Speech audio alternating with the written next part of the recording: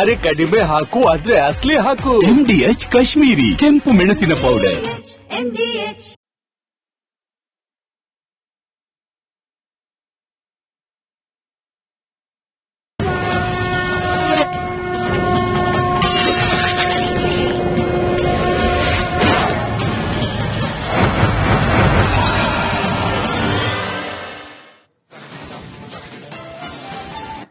ಮಹಾಭಾರತದ ಈ ದಿನದ ಚರ್ಚೆಯಲ್ಲಿ ಬಿಡದಿ ವಿಚಾರದಲ್ಲಿ ಮೌನ, ವಿದ್ಯುತ್ ಖಾಸಗೀಕರಣದಲ್ಲಿ ಹಿಂದೆಜೆ, ಫುಟ್ಪಾತ್ ತೆರವು ಕಾರ್ಯಾಚರಣೆಯಲ್ಲಿ ಆರಂಭದ ಆರ್ಭಟ, ಅಲ್ಲಿಗೆ ಡಿಕೆ ಶಿವಕುಮಾರ್ ನೇತೃತ್ವದ ಸರ್ಕಾರ ಯು-ಟರ್ನ್ ಸರ್ಕಾರ ಆಗ್ತಾ ಇದೆಯಾ?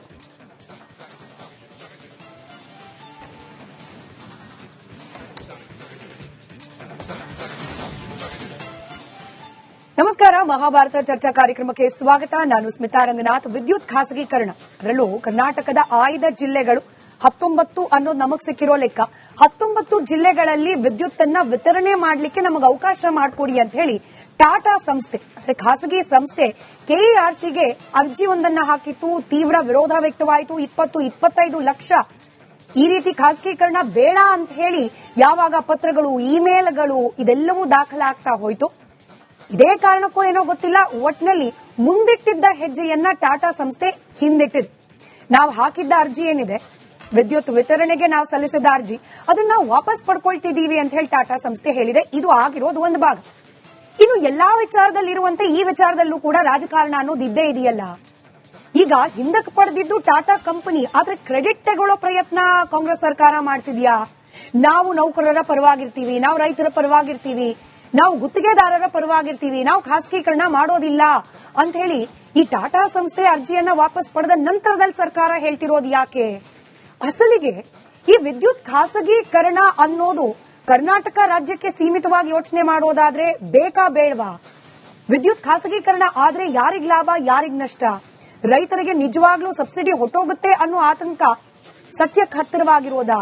ಎಫ್ಕೆಸಿಸಿಐ ಸೇರಿದಂತೆ ಕೆಲ ಕಾರ್ಖಾನೆಗಳು ಹಾಗೆ ಉದ್ದಿಮೆದಾರರು ಹೇಳ್ತಿದ್ದಾರೆ, ಇಲ್ಲ ಒಂದು ಕಾಂಪಿಟೆನ್ಸಿ ಬಿಲ್ಡ್ ಆಗುತ್ತೆ, ಸೇವೆ ಉತ್ತಮ ಆಗೋ ಅವಕಾಶ ಇರುತ್ತೆ, ಹೀಗಾಗಿ ಮಾಡಬಾರ್ದು ಯಾಕೆ? ಅಂದ್ರೆ ಯಾವ್ದು ಸರಿ, ಯಾವ್ದು ತಪ್ಪು, ಇದರಲ್ಲಿ ರಾಜಕೀಯ ಎಷ್ಟು? ಇದೆಲ್ಲದರ ಬಗ್ಗೆ ಒಂದು ಸಮಗ್ರ ಚರ್ಚೆಯನ್ನ ಮಾಡೋ ಪ್ರಯತ್ನವನ್ನ ಇವತ್ತಿನ ಮಹಾಭಾರತ ಚರ್ಚಾ ಕಾರ್ಯಕ್ರಮದಲ್ಲಿ ಮಾಡ್ತಾ ಹೋಗೋಣ. ಚರ್ಚೆ ಪ್ರಾರಂಭಕ್ಕೆ ಮುಂಚೆ ಈ ಬಗ್ಗೆ ಒಂದು ವರದಿ ನಿಮ್ಮ ಮುಂದೆ.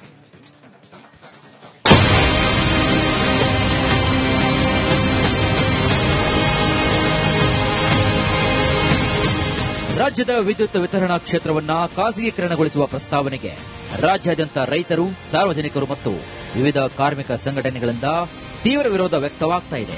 ಇತ್ತೀಚೆಗೆ ಟಾಟಾ ಪವರ್ ಕಂಪನಿಯು ರಾಜ್ಯದ 19 ಜಿಲ್ಲೆಗಳಲ್ಲಿ ವಿದ್ಯುತ್ ವಿತರಣಾ ಹಕ್ಕುಗಳನ್ನು ಪಡೆಯಲು ಅರ್ಜಿಯನ್ನ ಸಲ್ಲಿಸಿತ್ತು. ಇಂಧನ ಇಲಾಖೆಯ ಇತಿಹಾಸದಲ್ಲೇ ಮೊದಲ ಬಾರಿಗೆ ಈ ಖಾಸಗೀಕರಣದ ವಿರುದ್ಧ 20 ಲಕ್ಷಕ್ಕೂ ಹೆಚ್ಚು ಆಕ್ಷೇಪಣಾ ಅರ್ಜಿಗಳು ಸಲ್ಲಿಕೆಯಾಗಿವೆ.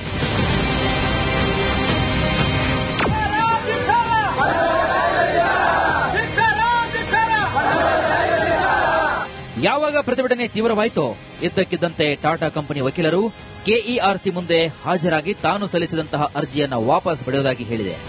ಅಲ್ಲಿಗೆ ರಾಜ್ಯದಲ್ಲಿ ವಿದ್ಯುತ್ ಖಾಸಗೀಕರಣ ವಿಚಾರಕ್ಕೆ ತಾತ್ಕಾಲಿಕ ತಡೆ ಬಿದ್ದಿದೆ. ಇತ ರಾಜ್ಯ ಸರ್ಕಾರ ಕೂಡ ವಿದ್ಯುತ್ ಖಾಸಗೀಕರಣಗೊಳಿಸುವ ಪ್ರಶ್ನೆ ಇಲ್ಲ ಅಂತ ಸ್ಪಷ್ಟಪಡಿಸಿದೆ. ಇಂಧನ ಇಲಾಖೆಯು ಖಾಸಗೀಕರಣದ ಬಗ್ಗೆ ಕಳೆದ ಸುಮಾರು 45 ದಿನಗಳಿಂದ ರಾಜ್ಯದ ಕಡೆ ದೊಡ್ಡ ಮಟ್ಟದ ಒಂದು ಚರ್ಚೆ ಆಗ್ತಾ ಇತ್ತು. 19 ಜಿಲ್ಲೆಗಳನ್ನ ಟಾಟಾ ಪವರ್ ಕಂಪನಿಯವರಿಗೆ ಪ್ರೈವೇಟೈಸೇಷನ್ ಮಾಡ್ತಾ ಇದ್ದಾರೆ ಅಂತ ಕೆಎಆರ್ಸಿ ಅವರು ನೋಟಿಫಿಕೇಶನ್ ಅನ್ನು ಕೊಟ್ಟಿದ್ರು. ಆ ನೋಟಿಫಿಕೇಶನ್ಗೆ 23/5/2026 ಕೊನೆಯ ದಿನಾಂಕವಾಗಿತ್ತು. ಅದರ ಸಂಬಂಧವಾಗಿ ರಾಜ್ಯದ ಪ್ರತಿ ಜಿಲ್ಲೆ ಮತ್ತು ತಾಲೂಕುಗಳಿಗೆ ನಮ್ಮ ವಿದ್ಯುತ್ ಗುತ್ತಿಗೆದಾರ ಬಂಧುಗಳು, ಗ್ರಾಹಕರು ಮತ್ತು ರೈತಾಪಿ ವರ್ಗಕ್ಕೆ ಮನವಿಯನ್ನ ಮಾಡಿ ಹೆಚ್ಚಿನ ಸಂಖ್ಯೆಯಲ್ಲಿ ಅಂದರೆ ಸುಮಾರು 20 ಲಕ್ಷಕ್ಕೂ ಅಧಿಕ ವಿರೋಧದ ಅಬ್ಜೆಕ್ಷನ್ ಅನ್ನ ಹಾಕುವ ಮುಖಾಂತರ ತಮ್ಮ ವಿರೋಧವನ್ನು ವ್ಯಕ್ತಪಡಿಸಿದ್ರು.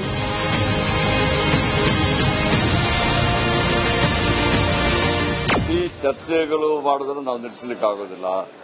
ಈಗಾಗಲೇ ಮುಖ್ಯಮಂತ್ರಿಯವರು ನಾನು ಸಮೇತ ವ್ಯಕ್ತ ಮಾಡಿದ್ದೇವೆ. ಏನಂತ ಹೇಳಿದ್ರೆ ಕ್ಯಾಬಿನೆಟ್ ಅಲ್ಲಿ ಬರ್ತಾ ಇದೆ, ಕ್ಯಾಬಿನೆಟ್ ಅಲ್ಲಿ ಡಿಸಿಷನ್ ತಗೊಳ್ತೀವಿ. ನಾವು ಯಾರು ಖಾಸಗೀಕರಣಕ್ಕೆ ಪರವಾಗಿಲ್ಲ, ಬಟ್ ಕ್ಯಾಬಿನೆಟ್ ಅಲ್ಲಿ ಅದು ಡಿಸಿಷನ್ ತಗೊಳ್ಳೋದು ಅಂತ ನಾವು ಯಾವುದೇ ವಿಚಾರ ಹೇಳುವಂಗಿಲ್ಲ. ಇವತ್ತು ಅದು ಕ್ಯಾಬಿನೆಟ್ ಬರ್ತದೆ, ಯಾವ ಬರ್ತದೆ ಅಂತ ಹೇಳ್ಬಿಟ್ಟು DPR ಗೊತ್ತಾಗುತ್ತೆ. ಅದು ನಾವು ಈಗಾಗಲೇ ಹೇಳಿದೀವಿ. ಎಲ್ಲರೂ ಬೆಸ್ಕಾಂ ಅವರು ಆಕ್ಷೇಪಣೆ ಸಲ್ಲಿಸಿದ್ದಾರೆ, KPTC ಅವರು ಸಲ್ಲಿಸಿದ್ದಾರೆ, ಎಲ್ಲರೂ ಸಲ್ಲಿಸಿದ್ದಾರೆ. ಅದನ್ನು ಮಾಡಿದೀವಿ. ಇವತ್ತು ಚೀಫ್ ಮಿನಿಸ್ಟರ್ ಅದೊಂದು ಕ್ಯಾಬಿನೆಟ್ ಅಲ್ಲಿ ಡಿಸ್ಕಷನ್ ಆಗಿಬಿಟ್ಟಿದ್ದಾರೆ ಹೇಳಿದ. ಅದಕ್ಕೆ ನೋಡಿ, ಈಗಾಗಲೇ ನಾವು ಸ್ಪಷ್ಟೀಕರಣ ಕೊಟ್ಟಿದ್ದೀವಿ. ಸರ್ಕಾರದ ಹಿತಾಸಕ್ತಿ ಇದ್ರೆ ಎಸ್ಕಾಂ ಅವರು ಹೆಂಗೆ ಹೋಗಿ ಅದನ್ನ ವಿರೋಧ ಮಾಡ್ತಾರೆ, KPTC ಅವರು ಹೆಂಗೆ ವಿರೋಧ ಮಾಡ್ತಾರೆ, ಅದು KERC ಬಿಟ್ಟಿದ್ರು. ಈಗ ಸೆಂಟ್ರಲ್ ಗವರ್ಮೆಂಟ್ ಆಕ್ಟ್ 2003 4 ಬಂದಿದೆ. ಬಿಜೆಪಿಯವರು ಅಧಿಕಾರದಲ್ಲಿರುವಾಗಲೇ ಆಕ್ಟ್ ತಂದಿದ್ದಾರೆ. ಅದರಲ್ಲಿ ಖಾಸಗೀಕರಣ ಮಾಡಬಹುದು ಅಂತ ಆಕ್ಟಲ್ಲಿ ಪ್ರೊವಿಷನ್ ಇಟ್ಟಿದ್ದಾರೆ. ಅದರ ಪ್ರಕಾರ ಟಾಟಾದವರು ಅಪ್ಲಿಕೇಶನ್ ನಮಗೆ ಕೊಡಲಿಲ್ಲ, ಅದು ಅವರು KERC ಕೊಟ್ಟಿದ್ದಾರೆ. KERCಯಲ್ಲಿ ಅದನ್ನು ಅಬ್ಜೆಕ್ಷನ್ ಮಾಡಬೇಕಾಗಿದ್ದು ಬೇರೆ ಬೇರೆ ನಮ್ಮ ಎಸ್ಕಾಂ ಅವರು KPTC ಅವರು ಮಾಡಿದ್ದಾರೆ. ಆದ್ರೆ ಅದ್ಯಾಕೋ ಏನು DK ಶಿವಕುಮಾರ್ ನೇತೃತ್ವದ ಸರ್ಕಾರ ಬಂದಾಗಿನಿಂದ ಸರ್ಕಾರ ಯೂಟರ್ನ್ ಸರ್ಕಾರ ಆಗಿದೆ ಅನ್ನೋ ಅನುಮಾನ. ಬಿಡದಿ ವಿಚಾರ ನನ್ನ ಹಠ ಅನ್ನುವಂತಿದ್ದ DK ಈಗ ಮೌನ. ವಿದ್ಯುತ್ ಖಾಸಗೀಕರಣ ಸರ್ಕಾರ ನೇರ ಪ್ರಯತ್ನ ಇಲ್ಲವಾದರೂ ಕೂಡ ಪ್ರಯತ್ನ ಆರಂಭದಲ್ಲೇ ವಿಫಲ. ಸಿದ್ದು ಸರ್ಕಾರ ಇರುವಾಗ ವಿರೋಧಿಸಿದ್ದ SIR ಬಗ್ಗೆ DKಗೆ ಇನ್ನಿಲ್ಲದ ಗಮನ. ತನ್ನದೇ ನಿಲುವಿಗೆ ಅನಿವಾರ್ಯವಾಗಿ ಉಲ್ಟಾ ಆಗುವಂತಾಗ್ತಾ ಇದೆಯಾ ಪರಿಸ್ಥಿತಿ? ನಿಲುವಿಗೆ ಬರೋಕೆ ಮುಂಚೆ ಮುಂದಾಲೋಚನೆ ಮಾಡುವಲ್ಲಿ ವಿಫಲವಾಗ್ತಿದೆಯಾ ಸರ್ಕಾರ? ಬನ್ನಿ ಎಲ್ಲವನ್ನೂ ಕೂಡ ಚರ್ಚೆ ಮಾಡೋಣ ಇಂದಿನ ಮಹಾಭಾರತದಲ್ಲಿ.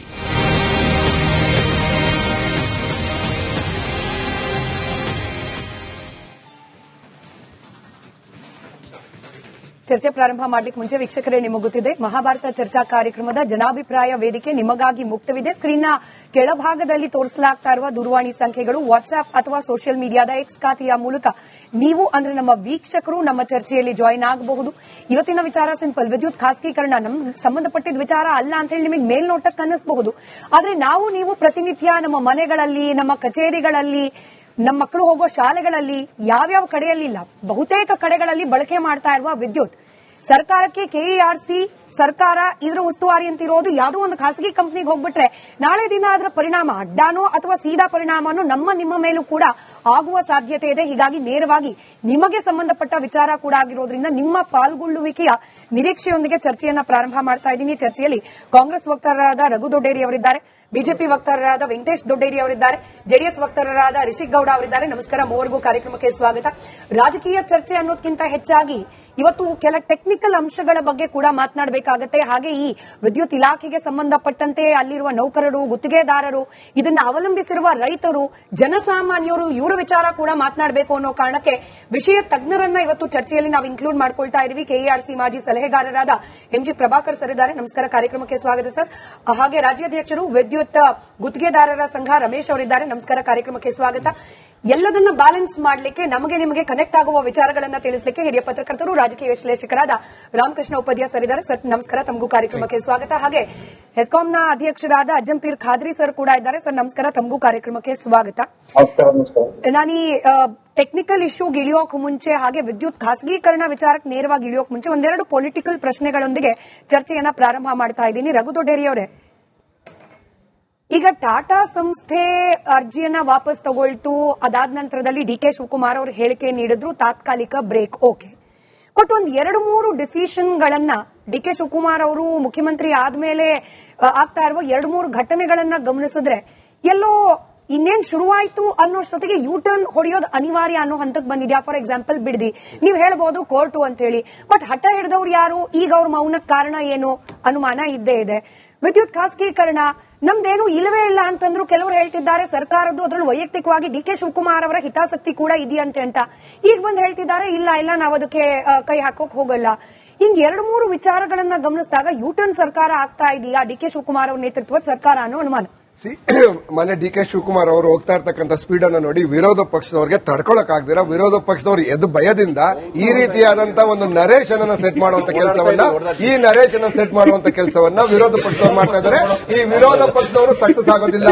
ಯಾಕೆ ಅಂತ ಹೇಳಿದ್ರೆ DK ಶಿವಕುಮಾರ್ ಅವರು ತೆಗೆದುಕೊಳ್ತಕ್ಕಂಥ ನಿರ್ಧಾರ 7 ಕೋಟಿ ಕನ್ನಡಿಗರ ಪರವಾಗಿರ್ತದೆ. ಆ 7 ಕೋಟಿ ಕನ್ನಡಿಗರ ಪರವಾಗಿ ತೀರ್ಮಾನ ತೆಗೆದುಕೊಳ್ಳೋದಕ್ಕೋಸ್ಕರ ಅವರು ಅದನ್ನ 2028 ಆಲ್ರೆಡಿ ಅವರು ಏನು ಬಿಜೆಪಿ ಅವರು ಆಲ್ರೆಡಿ ನಾವು ಸೋತಿದ್ವಿ ಅಂತ ಹೇಳಿ ತೀರ್ಮಾನ ಮಾಡ್ಕೊಂಡಿದ್ದಾರೆ. ಅದು ಅವರು ತೀರ್ಮಾನ ಮಾಡ್ಕೊಳ್ಳಿ. ನಾವು ಆಲ್ರೆಡಿ ನಮ್ಮ ಕೆಲಸವನ್ನ ಮಾಡ್ತಾ ಇದ್ದೇವೆ. ಇನ್ನು ಬಿಡದಿ ವಿಚಾರ ಬರೋದಾದ್ರೆ ಇವತ್ತು ಬಿಡದಿ ಯಾಕೆ ನಮಗೆ ಬಹುಮುಖ್ಯ ಆಗಿದೆ ಅಂತಂದ್ರೆ, ಈ ದೇಶದಲ್ಲಿ ಮೊದಲನೇ ಬಾರಿಗೆ ಒಂದು ಎಐಸಿಟಿಯನ್ನ ಡೆವಲಪ್ ಮಾಡಿ ಇಡೀ ದೇಶದ ಯುವಕರಿಗೆ ಉದ್ಯೋಗವನ್ನು ಕೊಡುವಂತ ಕೆಲಸ ಕರ್ನಾಟಕ ಮಾಡಬೇಕು.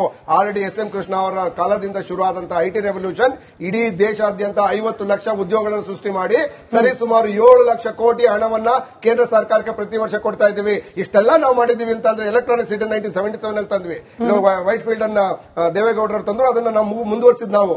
ಓಕೆ, ಸೊ ಅದೇ ರೀತಿ ಈಗ ಹೊಸದಾಗಿ SEZ ಗಳನ್ನು ಮಾಡಿದೀವಿ. 60-70% ಆಫ್ ದ ಇಂಡಿಯನ್ ಎಂಟೈರ್ ದೇಶದ ಏರೋಸ್ಪೇಸ್ ಅನ್ನ ಕರ್ನಾಟಕ ಉಳಿಸಿಕೊಂಡಿದೆ, ಏರೋನಾಟಿಕಲ್ ಇಂಜಿನಿಯರಿಂಗ್ ಅನ್ನ.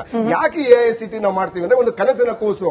ನನ್ನ ನೇತೃತ್ವದಲ್ಲಿ ಬೆಂಗಳೂರಿನಲ್ಲಿ ಒಂದು ಎಐಸಿಟಿ ಮಾಡಿದ್ರೆ ಪ್ರಪಂಚದ ಸೊಲ್ಯೂಷನ್ ಅನ್ನ ಬೆಂಗಳೂರಿನ ಕೊಡಬಹುದು, ಬೆಂಗಳೂರಿನ ಯುವಕರಿಗೆ ನಾವು ಉದ್ಯೋಗವನ್ನು ಕೊಡಬಹುದು, ಕನ್ನಡಿಗರಿಗೆ ಮತ್ತು ಭಾರತೀಯರಿಗೆ ಉದ್ಯೋಗ ಕೊಡಬಹುದು ಅಂತೇಳಿ ಆ ನಿರ್ಧಾರ ತೆಗೆದುಕೊಂಡ್ರು. ಸೊ ಇನ್ ಕೋರ್ಟ್ ಮತ್ತೆ ಬೇರೆ ಬೇರೆ ಕಾರಣಗಳಿಂದ ನಿಧಾನ ಆಗುತ್ತೆ, will take its course action, will follow on that. ಈಗ ಈ ವಿಚಾರದಲ್ಲಿ KERC ವಿಚಾರದಲ್ಲಿ ಮೊನ್ನೆ DK ಶಿವಕುಮಾರ್ ಅವರು ಹೇಳಿದ್ದಾರೆ, ಏನು ಟಾಟಾ ಪವರ್ ಕಾರ್ಪೊರೇಷನ್ ಈಗ ರಿಕ್ವೆಸ್ಟ್ ಕೊಟ್ಟಿತ್ತು KERCಗೆ, ನಾವು ಒಂದು ಪ್ಯಾರಲಲ್ ಸಿಸ್ಟಮ್ ಅನ್ನ ರನ್ ಮಾಡ್ತೇವೆ.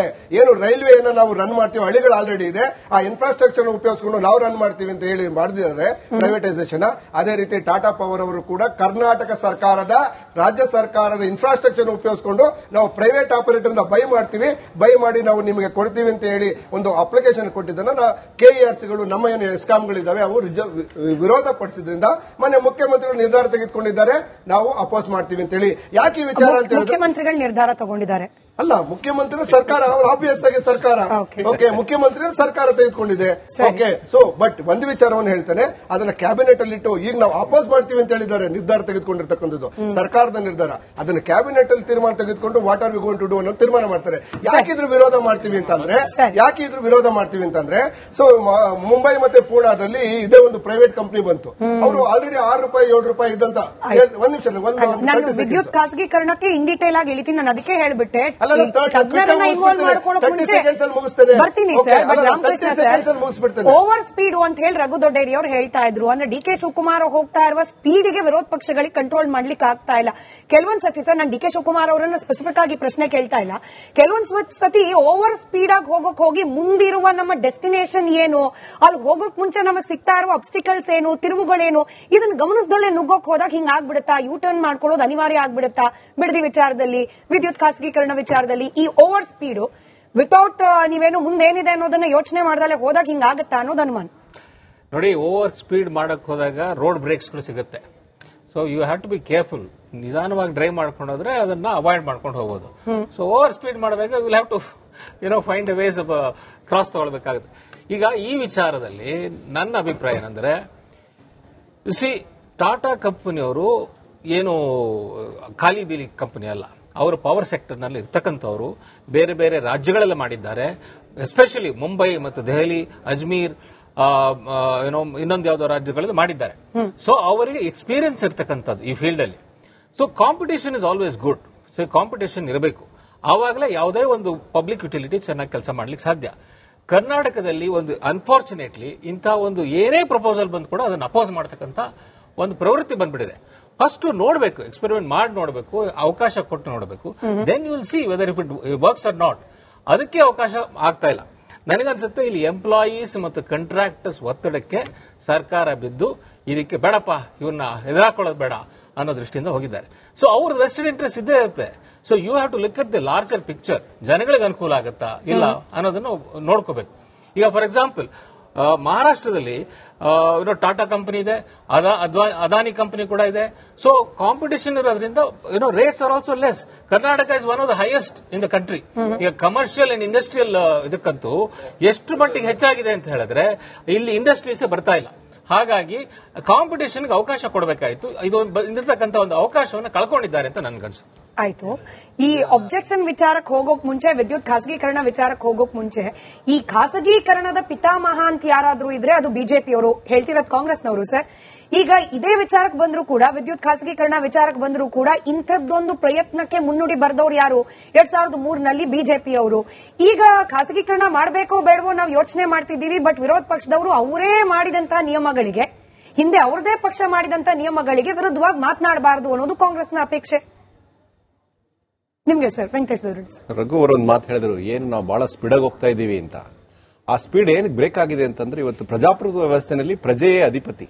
ವಿಶೇಷವಾಗಿ ಕರ್ನಾಟಕದ ರೈತರು, ಅದರಲ್ಲೂ ವಿಶೇಷವಾಗಿ ಬಿಡದಿ ಭಾಗದ ರೈತರು ಅದರ ಜೊತೆಗೆ ಸೇರ್ಕೊಂಡಂತಹ ನಮ್ಮ NDA JDS ಮತ್ತೆ ಬಿಜೆಪಿ ಅವರ ಹೋರಾಟದ ಫಲವಾಗಿ ಇವತ್ತು ಅವ್ರಿಗೆ ಅನಿಸಿದೆ, ಇದೇನೋ ಎಡವಟ್ ಆಗ್ತಾ ಇದೆ, ಈ ಕರ್ನಾಟಕ ರಾಜ್ಯದಲ್ಲಿ ರೈತರ ವಿರುದ್ಧ ಹೋಗಬಾರದು ಅನ್ನೋ ಒಂದು ಮನವರಿಕೆ ತಡವಾಗಿ ಆದ್ರೂ ಕಾಂಗ್ರೆಸ್ ಸರ್ಕಾರಕ್ಕೆ ಬರ್ತಾ ಇದೆ. ಇದ್ರ ಜೊತೆಗೆ BK ಹರಿಪ್ರಸಾದ್ ಅವರು ಕಾಂಗ್ರೆಸ್ನ ಅಧ್ಯಕ್ಷರು ಇನ್ನೊಂದು ಮಾತು ಹೇಳಿದ್ರು, ನಾವು ಬಿಡದಿ ರೈತರ ಜೊತೆ ಮಾತಾಡ್ತೀವಿ ಅನ್ನೋದ್ರ ಅವಶ್ಯಕತೆ ಇಲ್ಲ ಅಂತಂದ್ರೆ ನಾವು ಅದನ್ನ ಪ್ರಾಜೆಕ್ಟ್ ನ ಬಿಡಕ್ಕೆ ನಾವು ತಯಾರಿದ್ದೀವಿ ಅನ್ನೋ ಒಂದು ಮಾತನ್ನ ಅವ್ರು ಹೇಳಿ ರಾಜ್ಯ ಸರ್ಕಾರಕ್ಕೆ ನೇರವಾದ ಒಂದು ಸೂಚನೆಯನ್ನ ಕೊಟ್ಟಿದ್ದಾರೆ. ಅದರ ಮೂಲಕ ಏನಂತಂದ್ರೆ, ನೀವು ಜನರ ವಿರುದ್ಧ ಹೋಗತಕ್ಕಂಥದ್ದು ಸರಿ ಇಲ್ಲ ಅನ್ನೋ ಒಂದು ಮಾತನ್ನ ಅವ್ರು ಹೇಳಿದ್ದಾರೆ. ಹಾಗೆ ವಿರೋಧ ಪಕ್ಷಗಳಾದಂತಹ JDS ಮತ್ತೆ ನಮ್ಮ ಬಿಜೆಪಿ ಏನಿದೆ, ನಾವು ಅದನ್ನು ಬಲವಾಗಿ ತಗೊಂಡು ರೈತರ ಪರವಾಗಿ ನಿಂತು ಇವತ್ತು ಮಾಡ್ತಾ ಇದ್ದೀವಿ. ಈಗ ನೋಡಿ, ದೇವನಹಳ್ಳಿಯಲ್ಲಿದ್ದಂತಹ ಚನ್ನರಾಯಪಟ್ಟಣದಲ್ಲಿ ಸುಮಾರು 1000 ಎಕರೆಗಳನ್ನ KDB ಅಕ್ವೈರ್ ಮಾಡ್ಕೊಂಡಿತ್ತು. ಅಂದಿನ ಮುಖ್ಯಮಂತ್ರಿಗಳಾದ ಸಿದ್ದರಾಮಯ್ಯನವರು ಅಲ್ಲೇ ಹೋಗಿ ಅವ್ರನ್ನ ಮಾಡಿ ಬಿಟ್ಟುಕೊಟ್ರು. ಒಂದು ಪ್ರಜಾಪ್ರಭುತ್ವ ವ್ಯವಸ್ಥೆಯಲ್ಲಿ ಸರ್ಕಾರ ಜಿದ್ದಾಜಿದ್ದಿಗೆ ನಿಲ್ಲಬಾರದು ಅಂತ ನಮ್ಮ ಅಭಿಪ್ರಾಯ. ಒಬ್ಬ ಸಾಮಾನ್ಯ ರೈತನ ಗೆಲುವು ಕೂಡ ಸರ್ಕಾರದ ಗೆಲುವು. ಸರ್ಕಾರವೇ ಆಗಿರ್ತಕ್ಕಂಥದ್ದು, ಈ ಜನಪ್ರತಿನಿಧಿಗಳಿಂದ ಆಗಿರ್ತಕ್ಕಂಥದ್ದು, ಈ ನಮ್ಮ ಸಾಮಾನ್ಯ ಜನರಿಗೆ ಆಗಿರ್ತಕ್ಕಂಥದ್ದು. ಅಂತ ನಿಟ್ಟಿನಲ್ಲಿ ಯಾವುದೇ ಪ್ರಾಜೆಕ್ಟ್ ಆಗಲಿ, ಯಾವುದೇ ಒಂದು ಯೋಜನೆಗಳಾಗಲಿ, ಜನರು ತಮ್ಮ ಜನರ ಆಯ್ಕೆಯನ್ನು ಆಧರಿಸಿ ಕೂಡ ನಾವು ಪ್ರಾಜೆಕ್ಟ್ ಮಾಡಬೇಕಾಗ್ತದೆ ಹೊರತು ಮತ್ತೆ ನಾನೇನೋ ಜಿದ್ದಾಜಿದ್ದಿಗೆ ನಾನು ಮಾಡ್ತೀನಿ ಅನ್ನೋ ಒಂದು ಮನೋಭಾವ ಆಡಳಿತ ಪಕ್ಷಗಳಲ್ಲಿ ಇರಬಾರದು. ಇಂತಹ ವ್ಯವಸ್ಥೆಯಲ್ಲಿ ಇದ್ದಂತಹ ಒಂದು ಏನು ರೈತರ ಹೋರಾಟ ನಡೀತು, ನಾವೆಲ್ಲ ಇತಿಹಾಸ ಓದಿದ್ದೀವಿ. ಗುಂಡೂರಾಯರ ಸರ್ಕಾರವನ್ನು ಮನೆಗೆ ಕಳಿಸಿದ್ರು. ಮತ್ತೆ SM ಕೃಷ್ಣ ಅವರ ಕ್ಯಾಬಿನೆಟ್ ನಲ್ಲಿ 36 ಜನ ಸಂಪುಟ ದರ್ಜೆ ಸಚಿವರು ಸೋತು ಮನೆಗೆ ಹೋದಂತದ್ದನ್ನ ಈ ರಾಜ್ಯದ ಜನತೆ, ಈ ರಾಜ್ಯದ ಒಂದು ರೈತ ಬಂಧುಗಳು ಈ ಸರ್ಕಾರಗಳಿಗೆ ಆಗಾಗ್ಗೆ ತಿಳಿ ಹೇಳಿದಾವೆ. ಇವತ್ತು ನಮ್ಮ ಭಾರತೀಯ ಜನತಾ ಪಕ್ಷ ಕೂಡ ವಿರೋಧ ಪಕ್ಷದಲ್ಲಿ ಇಟ್ಟಿದ್ದಾವೆ. ಅದನ್ನ ನಾವು ನಮ್ರತೆಯಿಂದ ಒಪ್ಕೊಳ್ಬೇಕಾಗ್ತದೆ. ಹಾಗಾಗಿ ಅವರ ಗೆಲುವು, ರೈತರ ಗೆಲುವು, ಈ ರಾಜ್ಯದ ಗೆಲುವು ಅಷ್ಟೇ ಅಲ್ಲ, ಆ ಜನತೆಯ ಪಾಲ್ಗೊಳ್ಳುವಿಕೆ ಬಹಳ ಮುಖ್ಯ. ಒಂದು ಸರ್ಕಾರ ನಡಿಬೇಕಾದ್ರೆ, ಒಂದು ಯೋಜನೆ ಆಗ್ಬೇಕಂದ್ರೆ ಅವರ ಪಾಲ್ಗೊಳ್ಳಿಕೆ. ಅದು ಇವರು ಈಗ ಹೇಳ್ತಿದಾರಲ್ಲ, ನಾವು 20-28ಕ್ಕೆ ಬಂದ್ಬಿಡ್ತೀವಿ ಅಂತ, ಅದು ಜನ ತೋರಿಸ್ತಾರೆ. ಅದು ಏನು ನಾವು ಅವ್ರ ಸ್ಪೀಡ್ಗೆ ನಾವು ಎದುರ್ಕೊಂಡು ಓಡ್ಬಿಟ್ಟಿಲ್ಲ, ಎದುರ್ಕೊಂಡು ಅಲ್ಲೇ ಇದ್ದೀವಿ, ಬಿಡದಿಲ್ಲಿದ್ದೀವಿ, ಬೆಂಗಳೂರಲ್ಲಿದ್ದೀವಿ, ಎಲ್ಲಾ ಕಡೆ ಅವರ ಉಳುಕು ತಳಗಳನ್ನ ಗಟ್ಟಿಯಾಗಿ ಹೇಳಿ ಅವರ ಜನರ ಧ್ವನಿಯಾಗಿ ಅವ್ರ ಮುಖಕ್ಕೆ ತೋರಿಸ್ತಾ ಇದ್ದೀವಿ. ಅದಕ್ಕೆ ಸ್ಲೋ ಆಗಿದ್ದಾರೆ. ನೀವು ಖಾಸಗೀಕರಣಕ್ಕೆ ಬಂದ್ರೆ, ಖಾಸಗೀಕರಣ ಅನ್ನೋದು ಅತ್ಯಂತ, ಈಗ ನಮ್ಮ ಉಪಾಧ್ಯಾಯ ಸರ್ ಹೇಳಿದಂಗೆ ಇದೊಂದು ಅತ್ಯುತ್ತಮವಾದಂತಹ ಕಂಪನಿ ಎತ್ತಕ್ಕಂತ. ಇವತ್ತು ರಾಜ್ಯ ಸರ್ಕಾರ ಒಂದು ನಿರ್ಧಾರವನ್ನು ತಗೊಂಡಿದೆ. ಯಾವ ನಿರ್ಧಾರವನ್ನು ತಗೊಂಡಿದೆ ಹೇಳಿದ್ದಾರೆ ಅವರು. ಏನು, ಯಾರ್ದೋ ಕೆಲವರು ಒತ್ತಡಕ್ಕೆ ಮಣಿದು, ಇದು ಜನರೇನು ಬೇಡ ಅಂತ ಹೇಳಿಲ್ಲ. ಇವರು 21,000 ಕೋಟಿ ರೂಪಾಯಿ ಗೃಹಲಕ್ಷ್ಮಿ ಜ್ಯೋತಿ ಕೊಡಬೇಕಾಗಿದ್ದು, ಹಣವನ್ನು ಕೊಡಬೇಕಾಗಿತ್ತು. ಮತ್ತೆ ಇವರ ಫಾಲೋವರ್ಸ್ಗೆ ಅವ್ರನ್ನ ಕಾಂಟ್ರಾಕ್ಟ್ ಅದು ಇದು ಕೊಡಬೇಕಾಗಿತ್ತು.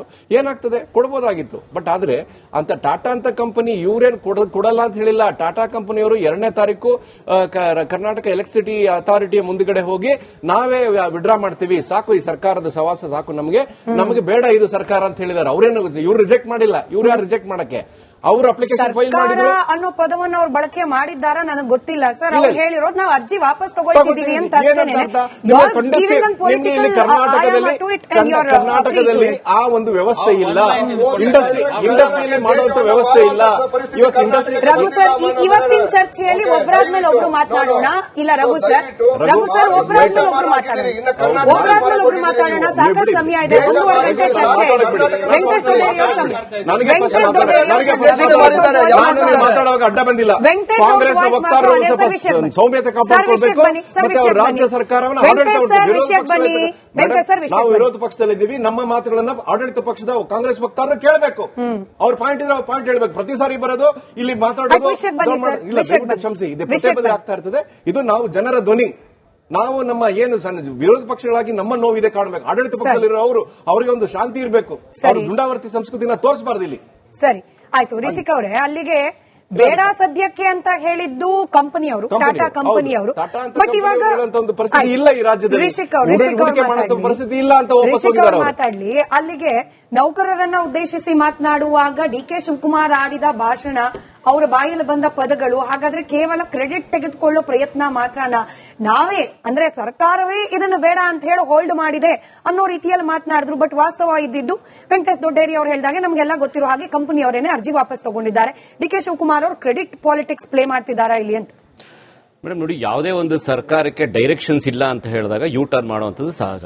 ಬಿಕಾಸ್ ಅವ್ರು ಎಷ್ಟೇ ಸ್ಪೀಡಲ್ಲಿ ಹೋಗ್ತೀವಿ ಅಂತ ಹೇಳಿದ್ರೆ, ನಮ್ಮ ಕಾಂಗ್ರೆಸ್ ವಕ್ತಾರ ಸ್ನೇಹಿತರು ಹೇಳ್ತಾ ಇದ್ರು ಸರ್, ಮೊನ್ನೆ DK ಶಿವಕುಮಾರ್ ಅವ್ರು ಯಾವ ಸ್ಪೀಡಲ್ಲಿ ಹೋಗ್ತಾ ಇದಾರೋ ಇಲ್ವೋ, ವಕ್ತಾರಂತೂ ಸ್ಪೀಡ್ ಆಗಿ ಬೊಗಳೆ ಬಿಡ್ತಾ ಇದ್ದಾರೆ. ಸೊ ಯಾಕೆ ಈ ಮಾತನ್ನ ಹೇಳ್ತೀನಿ ಅಂತ ಹೇಳಿದ್ರೆ, ನಿಮಗೆ ನೋಡಿ ಕಾಂಗ್ರೆಸ್ 1 ಅಂಡ್ ಕಾಂಗ್ರೆಸ್ 2.0 ಈ ಎರಡೂ ಕಾಂಗ್ರೆಸ್ ಅಲ್ಲಿರುವಂತಹ ಸಿಎಂಗಳನ್ನ ತಾವು ಗಮನಿಸಿದ್ರೆ ಯಾವುದೇ ಒಂದು ಅಡ್ಮಿನಿಸ್ಟ್ರೇಟಿವ್ ಡಿಸಿಷನ್ಸ್ ತಗೊಂಡಿದ್ರು ಯಾವುದು ನಿಮಗೆ ಲಾಜಿಕಲ್ ಎಂಡ್ ತರಕ್ ಆಗ್ತಾ ಇಲ್ಲ ಅವರು. Technically it is not viable and feasible. ನಿಮಗೆ ಗೃಹ ಜ್ಯೋತಿ, ಗೃಹ ಲಕ್ಷ್ಮಿ ಅಥವಾ ಏನಿವರು ಗ್ಯಾರಂಟಿ ಸ್ಕೀಮ್ಗಳು ತಗೊಂಡ್ರು ಅಲ್ಲಿಂದ ನಿಮಗೆ ಟಿಲ್ ಡೇಟ್ ಬಿಡದಿ ವಿಚಾರವರೆಗೂ ತಗೊಂಡು ಈಗ ಟಾಟಾ ಪವರ್ ಅವ್ರು ಏನು ಹಿಂದಕ್ಕೆ ವಾಪಸ್ ತಗೊಂಡಿದ್ದಾರೆ ಅಲ್ಲಿವರೆಗೂ ಎಲ್ಲ ಯೂಟರ್ನ್ಗಳಿದೆ. Because they had no idea future ಏನಾಗುತ್ತೆ, ನಾಳೆ ಏನ್ ಬರಬಹುದು ಅನ್ನೋಂಥದ್ದು ಅವ್ರಿಗೆ ಏನೋ ಐಡಿಯಾಸೇ ಇರಲಿಲ್ಲ.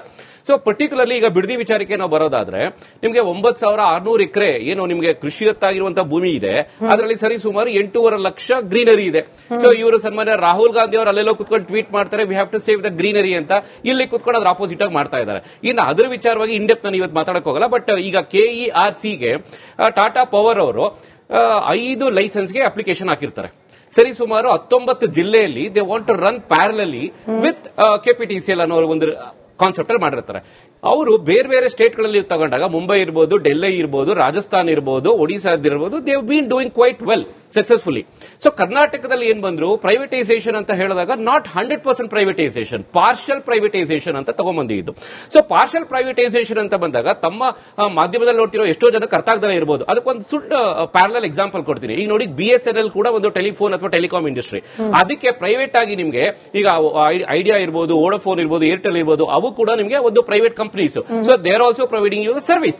ಈಗ ತಾವು ಈ ಡೇಟಾ ಅಂತ ನಾವೇನು ಮಾತಾಡ್ತಾ ಇದೀವಿ, ಈಗ ಇದು ಕಾಲಿಂಗ್ ಡೇಟಾಸ್ ಇರಬಹುದು ಅಥವಾ ಇಂಟರ್ನೆಟ್ ಡೇಟಾಸ್ ಇರಬಹುದು, ನೀವು ಯಾವುದೋ ಒಂದು ಫಾರಿನ್ ಕಂಟ್ರೀಸ್ ಅಲ್ಲಿ ನೋಡಿದಾಗ ಪರ್ GB ಎಷ್ಟಿರುತ್ತೆ, ಆಮೇಲೆ ವಾಲ್ಯೂಬಲ್ ನಾವು ಕನ್ಸ್ಯೂಮ್ ಮಾಡಿದಾಗ ಪ್ರೈವೇಟ್ ಏನದು ಆಕ್ಟಿವಿಟೀಸ್ ಬಂದಾಗ ನಿಮಗೆ ಎಷ್ಟು ರಿಡ್ಯೂಸ್ ಆಗುತ್ತೆ ಅನ್ನೋದು ಒಂದು ಕಂಪ್ಯಾರಿಸನ್ ತಗೊಂಡ್ರೆ ನಿಮ್ಗೆ ಇವತ್ತು 1 GB ಡೇಟಾ ನಿಮಗೆ ಲೆಸ್ ದನ್ 100 ರೂಪೀಸ್ ತರ ಬರ್ತಾ ಇದೆ. ಸೊ ಅದನ್ನೇ ಒಂದು ಉದಾಹರಣೆ ಕೊಟ್ಟುಬಿಟ್ಟು ನಾನು ಹೇಳೋದಾದ್ರೆ ಇವಾಗ ಪವರ್ ಕನ್ಸಂಪ್ಷನ್ ನಾವೇನ್ ಮಾಡ್ತಾ ಇದೀವಿ, ನಮಗೆ ಪರ್ ಯೂನಿಟ್ ಗೆ ನಿಮಗೆ 7 ರೂಪಾಯಿ ಇರಬಹುದು, 8 ರೂಪಾಯಿ ಇರಬಹುದು ರೆಸಿಡೆನ್ಷಿಯಲ್ ಪರ್ಪಸ್ಗೆ. ಕಮರ್ಷಿಯಲ್ ನಿಮ್ಗೆ 12 ರೂಪಾಯಿ, 13 ರೂಪಾಯಿ ಅಥವಾ I don't know today may be it has gone till 15-20 rupees ಅಂತ ಏನೋ ಆಗಿದೆ ಅಂತ ತಿಳ್ಕೊಳ್ಳೋಣ. ಸೊ ಅದನ್ನ ನಿಮಗೆ ಯಾವಾಗಲೂ ಒಂದು ಕಾಂಪಿಟೇಟಿವ್ ಮಾರ್ಕೆಟ್ ಇರಬೇಕಾದ್ರೆ ನಿಮಗೆ ಪ್ರೈಸ್ ಅಡ್ವಾಂಟೇಜ್ ಸಿಗುತ್ತೆ. So at the end of the day price advantage ಯಾರಿಗೆ ಸಿಗುತ್ತೆ ಅಂತ ಹೇಳಿದ್ರೆ ನಾಗರಿಕರಿಗೆ, ಪ್ರಜೆಗಳಿಗೆ ಸಿಗುತ್ತೆ. ಅಫ್ಕೋರ್ಸ್ ಈಗ ನಮ್ಮ ಸ್ನೇಹಿತರು ಎಲ್ಲ ಆರ್ಗ್ಯುಮೆಂಟ್ ಮಾಡಬಹುದು, ಈಗ ಟಾಟಾ ಪವರ್ ಏನಾದ್ರು ಒಂದ್ ವೇಳೆ ತಗೊಂಡಿತ್ತು ಅಂತ ಹೇಳಿದ್ರೆ ಈಗ ಕಾಂಟ್ರಾಕ್ಟರ್ಸ್ ಕತೆ ಏನು, ಎಸ್ಕಾಮ್ಸ್ ಅಲ್ಲಿ ಇರುವಂತಹ ವರ್ಕರ್ಸ್ ಕತೆ ಏನು, ಆಮೇಲೆ ಈಗ ಬೇರೆ ಬೇರೆ ಎಲ್ಲ ಎಸ್ಕಾಂಗಳಲ್ಲಿ ಇರುವಂತವರು ಅಥವಾ ಕಂಪ್ಲೀಟ್ ಎಲೆಕ್ಟ್ರಿಸಿಟಿ ಅಂಡರ್ ಅಲ್ಲಿ ಬರುವಂತಹ ಡೈರೆಕ್ಟ್ಲಿ ಅವ್ರು ಇಂಡೈರೆಕ್ಟ್ಲಿ ವರ್ಕ್ ಮಾಡ್ತಿರುವಂತವ್ರ ಜೀವನ ಏನು ಅನ್ನೋಂಥದ್ದು ದೊಡ್ಡ ಪ್ರಶ್ನೆ ಬರುತ್ತೆ. Because it will become a privatisation ಅಂತ. ಬಟ್ ನಾನು ಹೇಳುವಂತದ್ದು ಈ ಹಿಂದೆ 1947 ಅಥವಾ 19 ಟಿಲ್ ಡೇಟ್ ವರೆಗೂ ನಾವು ಯಾವ್ದೆಲ್ಲ ಪ್ರೈವೇಟೈಸೇಷನ್ ಮಾಡ್ಕೊಂಡ್ ಬಂದಿದೀವಿ, ನಾವು ಅವಾಗ ಲೇಬರ್ ನ ಯಾವ ರೀತಿ ಆಕ್ಟ್ ಏನದು ಬಳಸ್ಕೊಂಡಿದೀವಿ, ಆಮೇಲೆ ಕಾಂಟ್ರಾಕ್ಟರ್ಸ್ ನ ಯಾವ ರೀತಿ ಕಾನ್ಫಿಡೆನ್ಸ್ ತಗೊಂಡಿದೀವಿ. ಸೊ ಇದನ್ನೆಲ್ಲ ನಾವು ಗಮನಿಸಬೇಕಾಗುತ್ತೆ. ಸೊ ಇಲ್ಲಿ ಚರ್ಚೆ ಇರುವಂತದ್ದು ನಾವು ಡೈರೆಕ್ಟ್ ಆಗಿ ಯಾವ್ದೋ ಒಂದು ಪ್ರೈವೇಟೈಸೇಷನ್ ಮಾಡಿದ ತಕ್ಷಣ ಎಲ್ಲ ಮುಳುಗೋಯ್ತು ಅನ್ನೋ ರೀತಿಲಿ ಇಲ್ಲ. ಈಗ ಫಾರ್ ಎಕ್ಸಾಂಪಲ್ ಏರ್ಪೋರ್ಟ್ಸ್ ಅಂತ ತಗೊಳ್ಳೋಣ. Of course today it is a privatisation. ಎಲ್ಲ ಏರ್ಪೋರ್ಟ್ ಗಳಾಗಲಿ ಪ್ರೈವೇಟೈಸೇಷನ್ ಇದೆ. ಸೊ ಹಂಗಂತ ಅಂದ್ಬಿಟ್ಟು ಇಟ್ ಡಸಂಟ್ ಮೀನ್ ದಟ್ ನಿಮಗೆ ಎಲ್ಲ KPTCL ಅಥವಾ ಎಸ್ಕಾಮ್ಸ್ ಎಲ್ಲರೂ ಮನೆಗೆ ಹೋಗ್ಬಿಡ್ತಾರೆ ಅಥವಾ ಕೆಲಸ ಇದ್ದಂಗೆ ಆಗ್ಬಿಡ್ತಾರೆ ಅಂತ ಇಲ್ಲ. So of course there is a room, ನಿಮಗೆ ಚರ್ಚೆ ಮಾಡೋದಕ್ಕೆ ಅವಕಾಶಗಳಿದಾವೆ, ಸಾಕಷ್ಟು ಚರ್ಚೆ ಮಾಡೋಣ. ಈಗ ರೈತರು ಕೂಡ ಇದ್ರೇನು ಅನ್ಯಾಯ ಆಗುತ್ತೆ ಅಂತ ಹೇಳಿದ್ರೆ ಇನ್ನೂ ಇಲ್ಲ. ನಿಮಗೆ ಸಬ್ಸಿಡಿ ಬಗ್ಗೆ ರೈತರಿಗಿರೋ ಆತಂಕದ ಬಗ್ಗೆ ಕೂಡ ಮಾತನಾಡೋಣ. ಆದ್ರೆ ಇವಾಗ ನೇರವಾಗಿ ಟೆಕ್ನಿಕಲ್ ಇಶ್ಯೂಸ್ಗೆ ನಾನು ಪ್ರಭಾಕರ್ ಸರ್ ರಿಯಾಕ್ಷನ್ ತಗೊಳ್ತೀನಿ. ಪ್ರಭಾಕರ್ ಸರ್, ರಿಷಿಕ್ ಅವರು BSNL ಹಾಗೆ ಪ್ರೈವೇಟ್ ಟೆಲಿಕಾಂ ಪ್ಲೇಯರ್ಸ್ ಬಗ್ಗೆ ಉದಾಹರಣೆ ಕೊಟ್ಬಿಟ್ಟು ಹೇಳ್ತಾ ಇದ್ರು. ನನಗೆ ಗೊತ್ತಿಲ್ಲ ಎಷ್ಟರ ಮಟ್ಟಿಗೆ ಇದನ್ನ ಎರಡನ್ನ ಕಂಪೇರ್ ಮಾಡಬಹುದು ಅಂತ, ಬಟ್ ಅವ್ರು ಕೊಟ್ಟರು ಉದಾಹರಣೆ ಅನ್ನೋದಕ್ಕೆ ಈ ಪ್ರಶ್ನೆ ಕೇಳ್ತಾ ಇದ್ದೀನಿ. ಈ ಪ್ರೈವೇಟ್ ಟೆಲಿಕಾಂ ಪ್ಲೇಯರ್ಸ್ ಬಂದ್ಮೇಲೆ BSNL ನ ಕತೆ ಏನಾಗಿದೆ ಅನ್ನೋದನ್ನ ಹೆಚ್ಚಿಗೆ ವಿವರಿಸಿ ಹೇಳೋ ಅವಶ್ಯಕತೆ ಏನು ಉಳಿದಿಲ್ಲ. ವೀಕ್ಷಕರಿಗೂ ಗೊತ್ತಿದೆ, ನಮ್ಮೆಲ್ಲರಿಗೂ ಗೊತ್ತಿದೆ. ಇವಾಗ ಆತಂಕ ಇರೋದು ಅದೇ ಅಲ್ವಾ ಸರ್? ಎಸ್ಕಾಂಗಳು ಆಲ್ರೆಡಿ ಸಾಲದ ಕೂಪದಲ್ಲಿ ಮುಳುಗೋಗಿದೆ. ನನಗೆ ಸಿಕ್ಕಿರೋ ಲೆಕ್ಕದ ಪ್ರಕಾರ 2024-25ನೇ ಸಾಲಿನಲ್ಲಿ ಸಾಲ ಅಂತ ಇರೋದೇನೆ, ಕ್ಷಮೆ ಇರಲಿ, ಲಾಸ್ ಅಂತ ಇರೋದು 34,980 ಕೋಟಿ. ಕೇವಲ ಒಂದು ಆರ್ಥಿಕ ವರ್ಷದಲ್ಲಿ 34,980 ಕೋಟಿಯಷ್ಟು ನಷ್ಟವನ್ನ ಅನುಭವಿಸ್ತಾ ಇದೆ. ಸಾಲ 47-48 ಕೋಟಿಗೆ ಹೋಗ್ಬಿಟ್ಟಿದೆ. ಹಿಂಗಿರುವ ಸಂಸ್ಥೆಗೆ ಖಾಸಗೀಕರಣ ಅನ್ನೋದು ನೀವು ಯಾವ ರೀತಿ ಗಮನಿಸ್ತೀರಿ ಸರ್? ಬೇಕಾ ಅಥವಾ ಅಪಾಯನ ಅಂತ? ಮೊದಲನೇದಾಗಿ ಟೆಲಿಫೋನ್ಗೆ ಸಂಬಂಧಪಟ್ಟಂಗೆ, ಮೊಬೈಲ್ಗೆ ಸಂಬಂಧಪಟ್ಟಂಗೆ ಇರತಕ್ಕಂಥ ಟೆಕ್ನಿಕಲ್ ಪ್ಯಾರಾಮೀಟರ್ಸ್ ವಿದ್ಯುತ್ ಶಕ್ತಿಗೆ ಸರಿಸಮಾನವಾದಂತಲ್ಲ. ಅದನ್ನ ಪ್ರತ್ಯೇಕವಾಗಿ ನೋಡಬೇಕು. ಕೆಲವು ಅಡ್ವಾಂಟೇಜಸ್ ಯಾವುದಕ್ಕಿತ್ತು, ಮೊಬೈಲ್ ಟೆಲಿಫೋನ್ ಆಗಲಿ BSNL ಹೋಗೋದಕ್ಕಾಗಲಿ ಅದಕ್ಕೂ ಈಗಿರ್ತಕ್ಕಂಥದ್ದು ಬೇರೆ ಆದಂಥ ಸನ್ನಿವೇಶಗಳು, ಬೋತ್ ಟೆಕ್ನಿಕಲ್ ಅಂಡ್ ಲೀಗಲ್. ಆದರೆ ನಾವು ಒಂದನ್ನು ಗಮನದಲ್ಲಿ ಇಟ್ಕೊಳ್ಬೇಕು, ಲಾಸ್ ಆಗ್ತಾ ಇರೋ ಕಂಪ್ನಿಗಳು ಯಾಕೆ ಲಾಸ್ ಆಗ್ತಾ ಇದೆ ಅನ್ನೋದ್ರ ಬಗ್ಗೆ ಗುರುಚರಣ್ ಕಮಿಟಿ ಒಂದು ಪೂರ್ತಿಯಾದಂಥ ವಿವೇಚನೆ ಮಾಡಿ ಕೆಲವು ಸಲಹೆಗಳನ್ನ ಪ್ರಸ್ತಾವನೆಗಳನ್ನ ಕೊಟ್ಟು ಅದನ್ನು ಯಾರೂ ಗಮನಿಸಲೇ ಇಲ್ಲ. ಈಗ ಪ್ರಶ್ನೆ ಬಂದಿರೋದು ಕರ್ನಾಟಕದಲ್ಲಿ ಪ್ರೈವೇಟೈಸೇಷನ್ಗೆ ಅನುಗುಣವಾಗಿದೆಯೇ ಅಂತ ಕೇಳಿದ್ರೆ ಸೆಕ್ಷನ್ 14 ಪ್ರಾವಿಸೋ 6 ನ ಪ್ರಕಾರ ಓನ್ ಲೈನ್ಸ್ ಇದ್ರೆ ಮಾತ್ರ ಮಾಡಕ್ಕಾಗತ್ತೆ. ಆದರೆ ಒಂದು ಅವಕಾಶ ಇದೆ, ವೀಲಿಂಗ್ ನ ತಗೊಂಡು ಆ ಸರ್ಕಾರ ಒಪ್ಪಿ ಸರ್ಕಾರದ ಸ್ವಾಮ್ಯದ ಕಂಪನಿಗಳು ವೀಲಿಂಗ್ ಕೊಟ್ಟ ಪಕ್ಷದಲ್ಲಿ ಪ್ಯಾರಲಲ್ ಆಗಿ ರನ್ ಮಾಡಕ್ ಅವಕಾಶ ಆಗುತ್ತೆ. Technically it is solve. ಈ ಒಂದು ಸಂದರ್ಭದಲ್ಲಿ ಸೆಕ್ಷನ್ 108 ನಲ್ಲಿ ರಾಜ್ಯ ಸರ್ಕಾರ ಏನಾದ್ರೂ ನಮ್ಮ ಆದೇಶ ಏನು ಅಂತಂದ್ರೆ ಪಾಲಿಸಿ ಡೈರೆಕ್ಷನ್ ಏನಿದೆ ಅಂತಂದ್ರೆ ಪೂರ್ತಿಯಾಗಿ KERC ಇದನ್ನ ಮನವರಿಕೆ ಮಾಡಿಕೊಂಡು ಲೀಗಲಿ ಮತ್ತು ಟೆಕ್ನಿಕಲಿ ಕರೆಕ್ಟ್ ಆಗಿದ್ರೆ ಆಗ ಅದನ್ನು ಮಾಡಿ. ಈ ಕೊಟ್ಟಿರೋ ಪ್ರಸ್ತಾವನೆಯಲ್ಲಿ ದೊಡ್ಡ ದೊಡ್ಡ ಸಮಸ್ಯೆಗಳಿದೆ, ಪ್ರಶ್ನೆಗಳಿದೆ. ಆ ಪ್ರಶ್ನೆಗಳನ್ನ ಉತ್ತರಿಸೋ ತನಕ ಅವ್ರಿಗೆ ಕೊಡಬೇಡಿ ಅಂತ ಕೊಡ್ಬೋದಾಗಿದ್ದಂತ ರಾಜಕೀಯವಾಗಿ ತುಂಬಾ ಉಪಾಯವಾಗಿ ಮಾಡಿರುವಂತ ಕೆಲಸ ಆಗಿರೋದು. ಅದು ಕಾಣಿಸ್ಲಿಲ್ಲ. ಸೆಕ್ಷನ್ 108 ಇರೋದು policy direction. Policy direction state government is the authority, ಆದರೆ they cannot interfere with the statutory function of the regulatory commission. This is my shortest statement. ಅಂದ್ರೆ ರೂಲ್ 108 ಪ್ರಕಾರ ಬಳಕೆ ಮಾಡಿಕೊಂಡು ಈಗೇನ್ ಕೇಂದ್ರ ಸರ್ಕಾರ ನಿಯಮ ತಂದಿದೆ ಅಥವಾ ಕಾನೂನು ತಂದಿದೆ, ಅವಕಾಶ ಕೊಟ್ಟಿದೆ, ಅದಕ್ಕೆ ವಿರೋಧ ವ್ಯಕ್ತಪಡಿಸ್ಲಿಕ್ಕೆ ರಾಜ್ಯ ಸರ್ಕಾರಕ್ಕೆ ಮಾತ್ರ ಅವಕಾಶ ಇಲ್ಲ. ವಿರೋಧ ಅಲ್ಲ, ಅಥವಾ ತಿದ್ದುಪಡಿ ಬದಲಾವಣೆ. Positive direction. It cannot be politically motivated direction. It has to be something in the interest of the public, in the interest of the state. So ಈಗ ಇದು ಇಂಟ್ರೆಸ್ಟ್ ಆಫ್ ದ ಪಬ್ಲಿಕ್ ಹೌದು ಅಲ್ವಾ? ಕಾಂಪಿಟೇಷನ್ ತರ್ತಕ್ಕಂಥದ್ದು interest of the public ಹೌದು ಅಲ್ವಾ ನಿಮ್ಮ ಪ್ರಕಾರ? ಇನ್ನೊಂದು ಕಾಂಪಿಟೇಟರ್ ಇರತಕ್ಕಂಥದ್ದು, ಇನ್ನೊಂದು ಅವಕಾಶ ಕೊಡ್ತಕ್ಕಂಥದ್ದು, is it good for public cause or not? I must say something. Probabilities, possibilities and preferability, 3 dimension ನೋಡಬೇಕು. ಎಸ್ ಸರ್ ನೋ ಅಂತ ನೋಡೋದಾದ್ರೆ I will not answer that question. What are the probabilities? What are the possibilities? What are preferability? We are on the last, some of our friends from political party are on the last leg of preferability. We will come to it later. But ಈ ಒಂದು ಸಂವಾದ ಆಗ್ಬೇಕೆ ಹೊರತು ವಾಗ್ವಾದ ಆಗಬಾರ್ದು. ನಿಜ. ಸಂವಾದ ಆದಾಗ ಬೇರೆ ಬೇರೆ ಮಗ್ಗಲುಗಳನ್ನ ಮಲ್ಟಿಪಲ್ ಡೈಮೆನ್ಷನ್ ಇಂದ ನೋಡೋದಕ್ಕೊಂದು ಅವಕಾಶ ಆಗುತ್ತೆ. ಹಾಗೆ ನಾವು ನಮ್ಮ ರಾಜ್ಯದ ಹಿತದೃಷ್ಟಿನ ಗಮನದಲ್ಲಿಟ್ಕೊಂಡು, ಅದು ರೈತರೇ ಇರ್ಬೋದು, ಸಾಮಾನ್ಯವಾದಂತಹ ಗೃಹಿಣಿನೇ ಇರ್ಬೋದು, ಯಾರೇ ಗ್ರಾಹಕನಿಗೆ ಇದರಿಂದ ಅವನಿಗೆ ಸಿಕ್ಕತಕ್ಕಂತ ಸೌಲಭ್ಯಗಳು ತಪ್ಪಬಾರದು. ಹಾಗಂತ ಹೇಳಿ ಸದಾಕಾಲ ಬಾಗಿಲು ಹಾಕೊಂಡಿರಕ್ಕಾಗಲ್ಲ. ನಾವು ಎಷ್ಟು ಮಟ್ಟಿಗೆ ಅಲೋ ಮಾಡೋದ್ರ ಬಂದು ಒಂದು ವಿವೇಚನೆ ಬಳಸಬೇಕಾಗುತ್ತೆ ಅಂತ ಅನ್ಸುತ್ತೆ. ಸರಿ ಸರ್, ನನಗೆ ಇದರ ಎಲಾಬರೇಟೆಡ್ ಆನ್ಸರ್ ಬೇಕು. ಅದಕ್ಕೆ ಮುಂಚೆ ನಾನು ರಮೇಶ್ ಅವರ ಬಳಿಯಲ್ಲೂ ಕೂಡ ಒಂದು ರಿಯಾಕ್ಷನ್ ತಗೊಂಡ್ಬಿಡ್ತೀನಿ. ಸರ್, ಬಹುಶಃ ಇಂಧನ ಇಲಾಖೆಯ ಇತಿಹಾಸದಲ್ಲಿ ಇಷ್ಟರ ಮಟ್ಟಿಗೆ ಅಂದ್ರೆ ಸರಿಸುಮಾರು 25 ಲಕ್ಷ ಇದಕ್ಕೆ ವಿರೋಧ ವ್ಯಕ್ತಪಡಿಸಿ ಪತ್ರ ಹಾಗೆ ಇಮೇಲ್ಗಳನ್ನ ರವಾನೆ ಮಾಡಲಾಗಿತ್ತು ಅನ್ನೋ ಮಾಹಿತಿ ಇದೆ. ಇಷ್ಟರ ಮಟ್ಟಿಗೆ ವಿರೋಧ ಬಹುಶಃ ಹಿಂದೆಂದೂ ಆಗಿರ್ಲಿಲ್ವೇನೋ ನನಗೆ ಗೊತ್ತಿರೋ ಹಾಗೆ. ಯಾಕೆ ವಿರೋಧ? ಏನ್ ಭಯ ಇದೆ? ಅದರಲ್ಲೂ ಗುತ್ತಿಗೆದಾರರಿಗೆ, ನೌಕರರಿಗೆ ಭಯ ಏನು ಅಂತ ಹೇಳಿ ವಿದ್ಯುತ್ ಖಾಸಗೀಕರಣದ ವಿಚಾರದಲ್ಲಿ ಕೇವಲ ಕೆಲಸ ಕಳ್ಕೊಂಡ್ ಬಿಡ್ತೀವಿ ಅಥವಾ ಕೆಲಸಕ್ಕೆ ಅಪಾಯ ಆಗಬಹುದು ಅನ್ನೋದು ಮಾತ್ರನ? ಇಲ್ಲ ಮೇಡಮ್, ಏನು ಇವತ್ತು ಖಾಸಗೀಕರಣ ಮಾಡೋದ್ರಿಂದ ಒಂದ್ ಕಡೆ ನೌಕರರ ವರ್ಗ, ಗುತ್ತಿಗೆದಾರರು ಸುಮಾರು ಮೋರ್ ದೆನ್ 40 ರಿಂದ 45 ಲಕ್ಷ ಜನ ಈ ಒಂದು ಇಂಧನ ಇಲಾಖೆಯನ್ನ ನಂಬಿ ಜೀವನವನ್ನ ಮಾಡ್ತಾ ಇದ್ದಾರೆ. ಇವತ್ತು ಖಾಸಗೀಕರಣ ಮಾಡೋದ್ರಿಂದ ಇವರ ನಮ್ಮ ಒಂದು ನೌಕರಿ ಅಥವಾ ನಮ್ಮ ಕೆಲಸಗಳಿಗೆ ಭದ್ರತೆ ಇರಲ್ಲ. ಇವತ್ತು ಹಾಗೆ ಇವರು ಹೇಳಿದ್ರು ರೇಟ್ ವೈಸ್ ಪ್ರೈವೇಟ್ ಬಂದಿದ್ರೆ ಒಂದು ಒಳ್ಳೆ ಕಾಂಪಿಟೇಷನ್ ಇರೋದು ಅಂತ. ಈಗ ಮುಂಬೈಯಲ್ಲಿ ನಮ್ಮ ಅದಾನಿ ಗ್ರೂಪ್ ಅವರು ಪ್ರೈವೇಟೈಸೇಷನ್ ಮಾಡಿದ್ದಾರೆ. ಅಲ್ಲಿ ನಂದೊಂದು LT2 ಬಿಲ್ ಇದೆ. ಅಲ್ಲಿ 1 ಯೂನಿಟ್ಗೆ 10 ರೂಪಾಯಿ 49 ಪೈಸಾ ರೇಟ್ ಇದೆ. ಪ್ಲಸ್ ಸರ್ಚಾರ್ಜ್ ಎಲ್ಲ ಸೇರಿದೆ ಒಟ್ಟು 14 ರೂಪಾಯಿ 1 ಯೂನಿಟ್ಗೆ ಬೀಳ್ತಾ ಇದೆ. ಎಲ್ಲಿ? ಮುಂಬೈಯಲ್ಲಿ. ನಮ್ಮಲ್ಲಿ ಕರ್ನಾಟಕದಲ್ಲಿ 7.5 ರೂಪಾಯಿ ಬೀಳ್ಬೋದು ಟೋಟಲ್. ಸೊ ನಾವ್ ಹೆಂಗೆ, ನೀವು ಪ್ರೈವೇಟ್ ಬಂದ ತಕ್ಷಣ ನೀವು ಕಾಂಪಿಟೇಟಿವ್ ರೇಟ್ ಇರ್ತದೆ, ಅವರಿಂದ ಗ್ರಾಹಕರಿಗೆ ಅನುಕೂಲ ಆಗ್ತದೆ ಅಂತ ಒಂದು. ಹಾಗೆ ಈಗ ಸಾಲದ ಬಗ್ಗೆ ಹೇಳ್ತಾ ಇದ್ರು. ಇನ್ಫ್ರಾಸ್ಟ್ರಕ್ಚರ್ ಎವ್ರಿ ಡೇ ಡೆವಲಪ್ ಆಗ್ತಾ ಇದೆ. ಓವರ್ ಹೆಡ್ ಲೈನ್ ಇತ್ತು, ಸಿಟಿಗಳನ್ನ ಯೂಸಿಕೇಬಲ್ ಮಾಡ್ತಾ ಇದ್ದಾರೆ, ಅಂಡರ್ಗ್ರೌಂಡ್ ಸಬ್ಸ್ಟೇಷನ್ ಮಾಡ್ತಾ ಇದ್ದಾರೆ. ಸೊ ಅದನ್ನ ಇನ್ವೆಸ್ಟ್ಮೆಂಟ್ ಮಾಡಿ ಅದನ್ನ ಮಾಡಿಫೈ ಮಾಡಿದಾಗ ನಾವು ಸಾಲ ತಗೊಳ್ಳೇಬೇಕು. ಸೊ ಆ ಸಾಲ ತೆಗೆದು ಅದು ಮಾಡಿಫೈ ಮಾಡಿದಾಗ ಉತ್ತಮವಾದ ಗುಣಮಟ್ಟದ ವಿದ್ಯುತ್ ಅನ್ನ ನೀಡಬಹುದು. ಈಗ ಉದಾಹರಣೆಗೆ ರೈತರಿಗೆ 7 ಅವರ್ ವಿದ್ಯುತ್ ಕೊಡ್ತಾ ಇದ್ರು, ರಾತ್ರಿ ಟೈಮ್ ಕೊಡಿ. ಈಗ ಅವರಿಗೆ ಸೋಲಾರ್ ಫೀಡರ್ಗಳನ್ನ ಕೇಂದ್ರ ಸರ್ಕಾರ ಮತ್ತು ರಾಜ್ಯ ಸರ್ಕಾರದ ನೆರವಲ್ಲಿ ಸೋಲಾರ್ IP ಫೀಡರ್ಗಳನ್ನ ಮಾಡ್ತಾ ಇದ್ದಾರೆ. ಸೊ ಅದು ಸರ್ಕಾರ ಅಲ್ಲಿ ಹಣವನ್ನು ಇನ್ವೆಸ್ಟ್ಮೆಂಟ್ ಮಾಡ್ತಾ ಇದೆ.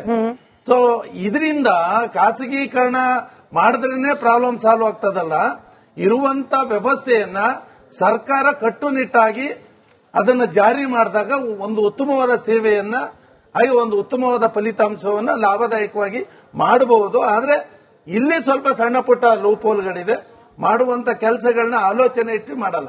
ಸರಿ ಇದೆ ರಮೇಶ್ ಸರ್, ನೀವು LT2 ಉದಾಹರಣೆ ಬಂದೆ ರಘುದೊಡ್ಡೇರಿ ಸರ್, LT2 ಉದಾಹರಣೆ ಕೊಡ್ತಾ ಇದ್ರಿ. ಪ್ರಭಾಕರ್ ಸರ್ ಹೇಳ್ತಾ ಇದ್ರು ಇಲ್ಲಿ ಲಾಭ ಅನ್ನೋದು ಕೇವಲ ಒಂದು ಸೆಕ್ಟರ್ಗೆ, ನಷ್ಟ ಅನ್ನೋದು ಒಂದು ಸೆಕ್ಟರ್ಗೆ ಡಿಸೈಡ್ ಮಾಡಿಕೊಂಡು ಇನ್ನೆಲ್ಲರಿಗೂ ಇದು ಅಪಾಯ ಅಂತ ಹೇಳಿ ನಾವು ನೋಡಬಹುದಾ? ನಾವು ಕನ್ಸಂಪ್ಷನ್ ವಿಚಾರದಲ್ಲೇ ನೋಡಿ ಸರ್, ನನಗೆ LT2 ಎಕ್ಸಾಕ್ಟ್ ನನಗೆ ಗೊತ್ತಿಲ್ಲ, ಬಟ್ ಫಾರ್ಮರ್ ಕನ್ಸಂಪ್ಷನ್ ಅಂದ್ರೆ ರೈತರು ವಿದ್ಯುತ್ ಬಳಕೆ ಮಾಡ್ಕೊಳ್ತಾ ಇರೋದು ನಮ್ಮ ಇಂಡಸ್ಟ್ರಿಯಲ್ ಕನ್ಸಂಪ್ಷನ್ ಗಿಂತ ಜಾಸ್ತಿ ಇದೆ. ಮೇಡಮ್, ಈಗ ರೈತರಿಗೆ ನೀವು ವಿದ್ಯುತ್ ಸಂಪರ್ಕ ಕೊಡದೆ, ನೀವು ಬೆಳೆ ಇಲ್ಲದೆ, ಆಹಾರ ಇಲ್ಲದೆ ಜೀವನ ಹೆಂಗ್ ಮಾಡ್ತೀರಾ? ರೈತರು ಇವತ್ತು ಬೆಳೆ ಬೆಳೆದಾಗ ರೈತರಿಗೆ ನಿಖರವಾದ ರೇಟ್ ಎಲ್ಲಿ ಸಿಗ್ತಾ ಇದೆ? ಸರ್ಕಾರ ಅವರನ್ನ ಉತ್ತೇಜನ ಕೊಡೋ ಉದ್ದೇಶದಿಂದ ಸಬ್ಸಿಡಿಯಲ್ಲಿ ಒಂದು ವಿದ್ಯುತ್ ಸಂಪರ್ಕವನ್ನು ಕೊಡ್ತಾ ಇದ್ದಾರೆ. ಸರಿ, ಅದಕ್ಕೋಸ್ಕರ ಅವ್ರಿಗೆ ಬೇರೆ ಇತರೆ ಇಂಡಸ್ಟ್ರಿ ಇರ್ಬೋದು ಅಥವಾ ಕಮರ್ಷಿಯಲ್ ಅಲ್ಲಿ ರೇಟ್ ಅನ್ನು ಜಾಸ್ತಿ ಮಾಡ್ತಾ ಇದ್ದಾರೆ. ರೈತರಿಗೆ ಉಚಿತವಾಗಿ ಕೊಡಬೇಕಲ್ಲ. ಈಗ ಅವ್ರು ಉದಾಹರಣೆ ಟೊಮೊಟೊ ಮಾಡ್ತಾನೆ, 1 kg ₹1 ಬಂದ್ಬಿಡ್ತದೆ. ಸೊ ಅವ್ನು ಏನ್ ಮಾಡ್ಬೇಕು? ಸೊ ರೈತರಿಗೆ ಸಬ್ಸಿಡಿಯಲ್ಲಿ ಕೊಟ್ಟು ಅದನ್ನು ಎಲ್ಲಿ ಲಾಭದಾಯಕವಾಗಿದೆ ಅವ್ರ ಮೇಲೆ ಆಗ್ತಾ ಇದ್ದಾರೆ. ಈ ರೈತರ ಸಬ್ಸಿಡಿ ಅಂತ ಬಂದಾಗ ರಾಮಕೃಷ್ಣ ಸರ್, ಅದೊಂದು ಆತಂಕ. ರೈತರು ಪ್ರತಿಭಟನೆ ಮಾಡ್ಲಿಕ್ಕೂ ಕೂಡ ಅದೇ ಕಾರಣವಾಯ್ತು. ಬಂದೆ ರಘುದೊಡ್ಡೇರಿ ಸರ್, ಇವತ್ತು ಸಮಯ ಜಾಸ್ತಿ ಇದೆ, ಹಂಗಾಗಿ ಎಲ್ಲರಿಗೂ ಅವಕಾಶ ಸಿಕ್ಕೇ ಸಿಗುತ್ತೆ. 1.5 ಗಂಟೆ 8.5 ಗಂಟೆ quickly sir, 10 seconds quickly please. ನೋಡಿ, ಒಂದು ರೊಟೇಷನ್ ಸಿಸ್ಟಮ್ ಅಂತ ಫಾಲೋ ಮಾಡಿದ್ರೆ please follow the rotation system. ಪ್ರಶ್ನೆ ಯಾವಾಗ ಯಾರಿಗೆ ಕೇಳಬೇಕು ನಿಮ್ಗೆ ಅವಕಾಶ ಕೊಟ್ಟಿದ್ರೆ ವಿಷಯ ಮಾತಾಡಿ. ಸ್ಟಾರ್ಟಿಂಗ್ ಮಾತಾಡಿದಾಗ ನೀವು ಸ್ಟಾಪ್ ಮಾಡಿದ್ರಿ. ವಿಚಾರಗಳನ್ನ ಮಂಡನೆ ಮಾಡೋದಕ್ಕೆ ಅವಕಾಶ ಕೊಡಬೇಕು ನೀವು. ಮಾಡುವಾಗ ಆ 4 ಜನದ ಉತ್ತರವನ್ನ ಕೊಡೋದಕ್ಕೆ ನಾನು ಸಮಯ ಬೇಕಲ್ವಾ? ನಾವು ಚರ್ಚೆಯನ್ನ ಮಾಡ್ತಾ ಇದೀವಿ. ಈಗ ಪ್ರೈವೇಟೈಸೇಷನ್ ಬಗ್ಗೆ ಮಾತಾಡ್ತಕ್ಕಂಥ ಉದ್ದೇಶ ಯಾಕೆ? ಕೇಂದ್ರ ಸರ್ಕಾರ ಏನು ಅಂತಾರೆ, ಅದಾನಿ ಮತ್ತೆ ಅಂಬಾನಿಯ ಒಂದು ಏನು ಇಡೀ ದೇಶವನ್ನ ಮಾರಬೇಕು ಅನ್ನೋ ಹುನ್ನಾರದಿಂದ ಕರ್ನಾಟಕದಲ್ಲಿ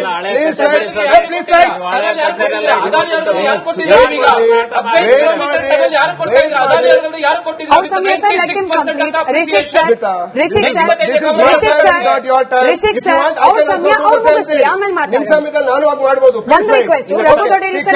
ಒಂದೇ ನಿಮಿಷ ನಿಮಗಾಗ್ಲಿ ರಿಷಿಕ್ ಅವ್ರಿಗಾಗ್ಲಿ ಚರ್ಚೆ ತರದಲ್ಲಿ ಮಾಡೋಣ, ವಿಷಯಗಳ ವಿನಿಮಯ ಆಗ್ಲಿ. ವಿದ್ಯುತ್ ಖಾಸಗೀಕರಣ ಯಾರ್ದು ತಲೆ ಮೇಲೆ ಹೋಗೋ ಸಬ್ಜೆಕ್ಟ್ ಅಲ್ಲ, ಎಲ್ರಿಗೂ ಬೇಕಾದ ಸಬ್ಜೆಕ್ಟ್ ಅಲ್ಲ ಅನ್ನೋದೊಂದೇನಿದೆ. ಅದನ್ನ ನಾವು ತಪ್ಪು ಅಂತ ತೋರಿಸಬೇಕು ಅಂದ್ರೆ ಎಲ್ಲರೂ ಮಾತಾಡೋದು ಎಲ್ರಿಗೂ ಅರ್ಥ ಆಗಬೇಕು. ದಯವಿಟ್ಟು ಒಬ್ಬರಾದ್ಮೇಲೆ ನೋಡಿ, ನಾವು ಮೂಲ ಉದ್ದೇಶ ಕೇಂದ್ರ ಸರ್ಕಾರದ ಮೂಲ ಉದ್ದೇಶ ಏನು ಅಂತ ಹೇಳಿದ್ರೆ ನರೇಂದ್ರ ಮೋದಿ ಅವರ ಸ್ನೇಹಿತರನ್ನ ಈ ದೇಶ ಮಾರಬೇಕು ಅನ್ನೋ ಒಂದು ಉದ್ದೇಶ ಹುನ್ನಾರ ನೀಡ್ತಾ ಇದೆ. ನಮ್ಮ ಮಿತ್ರರು ಹೇಳಿದ್ರು, ಯಾಕೆ ಮುಂಬೈ ಮತ್ತೆ ಪೂನಾದಲ್ಲಿ 2014 ರೇಟ್ 4 ಅವ್ರು ಬಂದಿದ್ದೇನಂತ ಅರ್ಥ, ₹4 ಒಂದು ಯೂನಿಟ್ ಕೊಡ್ತೀನಿ ಅಂತ ಹೇಳಿ, ₹4 ಕೊಡ್ತೀನಿ ಅಂತ ಹೇಳಿ ಅದು ಒಂದು ಸರಿ ಮೊನೋಪಲಿ ಆದ ನಂತರ 12ರಿಂದ ₹14 ಇವತ್ತು ಮುಂಬೈ ಮತ್ತೆ ಪೂನಾದಲ್ಲಿ ಮಾಡ್ತಾ ಇದ್ದಾರೆ ಅಂತಂದ್ರೆ ಖಾಸಗೀಕರಣದಿಂದ ಗ್ರಾಹಕರಿಗೆ ಆಗ್ತಾ ಇರತಕ್ಕಂಥ ತೊಂದರೆ ಏನು? ಸೊ ಇವತ್ತು ನಾವು ಪ್ರಶ್ನೆ ಮಾಡ್ತಾ ಇರ್ತಕ್ಕಂಥದ್ದು ಈಗ ಆಯ್ತು. ನೀವು ಒಂದು BSNL ಬಗ್ಗೆ ಮಾತಾಡಿದ್ರು. BSNL ಎಸ್ ಕೇಳೋಣ. ಈಗ ಏನು ಟಾಟಾ ಬೇರೆ ಬೇರೆ ರಿಲಯನ್ಸ್ ಅವರು, ಜಿಯೋದವರು ಮತ್ತೆ ವೊಡಾಫೋನ್ ಅವರು ಅವ್ರದ್ದಾದಂತ ಒಂದು ನೆಟ್ವರ್ಕ್ ಸಿಸ್ಟಮ್ ಅನ್ನ ಇಟ್ಕೊಂಡಿದ್ದಾರೆ. ರಾಜ್ಯ ಸರ್ಕಾರ ಕೇಂದ್ರ ಸರ್ಕಾರದ BSNL ನೆಟ್ವರ್ಕ್ ಅನ್ನು ಉಪಯೋಗಿಸ್ಕೊಂಡು ಅವ್ರು ಆಪರೇಟ್ ಮಾಡ್ತಾ ಇಲ್ಲ. ಇನ್ ಕೇಸ್ ಇವ್ರು ಮಾಡಬೇಕು ಅಂತಂದ್ರೆ ಯಾರು ಟಾಟಾದವರಾಗ್ಲಿ ಬೇರೆ ಆಗ್ಲಿ ಅವ್ರದೇ ಆದಂತ ಒಂದು ಡಿಸ್ಟ್ರಿಬ್ಯೂಷನ್ ನೆಟ್ವರ್ಕ್ ಅನ್ನು ಸೆಟಪ್ ಮಾಡಲಿ. ರಾಜ್ಯ ಸರ್ಕಾರದ ಅಥವಾ ಕೇಂದ್ರ ಸರ್ಕಾರದ ಸರ್ಕಾರದ ಸ್ವಾಮ್ಯದ ಇನ್ಫ್ರಾಸ್ಟ್ರಕ್ಚರ್ ಅನ್ನು ಉಪಯೋಗಿಸ್ಕೊಂಡು ಯಾಕೆ ಮಾಡ್ತಾರೆ ಅಂದ್ರೆ ಅವ್ರ ಹುನ್ನಾರ ಏನು ಅಂತಂದ್ರೆ ಖಾಸಗಿತನದಿಂದ. ಒಂದು ಸರ್ಕಾರದ ಜವಾಬ್ದಾರಿ ಸರ್ವಿಸೇ ಹೊರತು ಪ್ರಾಫಿಟ್ ಅಲ್ಲ. ಮತ್ತೆ ಜನರನ್ನ ಏನು 7 ಕೋಟಿ ಜನರಿದ್ದಾರೆ, 7 ಕೋಟಿ ಜನರ ರಕ್ಷಣೆಯನ್ನ ಮಾಡಬೇಕಾದಂತ ಈಗಾಗಲೇ ಬೆಲೆ ಏರಿಕೆಯಿಂದ ಸತ್ತರಿಸೋಗಿದ್ದೇವೆ ನಾವು. ಓಕೆ, ಇದನ್ನೆಲ್ಲ ಮಾಡಬೇಕು ಅಂತಂದ್ರೆ ನಾವೇನ್ ಮಾಡಿದ್ದೇವೆ?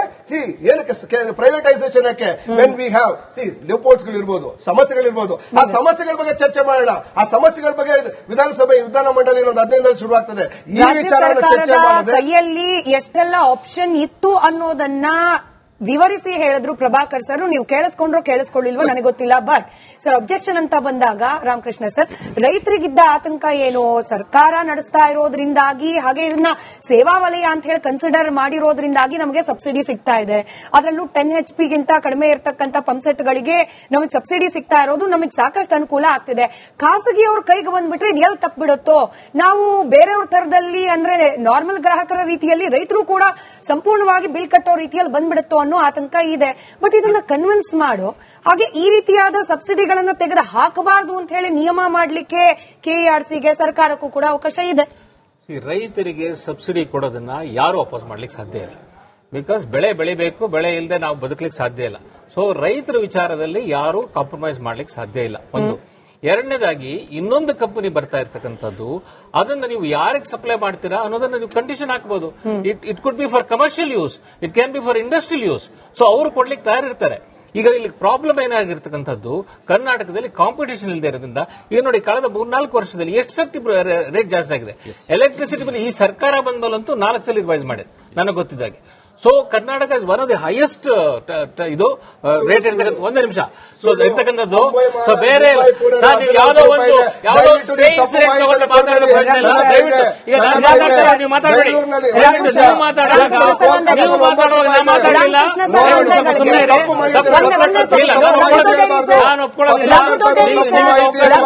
Ramakrishna sir 5 seconds. Raghu sir, I kindly request you for the 4th time in the debate, ನಿಮಗೆ ಅಬ್ಜೆಕ್ಷನ್ಸ್ ಇದ್ರೆ ಬರ್ಕೊಳ್ಳಿ, ನಿಮ್ ಸಮಯ ಬಂದಾಗ ಅಪೋಸ್ ಮಾಡಿ. ಒಬ್ರ ಮೇಲೆ ಒಬ್ರು ಮಾತನಾಡಿದ್ರೆ ನಮ್ ವೀಕ್ಷಕರು ಬೇರೆ ಚಾನಲ್ ಸ್ವಿಚ್ ಆಗ್ತಾರೆ. ಹಂಗಾಗಬಾರದು ಅನ್ನೋದು ನನ್ನ ಕಳಕಳಿಯ ಮನವಿ. ರಾಮಕೃಷ್ಣ ಸರ್ ಮುಂದೆ. ಈಗ ಇವರೊಂದು ಎಕ್ಸಾಂಪಲ್ ಕೊಡ್ತಾ ಇದ್ರು, ಬಾಂಬೆನಲ್ಲಿ ಅದಾನಿ ಬಂದ ಮೇಲೆ 14 ರೂಪಾಯಿ ಆಗಿದೆ. ಒಂದು ಸ್ಟ್ರೇಂಜ್ ವೇರಿಯಂಟ್ ತಗೊಂಡು ನಾವು ಕಂಪ್ಯಾರಿಸನ್ ಮಾಡ್ಲಿಕ್ಕೆ ಆಗೋಲ್ಲ. ಯಾಕಂದ್ರೆ ಯಾವುದೋ ಒಂದು ಜಾಗದಲ್ಲಿ ಒಂದು ಎಷ್ಟಿತ್ತು ಅದಲ್ಲ ಪ್ರಶ್ನೆ, ಓವರ್ ಆಲ್ ಎಷ್ಟಿದೆ ಅಂತಕ್ಕಂಥದನ್ನ ನಾವು ವಿಚಾರ ಮಾಡಬೇಕಾಗುತ್ತೆ. ಆಮೇಲೆ ಫಾರ್ಮರ್ಸ್ ಕೊಡ್ತಕ್ಕಂಥದ್ದು, ರೆಗ್ಯುಲರ್ ಕನ್ಸ್ಯೂಮರ್ಸ್ ಕೊಡ್ತಕ್ಕಂಥದ್ದು, ಇಂಡಸ್ಟ್ರಿಯಲ್ ಇದಕ್ಕೆ ಕೊಡ್ತಕ್ಕಂಥದ್ದು, ಅದೆಲ್ಲ ಬೇರೆ ಬೇರೆ ರೇಟ್ಸ್ ಇರುತ್ತೆ. ಸೊ ಅದನ್ನೆಲ್ಲ ಲೆಕ್ಕಕ್ಕೆ ಇಟ್ಕೊಂಡು ಮಾಡಬೇಕು. ಸೊ ಈಗ ಇನ್ನೊಂದು telecom is a best example. Telecom ಬಂದ ಮೇಲೆ ಈಗ ರೈಟ್ಸ್ ಎಲ್ಲ ಕಮ್ಮಿ ಆಗಿರ್ತಕ್ಕಂಥದ್ದು ಬಿಕಾಸ್ ಆಫ್ ದ ಕಾಂಪಿಟೇಷನ್. ಈಗ ನೀವು ಇಷ್ಟು ಕಮ್ಮಿಗೆ ಯಾವುದೇ ದೇಶದಲ್ಲಿ, ಪ್ರಪಂಚದ ಯಾವುದೇ ದೇಶದಲ್ಲಿ ಇಷ್ಟು ಕಮ್ಮಿಗೆ ಜಿಬಿಸು ಸಿಗ್ತಾ ಇಲ್ಲ, ದೆನ್ ರೇಟ್ಸ್ ಇವನ್ ಟೆಲಿಕಾಂ ರೇಟ್ಸ್ ಸಿಗ್ತಾ ಇಲ್ಲ. ಅದಿರೋದ್ರಿಂದ ಇದನ್ನ ನಾವು ಒಂದು ಎಕ್ಸ್ಪೆರಿಮೆಂಟ್ ಮಾಡೋಣ. ಕರ್ನಾಟಕದಲ್ಲಿ ಯಾಕೆ ಎಕ್ಸ್ಪೆರಿಮೆಂಟ್ ಮಾಡಬಾರದು? ಬೇರೆ ಎಲ್ಲಾ ರಾಜ್ಯಗಳು ಮಾಡ್ತಾ ಇರುವಾಗ, and Tata is a reputed company, ಅವರಿಗೆ ಕೊಟ್ಟು ನೋಡೋಣ. ಮಾಡದಿದ್ರೆ ನೀವು can always withdraw the licence. And also the people will have the choice. ಇದು ನೀವು ಅವ್ರು ಕೊಟ್ಟು ಕೂಡಲೇ ಅವ್ರದೇ ತಗೋಬೇಕು ಅಂತಿಲ್ಲ. You will have the other choice. ಈಗ ನೀವು ಟೆಲಿಕಾಂ ನಲ್ಲಿ ನೀವು ಏರ್ಟೆಲ್ ಹೋಗಬಹುದು ಅಥವಾ ಏನೋ BSNL ಇಟ್ಕೋಬಹುದು, ಯಾವ್ದು ಬೇಕಾದ್ರೆ ಇಟ್ಕೋಬಹುದು. It is your choice. So ಜನಗಳಿಗೆ ಚಾಯ್ಸ್ ಕೊಡ್ತಕ್ಕಂಥದ್ದು ಇಂಪಾರ್ಟೆಂಟ್. ಪ್ರಭಾಕರ್ ಸರ್, ಇವಾಗ ಸರ್ವಿಸ್ ಸೆಕ್ಟರ್ ಇದು ರಘು ಸರ್ ಬುಲ್ಡೋಸ್ ಮಾಡೋ ಪ್ರಯತ್ನ ದಯವಿಟ್ಟು ಮಾಡಬೇಡಿ. ಇಲ್ಲಿ ನಿಮ್ಮ ತರದಲ್ಲೇ 5 ಜನ ಇದ್ದಾರೆ, ಎಲ್ಲರಿಗೂ ನೀವೇ ಹೇಳ್ದಂಗೆ ರೊಟೇಷನ್ ಸಿಸ್ಟಮ್, ಅದನ್ನ ಫಾಲೋ ಮಾಡೋ ಪ್ರಯತ್ನ ನಾನ್ ಮಾಡ್ತಾ ಇದ್ದೀನಿ. Kindly hello it. Prabhakar sir, ಇವಾಗ ನಿಜ ವಿದ್ಯುತ್ ಅನ್ನೋದು ಸೇವಾ ವಲಯ ಅನ್ನೋ ರೀತಿಯಲ್ಲಿ ಇರಬೇಕು. UN ಕೂಡ ಹೇಳಿದೆ, ಗಾಳಿ ಬೆಳಕು ಹಾಗೆ ನೀರು ಇದನ್ನ ಪ್ರಿಯಾರಿಟೈಸ್ ಮಾಡ್ಕೊಳ್ಬೇಕು. ಬೆಳಕು ಅಂದಾಗ ವಿದ್ಯುತ್ ಕೂಡ ಬಂದ್ಬಿಡುತ್ತೆ. ಬಟ್ ಹಿಂಗೆ ಸೇವೆ ಅಂತಲೇನೆ ಈ ವಿದ್ಯುತ್ ಅಥವಾ ಇಂಧನ ಇಲಾಖೆ ಅನುಭವಿಸ್ತಾ ಇರುವ ನಷ್ಟ ಇದೆಯಲ್ಲ, ಈ ನಷ್ಟವನ್ನ ಸರಿದೂಗಿಸೋದು ಹೇಗೆ? ಹಾಗಾದ್ರೆ ನಾವು ಕಾಂಪಿಟೇಷನ್ ಮಾಡಲ್ಲ, ಪ್ರೈವೇಟೈಸು ಮಾಡೋದಿಲ್ಲ, ಇದು ಹೆಂಗಿದೆ ಯಥಾವತ್ತಾಗಿ ಮುಂದುವರ್ಸ್ಕೊಂಡು ಹೋಗ್ತಾ ಇರೋಣ ಅಂತಂದ್ರೆ ಈ ನಷ್ಟದ ಪ್ರಮಾಣ ದಿನೇ ದಿನೇ ಹೆಚ್ಚಾಗ್ತಾ ಹೋಗುತ್ತೆ. ಲಾಸ್ ಯಾರಿಗೆ, ಬರ್ಡನ್ ಯಾರಿಗೆ? ಬಾರೋಯಿಂಗ್ಸ್ ಬಗ್ಗೆ ನಮ್ಮ ಸ್ನೇಹಿತರು ಹೇಳಿದ್ದು 47,993 ಕೋಟಿ ಅದನ್ನ ಅಡಿಷನಲ್ ಫಂಡ್ಸ್ ತಗೊಂಡಿರೋದು. ಆದ್ರೆ ಲಾಸ್ ಇರೋದು 34,980 ಕೋಟಿ ಲಾಸ್ ಇರೋದು. ಗ್ರಾಹಕರು ನೀವು 3MMD 2MMB ಕೊಟ್ಟಿದ್ವಲ್ಲ, 11,000 ಕೋಟಿ ಇದೆ. ನಮಗ್ ಬರ್ತಾ ಇರೋ ಎಷ್ಟು ಗ್ರಾಹಕರ ಇದಕ್ಕೆ ಠೇವಣಿಗೆ 6.5% ಬರ್ತದೆ. 6.5% ಎಲ್ಲಾರು ಯಾರಿಗಾರು ಈ ದೇಶದಲ್ಲಿ ಗ್ರಾಹಕನಿಗೆ ಸಿಗುತ್ತಾ? ಇಷ್ಟು ಅನುಕೂಲಗಳಿದ್ದೇನು ಲಾಸ್ ಮಾಡ್ತಾ ಇದ್ದಾರೆ. ಮೊದಲನೇದು ನನ್ನ ಸರ್ಕಾರದ ಬಗ್ಗೆ ನಾನು ಸ್ವಲ್ಪ ತೀಕ್ಷ್ಣವಾದ ಮಾತು ಹೇಳಬೇಕಾಗುತ್ತೆ. ಈ ಸಪ್ಲೈ ಕಂಪನಿಗಳಿಗೆ ಕಾಲಕ್ಕಾಗಿ ಬಿಡುಗಡೆ ಮಾಡಬೇಕಾಗಿರ್ತಕ್ಕಂಥ ಏನಿದೆ ಸಬ್ಸಿಡಿನ ಅವರು ಮುಂಚೆ ಕೊಡ್ಬೇಕು, ಅವರು ಕೊಡ್ತಾ ಇಲ್ಲ. ನನ್ನ ಹತ್ರ ಒಂದು ಡಾಕ್ಯುಮೆಂಟ್ ಇದೆ, 5,600 ಕೋಟಿನ ರೈಟ್ ಆಫ್ ಮಾಡಿ ಅಂತ ಹೇಳುತ್ತೆ. ಇದರಲ್ಲಿ main culprit in the whole defect in the system it is the government.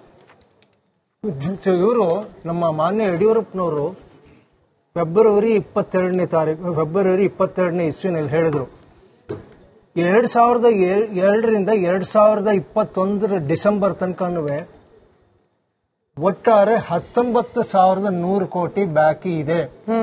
ಸರ್ಕಾರದಿಂದ ಕೊಡಬೇಕಾಗಿರೋ ಬಾಕಿ 13,000 ಕೋಟಿ. Herbal rural bodies, herbal and rural ಇದು ಎರಡು ಸೇರಿಸಿ ಅವು ಇನ್ನೊಂದು 6,000, 19,000 ಕೋಟಿ ಸರ್ಕಾರ ಕೊಟ್ಟಿರಲಿಲ್ಲ. ನಾವು ಸಪ್ಲೈ ಕಂಪನಿಗಳನ್ನ ನಾವು ದೂರದಿಂದ ಉಪಯೋಗ ಇಲ್ಲ.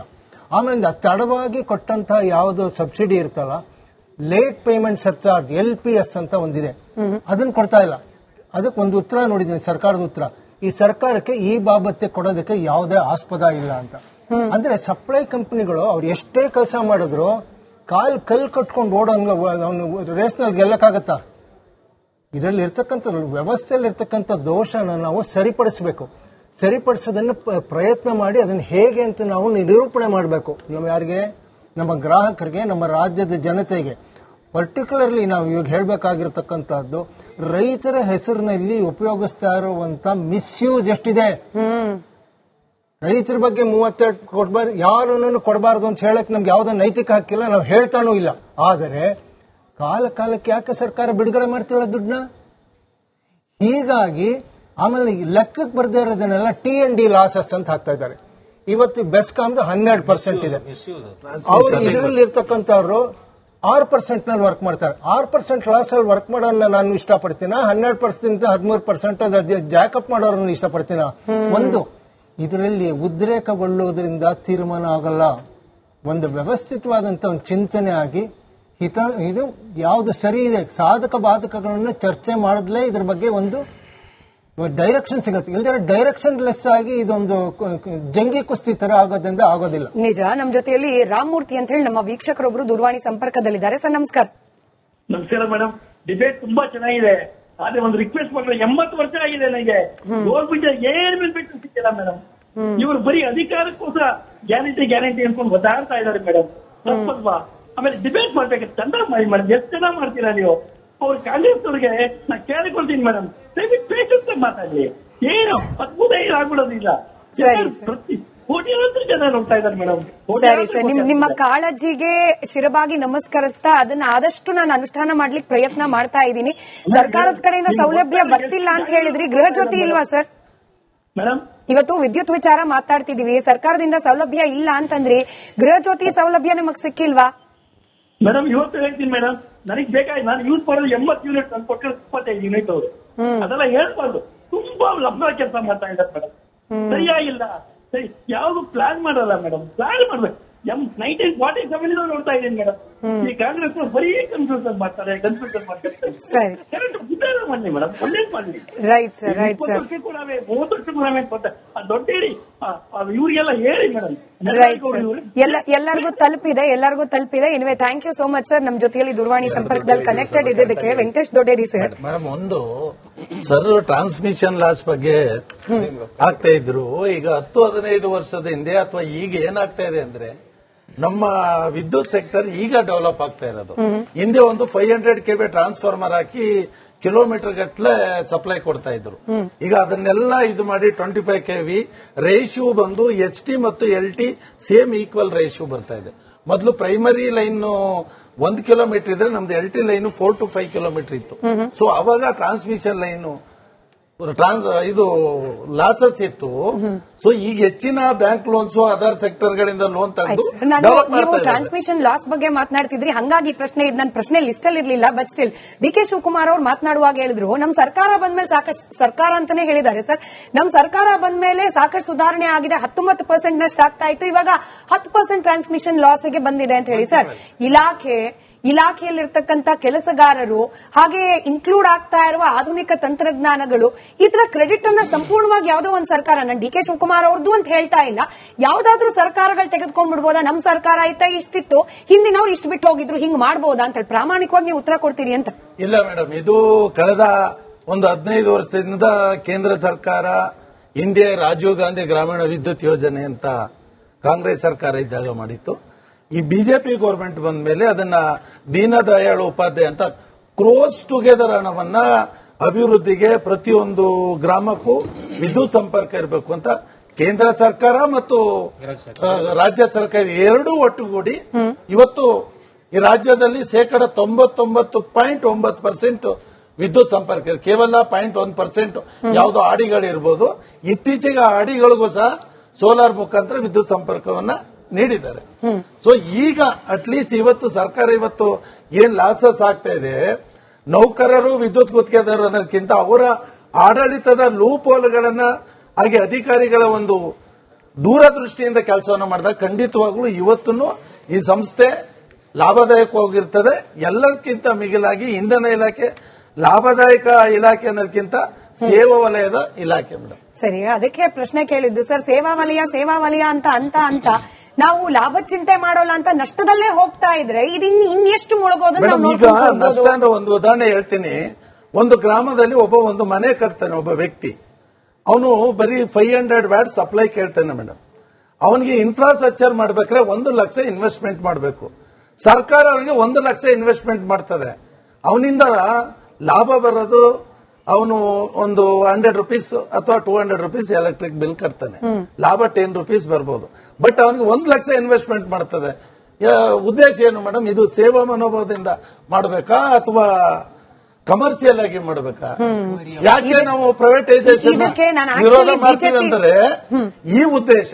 ಎಲ್ಲೋ ಇಂಡಸ್ಟ್ರಿಗೆ ಅವರು ಸಪ್ಲೈ ಕೊಡಬಹುದು, ಬಟ್ ಒಂದು ಗ್ರಾಮಾಂತರದಲ್ಲಿ ಒಂದು ಪುಟ್ಟ ಮನೆ ಕಟ್ಟಂತ ಕಟ್ಟ ಕಡೆಯ ಗ್ರಾಹಕನಿಗೂ ವಿದ್ಯುತ್ ಸಂಪರ್ಕ ಸಿಗಬೇಕು ಅಂದ್ರೆ ಅದು ಸರ್ಕಾರದ ಲೆವೆಲ್ ಅಲ್ಲಿ ಇದ್ದಾಗ ಮಾತ್ರ ಸಾಧ್ಯ. ಸರಿ ಸರ್, ನಾನು ಅದಕ್ಕೆ ಬಿಜೆಪಿ ವಕ್ತಾರನ್ನ ನೆಕ್ಸ್ಟ್ ಪ್ರಶ್ನೆ ಕೇಳಬೇಕಾಗಿತ್ತು. ಬಟ್ ಈ ರೊಟೇಷನ್ ನ ಬ್ರೇಕ್ ಮಾಡಿ ಪ್ರಭಾಕರ್ ಸರ್ಗೆನೆ ಪ್ರಶ್ನೆ ಕೇಳ್ತಿದ್ದೀನಿ. ಸರ್, ಈ ನಷ್ಟ ಅನ್ನೋ ಪ್ರಮಾಣ ಇದೆಯಲ್ಲ, ವರ್ಷದಿಂದ ವರ್ಷಕ್ಕೆ ಹೆಚ್ಚಾಗ್ತಾ ಹೋಗ್ತಾ ಇದೆ. 2022-23 17,000 ಕೋಟಿ ಇದ್ದಿದ್ದು 2024-25 ಬರೋಷ್ಟೊತ್ತಿಗೆ ಆಲ್ಮೋಸ್ಟ್ ಡಬಲ್ ಸರ್, 35,000 ಕೋಟಿಯಷ್ಟು ಬಂದಿದೆ. ಪ್ರೈವೇಟೈಸೇಷನ್ ಈ ನಷ್ಟವನ್ನ ಅಟ್ಲೀಸ್ಟ್ ಕಮ್ಮಿ ಮಾಡ್ಲಿಕ್ಕೆ ಲಾಭದ ಕಡೆ ಕರ್ಕೊಂಡು ಹೋಗುತ್ತಾ ನನಗೆ ಗೊತ್ತಿಲ್ಲ. ಈ ನಷ್ಟದ ಪ್ರಮಾಣವನ್ನ ಕಡಿಮೆ ಮಾಡ್ಲಿಕ್ಕೆ ಹೆಂಗಾದ್ರೂ ಸಹಾಯಕ ಆಗತ್ತಾ ಅಂತ? ಎಸ್ ಆರ್ ನೋ ಅಂತ ಹೇಳೋದಾದ್ರೆ ವಿಷಯದ ಪರಾಮರ್ಶೆ ಕರೆಕ್ಟ್ ಆಗಿಲ್ಲ ಅಂತ. ಆದರೆ ಆ ಕಾರಣದಿಂದಾಗಿ ಪ್ರೈವೇಟೈಸೇಷನ್ಗೆ ನಾವು ಅಡ್ಡಗಾಲಿಡಬೇಕು ಅಂತಿದೆಯಲ್ಲ, ಅದು ಸರಿ ಇಲ್ಲ. ಇದರಲ್ಲಿ ಲಾಸಸ್ ಆಗ್ತಾ ಇರೋದು ಯಾಕೆ ಅಂತಂದಾಗ ಸಪ್ಲೈ ಕಂಪನಿಗಳು ದುಡ್ಡು ಕೊಡದೇ ಇದ್ದಾಗ ಅದನ್ನ ವೇವ್ ಆಫ್ ಮಾಡ್ತಿದ್ದಾರೆ. ಆಮೇಲೆ aggregate of technical and commercial losses 18% ಇದೆ. 4% ಒಳಗಡೆ ಟ್ರಾನ್ಸ್ಮಿಷನ್ ಲಾಸಸ್ ಇದೆ. 12% ಇದಕ್ಕೆ ಹೋಗುತ್ತೆ. ಕಳವು ಇದು ಎಲ್ಲ ಸೇರಿ aggregate of technical and commercial losses ಅಂತ ಹೇಳ್ತಾರೆ. ಅದಕ್ಕೊಂದು ಇದು it's a euphemism. Most of it is theft. It is theft. ಯಾರು ಮಾಡ್ತಾ ಇದ್ದಾರೆ? ಅದಕ್ಕೆ ಯಾರು ಉತ್ತೇಜನ ಕೊಡ್ತಾ ಇದ್ದಾರೆ? ರೈತರ ಮೇಲೆ ಖಂಡಿತ ಈ ವೇದಿಕೆಯಿಂದ ನಾವು ಯಾವುದೇ ರೀತಿ ಬೆರಳು ತೋರಿಸಬಾರ್ದು. ರೈತರದಲ್ಲ ತಪ್ಪು, ಸರ್ಕಾರ ತಾನು ಹೇಳದಂತೆ ನಡ್ಕೋತಾ ಇಲ್ಲ. ನಡ್ಕೊಳ್ಳೋ ಒಂದು ಸರ್ಕಾರ ಬಂದ ಪಕ್ಷದಲ್ಲಿ ನಾವೆಲ್ಲರೂ ಜೊತೆಗೆ ಸೇರ್ಕೊಂಡು ಒಂದು ಸಮಾಜನ, ಬಲಿಷ್ಠವಾದ ಸಮಾಜವನ್ನ ಬೆಳೆಸೋದಕ್ಕೆ ಸಾಧ್ಯ ಆಗುತ್ತೆ ಅಂತ ನಾನು ತುಂಬಾ ಸ್ಪಷ್ಟವಾಗಿ ಹೇಳೋದಕ್ಕೆ ಇಷ್ಟಪಡ್ತೀನಿ. ಮತ್ತೊಬ್ಬರು ದೂರವಾಣಿ ಸಂಪರ್ಕದಲ್ಲಿದ್ದಾರೆ, ಬಹುಶಃ ಗುರುಕುಮಾರ್ ಅಂತ ಹೇಳಿ ದೂರವಾಣಿ ಸಂಪರ್ಕದಲ್ಲಿ. ನಮಸ್ಕಾರ ಸರ್. ನಮಸ್ಕಾರ ಮ್ಯಾಮ್. ಹೇಳಿ ಸರ್. ಅದೇ ಈಗ ಖಾಸಗೀಕರಣ ಅಂತ ಮಾಡ್ತಾ ಇದಾರೆ, ಯಾಕೆ ಅವ್ರಿಗೆ ರನ್ ಮಾಡಕ್ ಅವ್ರ ಹತ್ರ ದುಡ್ಡಿಲ್ವಾ? ಅಲ್ಲ, ದುಡ್ಡು ನಷ್ಟದಲ್ಲಿ ಇದೆ ಅನ್ನೋ ಕಾರಣ ಖಾಸಗೀಕರಣ ಆಪ್ಷನ್ ಅನ್ನೋದು ಚರ್ಚೆ ಆಗಿದೆ. ಹೇಳಿ ಸರ್. ನಷ್ಟ ಆಗೋದಕ್ಕೆ ಕಾರಣ ಯಾರು? ಇವ್ರು ಫ್ರೀ ಕೊಟ್ಟಿದ್ದಕ್ಕೆ ನಷ್ಟ ಆಗಿರೋದು. ಓಕೆ. ಲ್ಯಾಬ್ದಲ್ಲಿ ಇದ್ದಿದ್ದು ಕಂಪನಿನ ಬೆಸ್ಕಾಂನ ಪಾಪರ್ ಮಾಡ್ಬಿಟ್ಟು ಇವಾಗ ಮಾರ್ತೀನಿ ಅಂತ ಅಂದ್ಬಿಟ್ರೆ ಎಷ್ಟು ಸರಿ ಇದು? ಸರ್, ಇದು ಫ್ರೀ ಕೊಟ್ಟಿದ್ದಕ್ಕೇನೆ ನಷ್ಟ ಆಯ್ತು ಅಂತಿಲ್ಲ, ಹಿಂದಿನಿಂದ ಕೂಡ ಬರ್ಡನ್ ಇದ್ದೇ ಇದೆ. ಬರ್ಡನ್ ಇದ್ರು ಫ್ರೀ ಪೀಸ್ ಮಾಡ್ಬೇಕಾದ್ರೆ ಅವ್ರಿಗೆ ತಲೆ ಇರ್ಲಿಲ್ವಾ? ಏನ್ ಚಿಂತಾ ಇದ್ರು? ಆಯ್ತು ಸರ್, ಭಾಷೆ ಪದ ಬಳಕೆ ಬಗ್ಗೆ ಸ್ವಲ್ಪ ಗಮನ ಇರಲಿ. ನಿಮ್ಮ ಆಕ್ರೋಶ ಅರ್ಥ ಆಗುತ್ತೆ, ಹಾಗಂದು ಮಾತ್ರ ಪದ ಬಳಕೆ ನೀವು ಮೈ ಮರಿ. ಅವ್ರಿಗೇನೆ ಪ್ರಶ್ನೆ ವರ್ಗಾವಣೆ ಮಾಡ್ತಾ ಇದ್ದೀನಿ. Anyway, thank you so much Gurukumar sir. ಈಗ ಈ ಗ್ಯಾರಂಟಿಗಳ ಬಗ್ಗೆ ಪದೇ ಪದೇ ಪ್ರಶ್ನೆಗಳು ಹೇಳುತ್ತೆ ರಘುದೊಡ್ಡೇರಿ ಅವರೇ. ನಿಜಾನೇ ಗ್ಯಾರಂಟಿ ಕೊಟ್ಟು ನಷ್ಟ ಆಯ್ತು ಅಂತ ಹೇಳಿ ವಿದ್ಯುತ್ ಇಲಾಖೆಗೆ ಸಂಬಂಧಪಟ್ಟಂಗೆ ನೋಡೋದಾದ್ರೆ ಇವಾಗ ಸರ್ಕಾರ ಹಿಂಗ್ ಯೋಚನೆ ಮಾಡ್ತಿರ್ಬೋದಾ?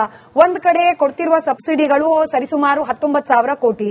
ಈ ಗೃಹ ಜ್ಯೋತಿಗೆ ಅಂತ ಹೇಳಿ ಬಳಕೆ ಆಗ್ತಾ ಇರೋದು ಅಂದ್ರೆ ಎತ್ತಿಡ್ತಾ ಇರೋದು ಸರ್ಕಾರ ಸರಿಸುಮಾರು 10,500 ಕೋಟಿಯಷ್ಟು, ಹತ್ತತ್ರ 31,218 ಕೋಟಿಯಷ್ಟು ಸರ್ಕಾರದ ಮೇಲಿರುವ ಹೊರೆಯನ್ನ ಖಾಸಗೀಕರಣದ ಮೂಲಕ ನಾವು ಸರಿದೂಗಿಸಿಕೊಳ್ಳಬಹುದು ಅನ್ನೋ ಆಪ್ಷನ್ ಇದ್ರೆ ವೈ ನಾಟ್ ಸರ್? ಇಲ್ಲಿ ಈಗೋ ಬೇಕಾ? ನನ್ನ ಪ್ರಶ್ನೆ ಅಷ್ಟೇನೆ. ಒಂದು ನಿಮಿಷ. ಈಗ ಗೃಹ ಜ್ಯೋತಿಯನ್ನ ಕೊಡ್ತಾ ಇದೀವಿ ನಾವು, ಅಥವಾ ನಮ್ಮ ಗ್ಯಾರಂಟಿಗೆ 52,000 ಕೋಟಿಯನ್ನು ನಾವು ಎತ್ತಿಟ್ಟಿದ್ದೇವೆ. ಇನ್ ಕೇಸ್ ಖಾಸಗಿಗೆ ಕೊಟ್ಟ ನಂತರ ಪ್ರೈವೇಟೈಸೇಷನ್ ಅಂದ್ರೆ ಖಾಸಗಿ ಪವರ್ ಡಿಸ್ಟ್ರಿಬ್ಯೂಷನ್ ಅನ್ನ ಖಾಸಗಿ ಕೊಟ್ಟ ನಂತರ ಈ 52 ಕೋಟಿ ಕಮ್ಮಿ ಝೀರೋ ಆಗ್ಬಿಡ್ತದಾ? ಝೀರೋ ಆಗುತ್ತಾ? ಅಂದ್ರೆ ಖಾಸಗಿ ನಾವು ಗ್ಯಾರಂಟಿ ಕೊಟ್ಟಿರ್ತಕ್ಕಂಥ ಸರ್ಕಾರದ ಯೋಜನೆ. ಜನರು ಏನು 7 ಲಕ್ಷ ಕೋಟಿಯನ್ನ ತೆರಿಗೆ ಕಟ್ತಾ ಇದ್ದಾರೆ, ಕನ್ನಡಿಗರು ಏನು 7 ಕೋಟಿ ಕನ್ನಡಿಗರು ಕಟ್ತಾ ಇರ್ತಕ್ಕಂಥ ತೆರಿಗೆಯನ್ನ ಕೆರೆಯ ನೀರನ್ನ ಕೆರೆಗೆ ಚೆಲ್ತಾ ಇದೀವಿ. ಅಂದ್ರೆ ಈಗ ಬೆಲೆ ಏರಿಕೆ ಏನಾದ್ರು ಕೇಂದ್ರ ಸರ್ಕಾರ ಮಾಡಿರ್ಲಿಲ್ಲ ಅಂದಿದ್ರೆ, ಇದು ಪೆಟ್ರೋಲ್ ಬೆಲೆ ಜಾಸ್ತಿ ಮಾಡಿರ್ಲಿಲ್ಲ ಅಂದಿದ್ರೆ ನಾವು ಅವ್ರಿಗೆ ಇಷ್ಟೊಂದು ಬೆಲೆ ಜಾಸ್ತಿ ಮಾಡ್ತಿರ್ಲಿಲ್ಲ. ಸೊ ನಾವು ಪ್ರಶ್ನೆ ಮಾಡ್ತಾ ಇರ್ತಕ್ಕಂಥದ್ದು ಇವತ್ತು ಒಂದು ಎಲ್ಲರೂ ಏನು ಸಾಲದ ಬಗ್ಗೆ ಮಾತಾಡ್ತೀರಿ. ಆಯ್ತು, ಕೇಂದ್ರ ಸರ್ಕಾರ ಹೈವೇಗಳಿಗೆ ಅಂತ ಹೇಳಿ ಹೇಳ್ತಾರಲ್ಲ, ನಾವು ಇಡೀ ಪ್ರಪಂಚದಲ್ಲಿ ಲಾರ್ಜೆಸ್ಟ್ ನೆಟ್ವರ್ಕ್ ಮಾಡಿದೀವಿ ಅಂತ ಹೇಳಿ ಪುಕ್ಕಟ್ಟೆ ಮಾಡಿದೀರಾ? ಎಷ್ಟು ಲಕ್ಷ? ಸರಿ ಸುಮಾರು 12 ಲಕ್ಷ ಕೋಟಿ ಸಾಲ ಮಾಡಿದಿರಿ ನೀವು. 12 ಲಕ್ಷ ಕೋಟಿ ಯಾಕೆ ಸಾಲ ಮಾಡಿದ್ರಿ ನೀವು? ಆಯ್ತು, ಅಂದ್ರೆ ಸಾಲ ಮಾಡಿದಿರಿ ಅಂದ್ರೆ ನೀವು ಮಾಡಿದ್ರು ಮಾತ್ರ ಅಭಿವೃದ್ಧಿ. ಅದೇ ನಾವು ಸಾಲ ಮಾಡಿ ಏನಾದ್ರು ಹೊಸ ಇನ್ಫ್ರಾಸ್ಟ್ರಕ್ಚರ್ ಗಳನ್ನ ಮತ್ತೆ ನಮ್ಮ ಡಿಸ್ಟ್ರಿಬ್ಯೂಷನ್ ಲಾಸ್ ಅನ್ನು ಕಮ್ಮಿ ಮಾಡಿದ್ರೆ ಲಂಚಗೊಳಿತಾರ ಅಂತ ಮಾತಾಡ್ತೀರಿ. ಹೌ ಇದು ಹಿಪೋಕ್ರೆಟಿಕ್ ಇಟ್ ಇಸ್. ಈ ವಿಚಾರವನ್ನು ಸೈಡ್ಗೆ ಇಡೋಣ. ಈಗ ನಾವು ಗ್ಯಾರಂಟಿ ವಿಚಾರದಲ್ಲಿ ಕಳೆದ 23ರಿಂದ 26ರವರೆಗೂ ಸರಿ ಸುಮಾರು ಒಂದು 23 ಸಾವಿರ ನಾವು ಸಬ್ಸಿಡಿಗೆ ಅಂತಾನೆ ಕೊಟ್ಟಿದ್ದೀವಿ. ಅದರಲ್ಲಿ 22,705 ಕೊಟ್ಟಿದ್ದೀವಿ, 631 ಬಾಕಿ ಇದೆ. ರಾಜ್ಯ ಸರ್ಕಾರ ಅಂದಾಗ ರಾಜ್ಯ ಸರ್ಕಾರ ನಡಿಬೇಕು ಅಂತಂದ್ರೆ ನಾವು ಕಟ್ತಕ್ಕಂಥ ತೆರಿಗೆ ನಮ್ಗೆ ವಾಪಸ್ ಕೊಟ್ಬಿಟ್ರೆ ನಾವು ಬೇರೆ ಹತ್ರ ಹೋಗಿ ಭಿಕ್ಷೆ ಬೇಡ ಅವಶ್ಯಕತೆ ಇಲ್ಲ. ಇವತ್ತು ಕರ್ನಾಟಕದಲ್ಲಿ ಉತ್ಪತ್ತಿ ಆಗುವಂತಹ ಹಣ ಇವತ್ತು ಬಿಹಾರ, ಮಧ್ಯಪ್ರದೇಶ, ರಾಜಸ್ಥಾನದಾಗ ಗ್ಯಾರಂಟಿ ಕೊಡ್ತಾ ಇದ್ದಾರೆ, ಉತ್ತರ ಪ್ರದೇಶಕ್ಕೆ ಕೊಡ್ತಾ ಇದ್ದಾರೆ. ನೀವು ಬೇರೆ ಕೊಡಬೇಡಿ ಸ್ವಾಮಿ, ನಮ್ಮ ಕರ್ನಾಟಕದ ಕನ್ನಡಿಗರ ದುಡ್ಡನ್ನ ಕನ್ನಡಿಗರಿಗೆ ಕೊಡಿ. ನಾವಿವತ್ತು ಕನ್ನಡಿಗರು ಉದಾರ ಮನೋಭಾವದಿಂದ ಬೇರೆಯವ್ರನ್ನ ಸಾಕ್ತಾ ಇದ್ದೀವಿ. ನಮ್ಮ ಜನರ ದುಡ್ಡ ನಮ್ಗೆ ವಾಪಸ್ ಕೊಡಿ, ನಾವೇನು ಲಕ್ಸುರಿ ಆಗಿರ್ತೇವೆ. ಇವಾಗ ಡಿಸ್ಟ್ರಿಬ್ಯೂಷನ್ ಬಗ್ಗೆ ಮಾತಾಡ್ತಾ ಇದ್ದೀರಿ. ಪ್ರೈವೇಟೈಸೇಷನ್ ನಾವು ವಿರೋಧ ಅಲ್ಲ, ಬಟ್ ಪ್ರೈವೇಟೈಸೇಷನ್ ಸರ್ಕಾರದ ಇನ್ಫ್ರಾಸ್ಟ್ರಕ್ಚರ್ ಉಪಯೋಗಿಸ್ಕೊಂಡು ಯಾಕೆ ಮಾಡ್ತೀರಿ? ನಿಮ್ಗೆ ತಾಕತ್ತಿದ್ರು ಮಾಡಿ ಸ್ವಾಮಿ, ನಿಮ್ದೇ ಓನ್ ಡಿಸ್ಟ್ರಿಬ್ಯೂಷನ್ ನೆಟ್ವರ್ಕ್ ಅನ್ನು ಮಾಡ್ಕೊಂಡು ಮಾಡಿ. ಕೊಡಬೇಕು ಅದಕ್ಕೆ ಅನುಮತಿ ಯಾರು ಕೊಡಬೇಕು? ಅನುಮತಿ ಅಲ್ಲ, ನೀವು ನೆಟ್ವರ್ಕ್ ನೀವು ಕೇಬಲ್ ಅನ್ನು ಹಾಕಿ, ನೀವು ಎಲೆಕ್ಟ್ರಿಕಲ್ ಇನ್ಫ್ರಾಸ್ಟ್ರಕ್ಚರ್ ಬಳಕೆ ಮಾಡ್ಕೊಳ್ಳೇಬಾರದು ಅನ್ನೋ ರೀತಿಯ ಆ ರೀತಿ ಉದ್ದೇಶ. ನಿಮ್ಮ ಮೂಲ ಉದ್ದೇಶ ಇವತ್ತೇನಾಯ್ತು? ಏರ್ಪೋರ್ಟ್ಗಳು ಯಾರ ರಾಜ್ಯ ಸರ್ಕಾರದ ವ್ಯಾಪ್ತಿಯಲ್ಲಿದ್ದು ಇವತ್ತು ಯಾರ ಕೈಗೆ ಹೋಗಿದ್ದಾವೆ? ಯಾರು ಇದನ್ನ ಮೇಂಟೆನೆನ್ಸ್ ರೇಟ್ ಅನ್ನು ಜಾಸ್ತಿ ಮಾಡಿರೋದು ಯಾರು? ಟಾರಿಫ್ ರೇಟ್ ಟಿಕೆಟ್ ಜಾಸ್ತಿ ಆಗಿರತಕ್ಕಂಥದ್ದು ಯಾರು? ಕೇವಲ 4-5 ವರ್ಷದ ಹಿಂದೆ ನಿಮ್ಮ ಟಿಕೆಟ್ 30 to 40% ಕಮ್ಮಿ ಇತ್ತು, ಇವತ್ತು ಜಾಸ್ತಿ ಆಯಿತು. ಅದೆಲ್ಲ ಪ್ರೈವೇಟೈಸೇಷನ್ ಆಗಿದ ಕಾರಣದಿಂದ ಅದೇ ರಾಜ್ಯ ಸರ್ಕಾರ ಮತ್ತು ಕೇಂದ್ರ ಸರ್ಕಾರದ ವ್ಯಾಪ್ತಿನಲ್ಲಿದ್ದಿದ್ರೆ ಅದು ಸೇವೆ ಆಗ್ತದೆ. ಸರ್ಕಾರ ಯಾವಾಗಲೂ ಸೇವೆ ಮಾಡುತ್ತೆ. ಪ್ರೈವೇಟೈಸೇಷನ್ ಬಂದವರು ಸರ್ವಿಸ್ ಇರೋದಿಲ್ಲ ಅವ್ರಿಗೆ. ಯಾವಾಗ್ಲೂ ಅವರ ಮೂಲ ಉದ್ದೇಶ ಏನಿರುತ್ತೆ ಅಂತಂದ್ರೆ ಪ್ರಾಫಿಟ್ ಇರುತ್ತೆ. ನಾವು ಪ್ರೈವೇಟೈಸೇಷನ್ ವಿಚಾರ ವಿರೋಧಿ ಅಲ್ಲ. ಯಾಕೆ ಕರ್ನಾಟಕದಲ್ಲಿ ಇವಾಗ ಜನರೇಷನ್ ಮಾಡ್ತಾ ಇದ್ದಾರೆ.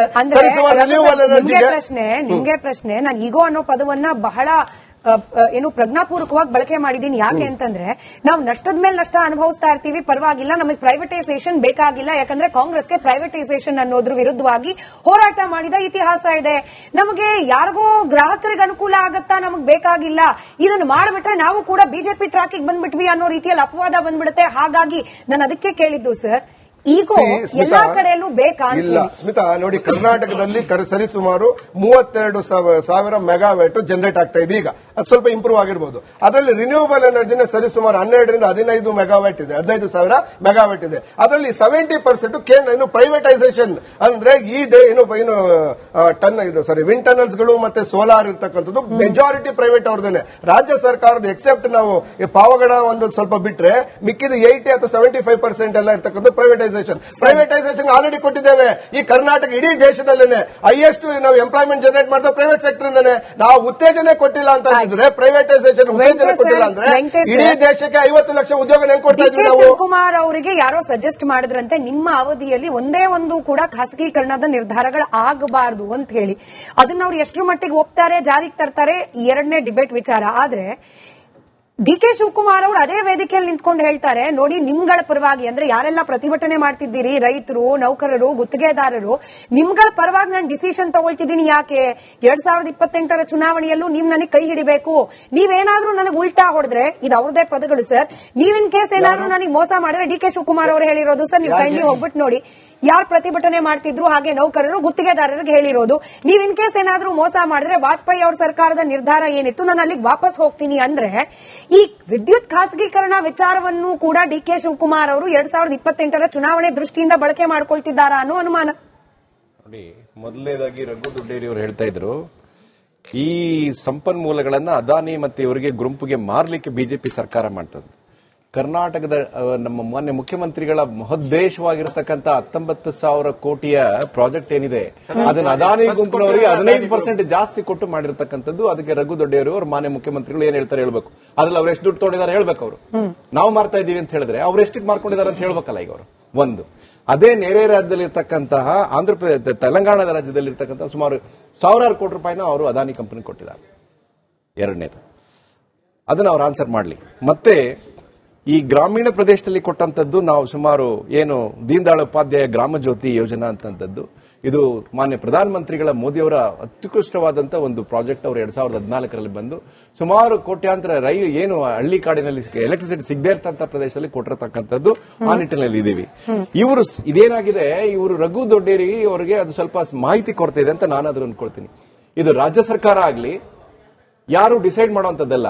ಇದು ಈ ರಾಜ್ಯದಲ್ಲಿ ಬಂಡವಾಳ ಹೂಡಿಕೆಗೆ ಸತ್ಕಾಲವಲ್ಲ ಅಂತ ಇಂಡಸ್ಟ್ರಿಗಳೆಲ್ಲ ಪಕ್ಕದ ನೆರೆಯ ರಾಜ್ಯಗಳಿಗೆ, ಆಂಧ್ರ ಪ್ರದೇಶಕ್ಕೆ, ತೆಲಂಗಾಣಕ್ಕೆ ಕಿತ್ಕೊಂಡು ಹೋಗ್ತಾ ಇದಾವೆ. ಅದನ್ನ ಮನವರಿಕೆ ಆದಂತ ಈ ಕಂಪನಿ, ಟಾಟಾ ಕಂಪನಿಯವರು ಅವರೇನು ಇಲ್ಲಿ ಬಂದು ಖಾಸಗಿ ಉತ್ಪಾದನೆ ಮಾಡಿ ನಿಮಗೆ ಕೊಡ್ತೀವಿ ಅಂತ ಬರಲಿಲ್ಲ. ಅವರು ಖಾಸಗೀಕರಣ ಅಲ್ಲ, ಇದು ಎಲೆಕ್ಟ್ರಿಸಿಫಿಕೇಶನ್ ಖಾಸಗೀಕರಣ ಅಲ್ಲ. ರಘು ದೊಡ್ಡೇರಿಗೆ ಮತ್ತೆ ಹೇಳ್ತೀನಿ, ಅದು ಟ್ರಾನ್ಸ್ಮಿಷನ್ ಅಷ್ಟೇ. ಟ್ರಾನ್ಸ್ಮಿಷನ್ ಮಾತ್ರ ಅವ್ರು ಬಂದಿದ್ದು ಇಲ್ಲಿಗೆ. ಎಲ್ಲಿ ಖಾಸಗಿತನ ಇವರು ಅದಕ್ಕೋಸ್ಕರ ಬಂದದ್ದು ಅವ್ರಿಗೆ ಅರ್ಥ ಆಯ್ತು. ಓಹೋ, ಈ ಸರ್ಕಾರ ಅವರು ಈ 26ರಲ್ಲಿ ಮೇ 26ರಲ್ಲಿ ಅಪ್ಲಿಕೇಶನ್ ಮಾಡಿದ್ದು, ಮೇ 2ನೇ ತಾರೀಕು ಕರ್ನಾಟಕ ಎಲೆಕ್ಟ್ರಿಸಿಟಿ ಅಥಾರಿಟಿ ಬೋರ್ಡ್ ಮೇಲೆ ಹೋಗಿ, ಸ್ವಾಮಿ ನಾವು ಅಪ್ಲಿಕೇಶನ್ ವಾಪಸ್ ತಗೋತಾ ಇದ್ದೀವಿ ಅಂದ್ರು. ಅಥಾರಿಟಿ ಚೇರ್ಮನ್ ಹೇಳಿದ್ರು, ಸ್ವಾಮಿ ಒಂದು ಅಪ್ಲಿಕೇಶನ್ ಮೆಮೊ ಮೂವ್ ಮಾಡಿ ನಾವು ತಗೊಳ್ತೀವಿ ಅಂತ. ಅಷ್ಟೇ ಆಗಿದ್ದು. ಅಂದ್ರೆ within 1 month or 2 months they realise this Karnataka is not in position to invest any investment money in this Karnataka. ನಮ್ ದುಡ್ಡನ್ನು ಇಲ್ಲಿ ಮಾಡಕ್ಕಾಗಲ್ಲ, ನಾವು ಹೋಗ್ತಾ ಇದೀವಿ ಅಂತ ಹೇಳಿದ್ರೆ ಕರ್ನಾಟಕ ಸರ್ಕಾರದ ಉದ್ಯೋಗ ಮಂತ್ರಿ ಆಗ್ಲಿ ಅಥವಾ ಕರ್ನಾಟಕದ ಮಾನ್ಯ ಮುಖ್ಯಮಂತ್ರಿಗಳ ಏನಿಲ್ಲ ಇದರಲ್ಲಿ. ಯಾರಾದ್ರೂ ಅಪೋಸ್ ಮಾಡಬೇಕಾದ್ರೆ ಅದಕ್ಕೆ ಇರ್ತಕ್ಕಂಥದ್ದು ಬೆಸ್ಕಾಂಗಳು, ಎಸ್ಕಾಂಗಳು ಅವರು ಅಪ್ಲಿಕೇಶನ್ ಹಾಕಿ ಅವ್ನು ಅಪೋಸ್ ಮಾಡಬೇಕು. ನೀವೇನು ಅಪೋಸ್ ಮಾಡಕ್ ನಿಮ್ಮ ಹತ್ರ ಏನು ಇಲ್ಲ ಇವತ್ತು. ಈ ನಾಳೆ ನೆಕ್ಸ್ಟ್ ಡೇಟ್ ಅಲ್ಲಿ ಹಿಯರಿಂಗ್ ಅಲ್ಲಿ ಬರುತ್ತೆ, ಅಪ್ಲಿಕೇಶನ್ ಹಾಕ್ತಾರೆ, ವಿಡ್ರಾ ಮಾಡ್ತಾರೆ, ಬೇರೆ ರಾಜ್ಯದಲ್ಲಿ ಇನ್ವೆಸ್ಟ್ ಮಾಡ್ತಾರೆ. ಈ ರಾಜ್ಯದಲ್ಲಿ ಬರಬೇಕಾದಂತ ಖಾಸಗಿ ಇನ್ವೆಸ್ಟ್ಮೆಂಟ್ ಇದು 1,000 ಕೋಟಿ ರೂಪಾಯಿ ಇನ್ವೆಸ್ಟ್ಮೆಂಟ್, ಈ ರೈತರಿಗೆ, ಈ ನಾಡಿನ ಜನತೆಗೆ ಸಿಗಬೇಕಾದಂತ ಸೇವೆ, ಅದನ್ನ ಕಳಿಸಿದಂತ ಕೀರ್ತಿ ಕಾಂಗ್ರೆಸ್ ಸರ್ಕಾರಕ್ಕೆ. ಒಂದು ಚಿಕ್ಕ ಬ್ರೇಕ್ ಹೋಗೋ ಸಮಯ. ಬ್ರೇಕಿಂದ ಬಂದ ಮೇಲೆ ಅದಕ್ಕೆ ರಘು ದೊಡ್ಡೇರಿ ಅವರೇ ಉತ್ತರ ಕೊಡಿ. ಬ್ರೇಕ್ ಹೋಗ್ಬೇಕು. ಯಾವ ಅಪ್ಲಿಕೇಶನ್ ಬ್ರೇಕ್ ಇಂದ ಬಂದ ನಂತರದಲ್ಲಿ I will come back to you sir. Break ಇಂದ ಬಂದ ನಂತರದಲ್ಲಿ Venkatesh sir I have to slip in to break. Break ಇಂದ ಬಂದ ನಂತರದಲ್ಲಿ ಈಗ ಅಪೋಸ್ ಮಾಡ್ತಿರುವವರೆಗೂ ಕೂಡ ಯಾರೆಲ್ಲ ಈ ವಿದ್ಯುತ್ ಖಾಸಗೀಕರಣದ ವಿರುದ್ಧವಾಗಿ ಇಲ್ಲ sir, I am leading to my break. ಈಗ ಯಾರೆಲ್ಲ ವಿರೋಧ ವ್ಯಕ್ತಪಡಿಸ್ತಿದ್ದಾರೆ, 2003ನೇ ಇಸ್ವಿಲ್ ನೀವು ಯಾರು ಕೂಡ ವಿರೋಧ ಮಾಡಲಿಲ್ಲ, ಇವಾಗ ವಿರೋಧ ಮಾಡ್ತಿದ್ದೀರಾ ಅನ್ನೋ ನೇರ ಪ್ರಶ್ನೆಯನ್ನು ಕೇಳಿದ್ದಾರೆ ರಮೇಶ್ ಸರ್. ಅದಕ್ಕೆ ಉತ್ತರ ಕೊಡ್ಲಿ. ಅದಾದ ನಂತರದಲ್ಲಿ ದೆಹಲಿ, ಮುಂಬೈ, ಸೂರತ್ ಇಂಥ ನಗರಗಳಲ್ಲಿ, ಒಡಿಸಾದಂತಹ ಕಡೆಗಳಲ್ಲಿ ಇದು ಸಕ್ಸಸ್ಫುಲ್ ಆಗಿದೆ. ಹಾಗಾದ್ರೆ ನಮ್ಮಲ್ಲಿ ಸಕ್ಸಸ್ಫುಲ್ ಆಗ್ಲಿಕ್ಕೆ ಸಾಧ್ಯನೇ ಇಲ್ವಾ? ಈ ನಿಟ್ಟಿನಲ್ಲಿ ರಿಷಿಕ್ ಅವರು ಕೂಡ ಅವ್ರ ಒಪಿನಿಯನ್ ಹೇಳಿ. ನಮಗೆ ನಿಮಗೆ ಅಂದ್ರೆ ಜನಸಾಮಾನ್ಯರಿಗೆ ಮನೆಗಳಲ್ಲಿ, ಗದ್ದೆ ತೋಟಗಳಲ್ಲಿ ವಿದ್ಯುತ್ ಅನ್ನ ಬಳಕೆ ಮಾಡ್ಕೊಳ್ತಿರುವವರಿಗೆ ಈ ವಿದ್ಯುತ್ ಖಾಸಗೀಕರಣ ಅನ್ನೋದು ಪೂರಕನ ಮಾರಕನ, ಈ ಬಗ್ಗೆ ಕೂಡ ಚರ್ಚೆ ಮಾಡೋಣ. ಮಾಡ್ತಾ ಇದ್ವಿ ವಿದ್ಯುತ್ ಖಾಸಗೀಕರಣದ ಪ್ರಯತ್ನ ಏನಾಯ್ತು, ಹಾಗೆ ಟಾಟಾ ಕಂಪನಿ ಯಾವ ಸಂಸ್ಥೆ ಅರ್ಜಿಯನ್ನು ಹಾಕಿತ್ತು ಅದೇ ಸಂಸ್ಥೆ ಅರ್ಜಿಯನ್ನ ವಿಡ್ರಾ ಮಾಡ್ಕೊಂಡಿರೋದು. ಡಿ ಕೆ ಶಿವಕುಮಾರ್ ಅವರು, ಕೆಜೆ ಜಾರ್ಜ್ ಅವರು ಸರ್ಕಾರ ಪ್ರೈವೇಟೈಸೇಷನ್ ಪರವಾಗಿಲ್ಲ, ನಾವು ನೌಕರರು, ಗುತ್ತಿಗೆದಾರರ ಪರವಾಗಿರ್ತೀವಿ ಅಂತ ಹೇಳಿಕೆ ನೀಡಿರೋದು. ಇದರಲ್ಲಿ ರಾಜಕೀಯ ಎಷ್ಟು? ನಿಜವಾಗ್ಲೂ ಗ್ರಾಹಕರಿಗೆ, ಯಾರೆಲ್ಲ ವಿದ್ಯುತ್ ಬಳಕೆ ಮಾಡ್ಕೊಳ್ತಿದೀವಿ, ರೈತರು, ಗೃಹ ಬಳಕೆಯವರು, ಇಂಡಸ್ಟ್ರೀಸ್ ಅವರು, ಇವರಿಗೆ ಈ ವಿದ್ಯುತ್ ಖಾಸಗೀಕರಣ ನಿಜವಾಗ್ಲೂ ಪೂರಕನ ಮಾರಕನ ಅನ್ನೋ ನಿಟ್ಟಿನಲ್ಲಿ ಚರ್ಚೆಯನ್ನ ಮುಂದುವರಿಸ್ತಾ ಇದ್ವಿ. ನಮ್ಮ ಜೊತೆಯಲ್ಲಿ ರಮೇಶ್ ಅವರಿದ್ದಾರೆ, ರಾಜ್ಯಾಧ್ಯಕ್ಷರು ವಿದ್ಯುತ್ ಗುತ್ತಿಗೆದಾರರ ಸಂಘ. ಸರ್, ಇವಾಗ ಡಿ ಕೆ ಶಿವಕುಮಾರ್ ಅವರ ಮಾತನ್ನು ನೀವು ಕೂಡ ಕೇಳಿಸ್ಕೊಂಡ್ರಿ. 2003ನೇ ಇಸ್ವಿಯಲ್ಲಿ ಯಾವಾಗ ಗ್ಲೋಬಲ್ ಟೆಂಡರ್ ಕರೆಯಲಾಯಿತು, ನೀವು ಯಾರೂ ಕೂಡ ಅಪೋಸೇ ಮಾಡಲಿಲ್ಲ, ಬಿಜೆಪಿ ಅವರ ಬಗ್ಗೆ ಚಕಾರ ಎತ್ತಲಿಲ್ಲ. ಈಗ ಬಂದ್ಬಿಟ್ಟು ಪ್ರತಿಭಟನೆ ಮಾಡ್ತಿದ್ದೀರಿ, ಅರ್ಜಿಗಳನ್ನ ಸಲ್ಲಿಸ್ತಾ ಇದ್ದೀರಿ. ಇದು ಸರಿಯಾದ ನಿರ್ಧಾರ ಅಲ್ಲ, ನಿಮ್ದು ಸರಿಯಾದ ನಡೆ ಅಲ್ಲ ಅಂತ ಹೇಳಿ ಡಿ ಕೆ ಶಿವಕುಮಾರ್ ಅವರು ಹೇಳ್ತಾ ಇದ್ದಾರೆ ಓಪನ್ ವೇದಿಕೆಯಲ್ಲಿ. ಇಲ್ಲ ಮೇಡಮ್, 2003ರಲ್ಲೂ ಇದು ಬಿಲ್ ಪಾಸ್ ಆದಾಗ ನಾವು ಅಬ್ಜೆಕ್ಷನ್ಗಳನ್ನ ಕೊಟ್ಟಿದೀವಿ. ಅಂದ್ರೆ ದೊಡ್ಡ ಮಟ್ಟದಲ್ಲಿ ಅವಾಗ ಇಷ್ಟೆಲ್ಲ ಮೀಡಿಯಾ ಇದೆಲ್ಲ ಇರಲಿಲ್ಲ. 100% ಅಬ್ಜೆಕ್ಷನ್ ಅನ್ನ ಕೊಟ್ಟಿದೀವಿ. ಅವಾಗ ಏನಾಗಿತ್ತು, ಬಿಗಿನಿಂಗ್ ಅಲ್ಲಿ ಇಷ್ಟೊಂದು ದೊಡ್ಡ ಪ್ರಮಾಣದಲ್ಲಿ ಇದಾಗ್ತದೆ. ಯಾಕಂದ್ರೆ ಇನ್ನೂ 2023 ಅಂದ್ರೆ ಆಡ್ಲಿ 2003 ಅಂದ್ರೆ 23 ವರ್ಷ. ಆದ್ರೆ ಹಿಂದೆ ಏನಾಗಿತ್ತು, ನಮ್ದು ಅಷ್ಟೊಂದು ಎಲೆಕ್ಟ್ರಿಸಿಟಿ ಡೆವಲಪ್ ಆಗಿರ್ಲಿಲ್ಲ. ಈಗ ಸರ್ ಹೇಳಿದ್ರು, ದೀನ ದಯಾಳ್ ಸ್ಕೀಮು, ಮನಮೋಹನ್ ಸಿಂಗ್ ಅವರಿದ್ದಾಗ ಅದೇ ಸ್ಕೀಮು, RGGY ಅಂತ ಸುಮಾರು ಅಲ್ಲಿಂದ ಇಲ್ಲಿವರೆಗೆ ಕ್ರೋಸ್ ಟುಗೆದರ್ ರಾಜ್ಯದ ದೇಶದ ಗ್ರಾಹಕರ ತೆರಿಗೆ ಹಣವನ್ನ ಇನ್ವೆಸ್ಟ್ಮೆಂಟ್ ಮಾಡಿ, ಅವತ್ತಿನ ಇನ್ಫ್ರಾಸ್ಟ್ರಕ್ಚರ್ ಬೇರೆ, ಇವತ್ತಿನ ಇನ್ಫ್ರಾಸ್ಟ್ರಕ್ಚರ್ ಬೇರೆ ಮೇಡಮ್. 100% ಅವತ್ತು ವಿರೋಧವನ್ನ ಮಾಡಿದ್ವಿ. ಅವತ್ತೇನಾಗಿದೆ ಅಂದ್ರೆ ನಮಗೆ ಒಂದು ದೊಡ್ಡ ಸಂಘಟನೆಗಳಿರ್ಲಿಲ್ಲ. ಇವತ್ತು ರೈತ ಸಂಘಟನೆಗಳು, ಹಾಗೆ ಹಲವಾರು ಸಂಘಟನೆಗಳು ಇದನ್ನು ವಿರೋಧ ಮಾಡಿದೆ. ಪ್ರೈವೇಟೈಸೇಷನ್, ವಿದ್ಯುತ್ ಬಂದು ಸೇವಾ ಮನೋಭಾವದಿಂದ ಈ ವಿರೋಧ ವ್ಯಕ್ತಪಡಿಸಿರುವವರ ಸಂಖ್ಯೆ ಬಗ್ಗೆ ಕೂಡ ಕೆಲವೊಂದಷ್ಟು ಅನುಮಾನ ಇದೆ ಸರ್. 25 ಲಕ್ಷ ಯಾರಿದು ಅಂದ್ರೆ ಸಾಮಾನ್ಯ ಗ್ರಾಹಕರಿಗೆ ಇದು ತಲುಪಿ ಅವರು ಅರ್ಜಿ ಹಾಕಿದ್ರ ಅಥವಾ ಫ್ಯಾಬ್ರಿಕೇಟೆಡ್ ನಂಬರ್ಸ್ ಇದು, ಈ ರೀತಿ ಅನುಮಾನಗಳು ಕೂಡ ಇದೆ ರಮೇಶ್ ಸರ್. ಇಲ್ಲ ಮೇಡಮ್, 100% ಈಗ ಅಲ್ಲಿ ಯಾರು ಅಬ್ಜೆಕ್ಷನ್ ಹಾಕಿದಾರೆ ಅವ್ರ ಫೋನ್ ನಂಬರ್ ಇದೆ, ಮೇಲ್ ಐಡಿ ಇದೆ, ಅಡ್ರೆಸ್ ಇದೆ. 100% ವೆರಿಫಿಕೇಶನ್ 100% ಪ್ರತಿಯೊಂದು ಇಲ್ಲ ಇದೆ ಸರ್. ಮೇಲಲ್ಲಿ ಸರ್, ಮೇಲಲ್ಲಿ 7 ಲಕ್ಷ ಮೇಲ್ ಇದೆ. ಯಾವುದೇ ಒಂದು ಇದು ಕೂಡ 20 ಸರ್ 40 ಡೇಸ್ ಅಲ್ಲಿ ಅಷ್ಟೊಂದು ಸರ್. ನೀವು ಬೆಳಗಾವಿ ಈ ಕಡೆ ರೈತ ಸಂಘಟನೆಗಳು ದೊಡ್ಡ ಮಟ್ಟದಲ್ಲಿ ಹೋರಾಟವನ್ನ ಮಾಡಿದ್ರು ಸರ್. ಅವರೊಂದು ನಾವು ಫ್ರೀಡಂ ಪಾರ್ಕ್ ಅಲ್ಲಿ ಸ್ಟ್ರೈಕ್ ಮಾಡಿದಾಗ ಲೆಟರ್ ಬರೆಯೋರು ಹೋರಾಟ ಮಾಡೋರು ಇರ್ಬೋದು. ನಮ್ಮಲ್ಲಿ 25 ಲ್ಯಾಕ್ ಎಜುಕೇಟೆಡ್ ಇಲ್ವಾ ಸರ್? ಇರ್ಬೋದು, ಅವ್ರು ಬರಿಬೇಕಲ್ಲ ಎಲ್ಲರೂ. ಸರ್ ಯಾರು ಬರೀತಾರೆ? ಸುಮ್ಮನೆ ರೆಡಿ ಫಾರ್ಮ್ಯಾಟ್ಸ್ ಗಳಿದೆ, ಫಿಲ್ ಮಾಡಿದ್ದಾರೆ, ಕೊಟ್ಟಿದ್ದಾರೆ. ಕಾನೂನುಬದ್ಧವಾಗಿ ಯಾವುದು ಮೇಂಟೈನಬಲ್ ಅಲ್ಲ ಅನ್ನೋದನ್ನ ತೋರಿಸಬೇಕು, ಕಾಗದ ಬರೆಯೋದಲ್ಲ. ಹಾಕಿದ್ದಾರೆ ಸರ್, ಅವ್ರವ್ರಿಗೆ ಏನೇನು ಗೊತ್ತಿದೆ. ರಿಷಿಕ್ ಅವರು ಬೇರೆ ಬೇರೆ ಕಡೆಗಳಲ್ಲಿ, ದೆಹಲಿಯಲ್ಲಿ, ಮುಂಬೈಯಲ್ಲಿ, ಒಡಿಸಾದಲ್ಲಿ ಒಂದ್ಸತಿ ಫೇಲ್ಯೂರ್ ಆಯ್ತು. ಅದಾದ್ಮೇಲೆ ಇವಾಗೇನೋ ನಷ್ಟದಿಂದ ಲಾಭದ ಕಡೆಗೆ ಹೋಗಿದೆ ಅನ್ನೋ ಸ್ಟಾಟಿಸ್ಟಿಕ್ಸ್ ಸಿಗ್ತಾ ಇದೆ. ಬಟ್ ಇಂತಹ ಕಡೆಗಳಲ್ಲಿ ಖಾಸಗೀಕರಣ ವರ್ಕ್ ಆಗಿದೆ ಅನ್ನೋ ರೀತಿಯಲ್ಲಿ ನಂಬರ್ಸು ಹಾಗೆ ಅಲ್ಲಿನ ವಸ್ತುಸ್ಥಿತಿಗಳು ಕಾಣ್ತಾ ಇರುವಾಗ ನಮ್ಮಲ್ಲಿ ಒಂದು ಪ್ರಯತ್ನ ಆಗಬೇಕಾ ಬೇಡವಾ ಅನ್ನೋದ್ರ ಬಗ್ಗೆನೇ ಇಷ್ಟೊಂದು ಗೊಂದಲಗಳು ಯಾಕೆ ಅಂತ ಹೇಳಿ ನೋಡಿ. ಮೊದಲನೇದಾಗಿ ಕಾಂಗ್ರೆಸ್ಸಿನ ಸಿಎಂ ಏನೀಗ ಡಿ ಕೆ ಶಿವಕುಮಾರ್ ಅವರಿದ್ದಾರೆ, ಬಂದ್ಬಿಟ್ಟು ಕ್ರೆಡಿಬಿಲಿಟಿ ತಗೊಳ್ಳೋದಕ್ಕಿಂತ ಟಾಟಾ ಪವರ್ ಅವರು ಯಾಕೆ ವಿತ್ಡ್ರಾ ಮಾಡ್ಕೊಂಡ್ರು ಅನ್ನೋದು ಟೆಕ್ನಿಕಲಿ ಜಸ್ಟಿಫಿಕೇಶನ್ ಕೊಡಬೇಕಾಗುತ್ತೆ. ಅದು ಅಂದ್ರೆ ಫೀಸಿಬಿಲಿಟಿ ಇಲ್ಲ ಅಂತ ತಗೊಂಡ್ರ, ಅಥವಾ ಕರ್ನಾಟಕ ಸ್ಟೇಟ್ ಗವರ್ಮೆಂಟ್ ಅಲ್ಲಿ ಫಂಡ್ಸ್ ಇಲ್ಲ ಅಂತ ವಾಪಸ್ ತಗೊಂಡ್ರ, ಅಥವಾ ಅವರು ಫಾರ್ ದ ಟೈಮ್ ನಾವು ವಾಪಸ್ ತಗೊಳ್ತಾ ಇದೀವಿ, ಮೇ ಬಿ ಇನ್ಫ್ರಾಸ್ಟ್ರಕ್ಚರ್ ಇಂಪ್ರೂವ್ ಆದ್ರೆ ನಾವು ಮತ್ತೆ ಬರ್ತೀವಿ ಅಂತ ವಾಪಸ್ ತಗೊಂಡ್ರ, ಅದನ್ನ ಅವರು ಸ್ಪಷ್ಟನೆ ಕೊಡಬೇಕಾಗುತ್ತೆ. ಒಂದು. ಎರಡನೇದು, ಸರ್ವಿಸ್ ನಾವು ಕೊಡ್ತಾ ಇದೀವಿ ಎಲೆಕ್ಟ್ರಿಸಿಟಿನ, ಅದನ್ನ ನಾವು ಪ್ರಾಫಿಟಬಲ್ ಆಗಿ ನೋಡ್ತಾ ಇಲ್ಲ ಅಂತ ನಮ್ಮ ಸ್ನೇಹಿತರು ಹೇಳ್ತಾ ಇದ್ರು.